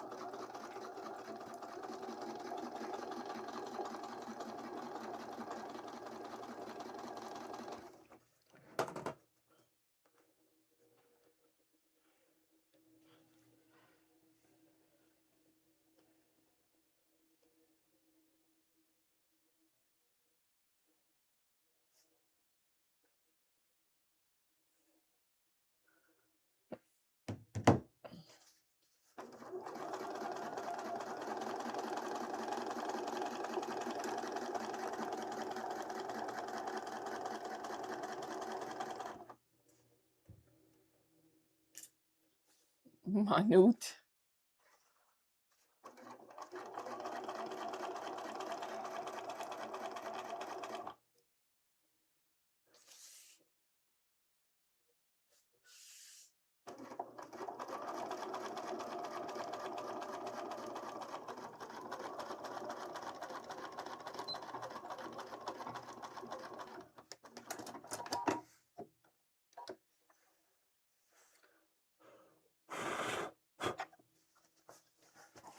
Okay, I'm gonna iron these and fell them and all of that fun stuff.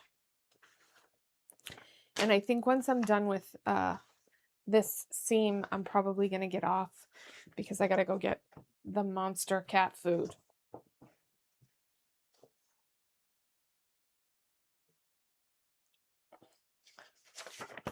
Press it towards which direction? This is the middle.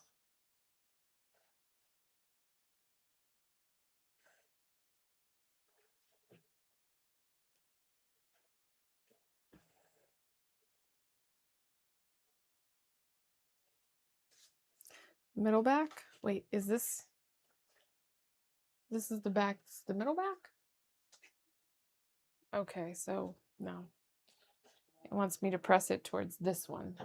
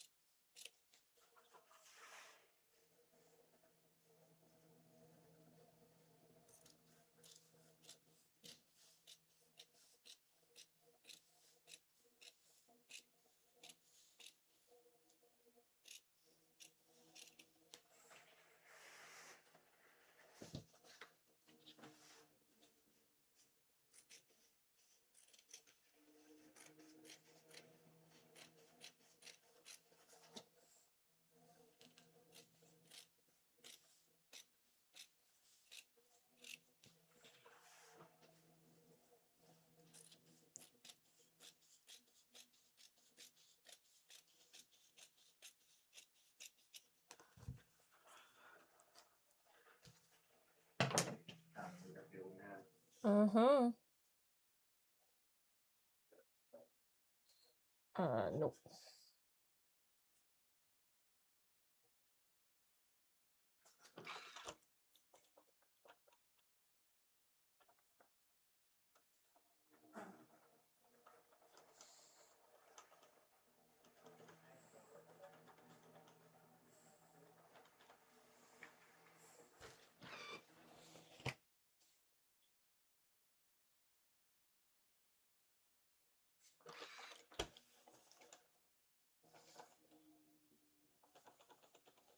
Hey, Brian, Yeah.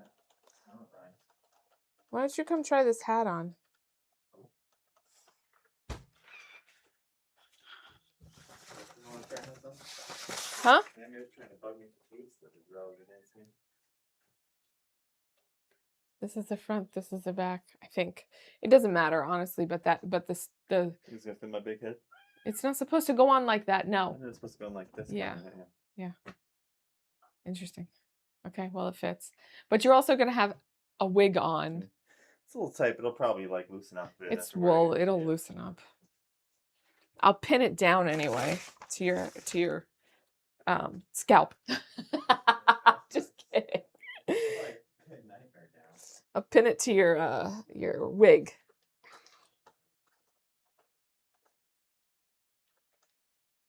This is not fun. What? Catch up. Who's he going after? What do you think? I don't know. What did you do? What Yeah. are you doing? You're still hobbling around? Yeah, you say we're in the right leg with the left leg. So you're going upstairs and like this right leg first. Bring the other one so it's the left leg. Well, I don't know what's wrong with it, and he's gonna rip my face off if I try to keep looking. Well, we can wait till tomorrow and see if he's still doing it. I think.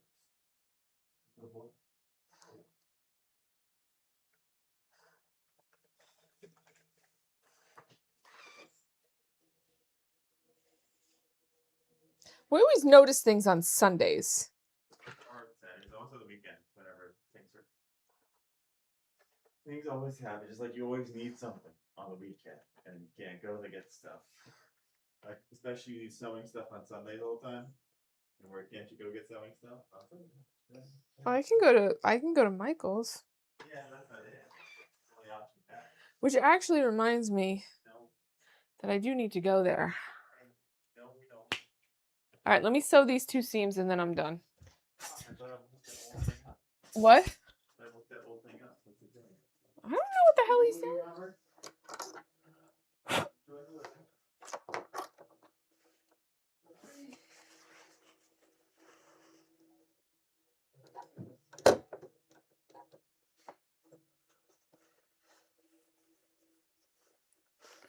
Tell him to put his clothes in the dryer.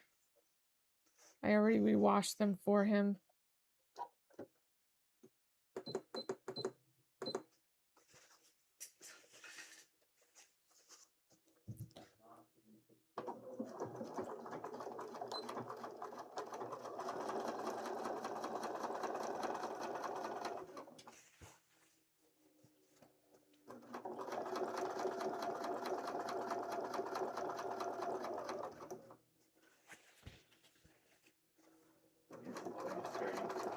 He's what?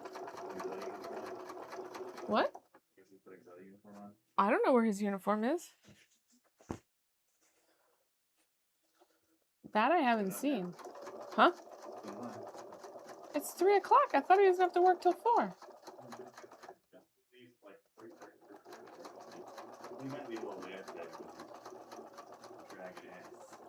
He hasn't even eaten anything for breakfast, has he?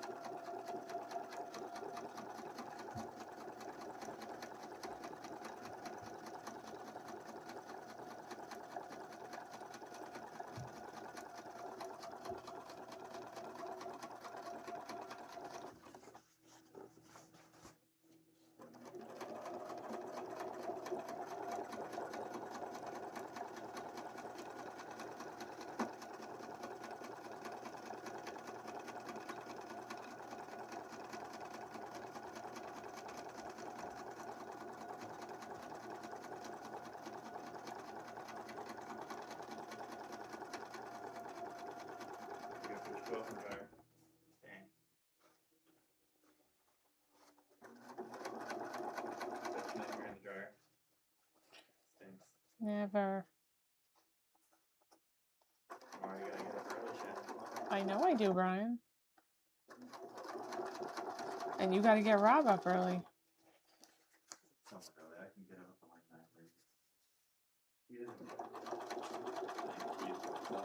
9:30. He what? He doesn't get up like 3 in himself.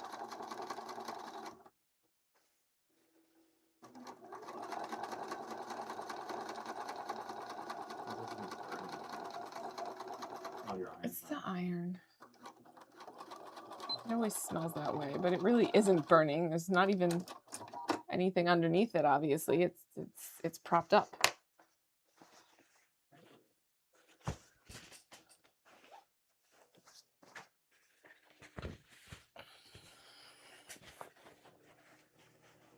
Nope.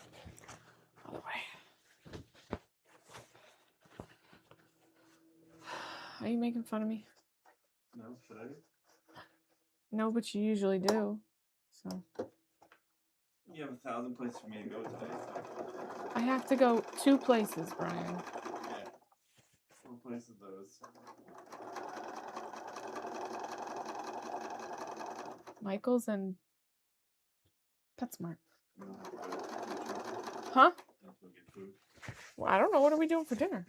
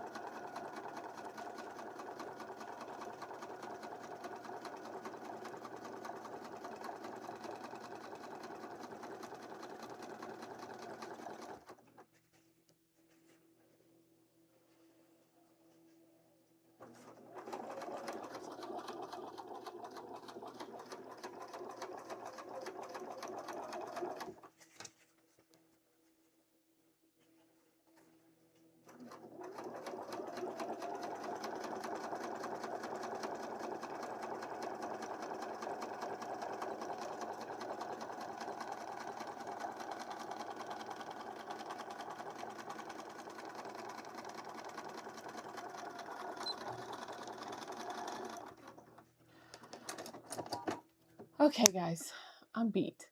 Oh, and my camera's about to die anyway. So I'm going to get off and I will let you guys know when I can be live again. I'm probably going to work on some of this stuff offline or off camera. Sorry, my brain was not working. Because I am on a deadline and the next couple weeks are going to be kind of crazy for me because of my son's court of honor. So if I do stuff off camera or not live, then I will try to record it and post it when I do the final reveal. But for now, I'm just going to go so that I can, because I have a lot of editing to catch up on. I have to run to the store and get some stuff for the cats and prep for everything else. And I'm probably going to do like 2 weeks off just so that I can get some of the editing caught up in the new editing software that I'm trying out to see if it helps with the sound. So stay tuned for that, and I will see you guys the next time I am live and in my next video. I hope to see you guys then. Thank you so much for watching, and like and subscribe if you like my content, and I'll see you guys later.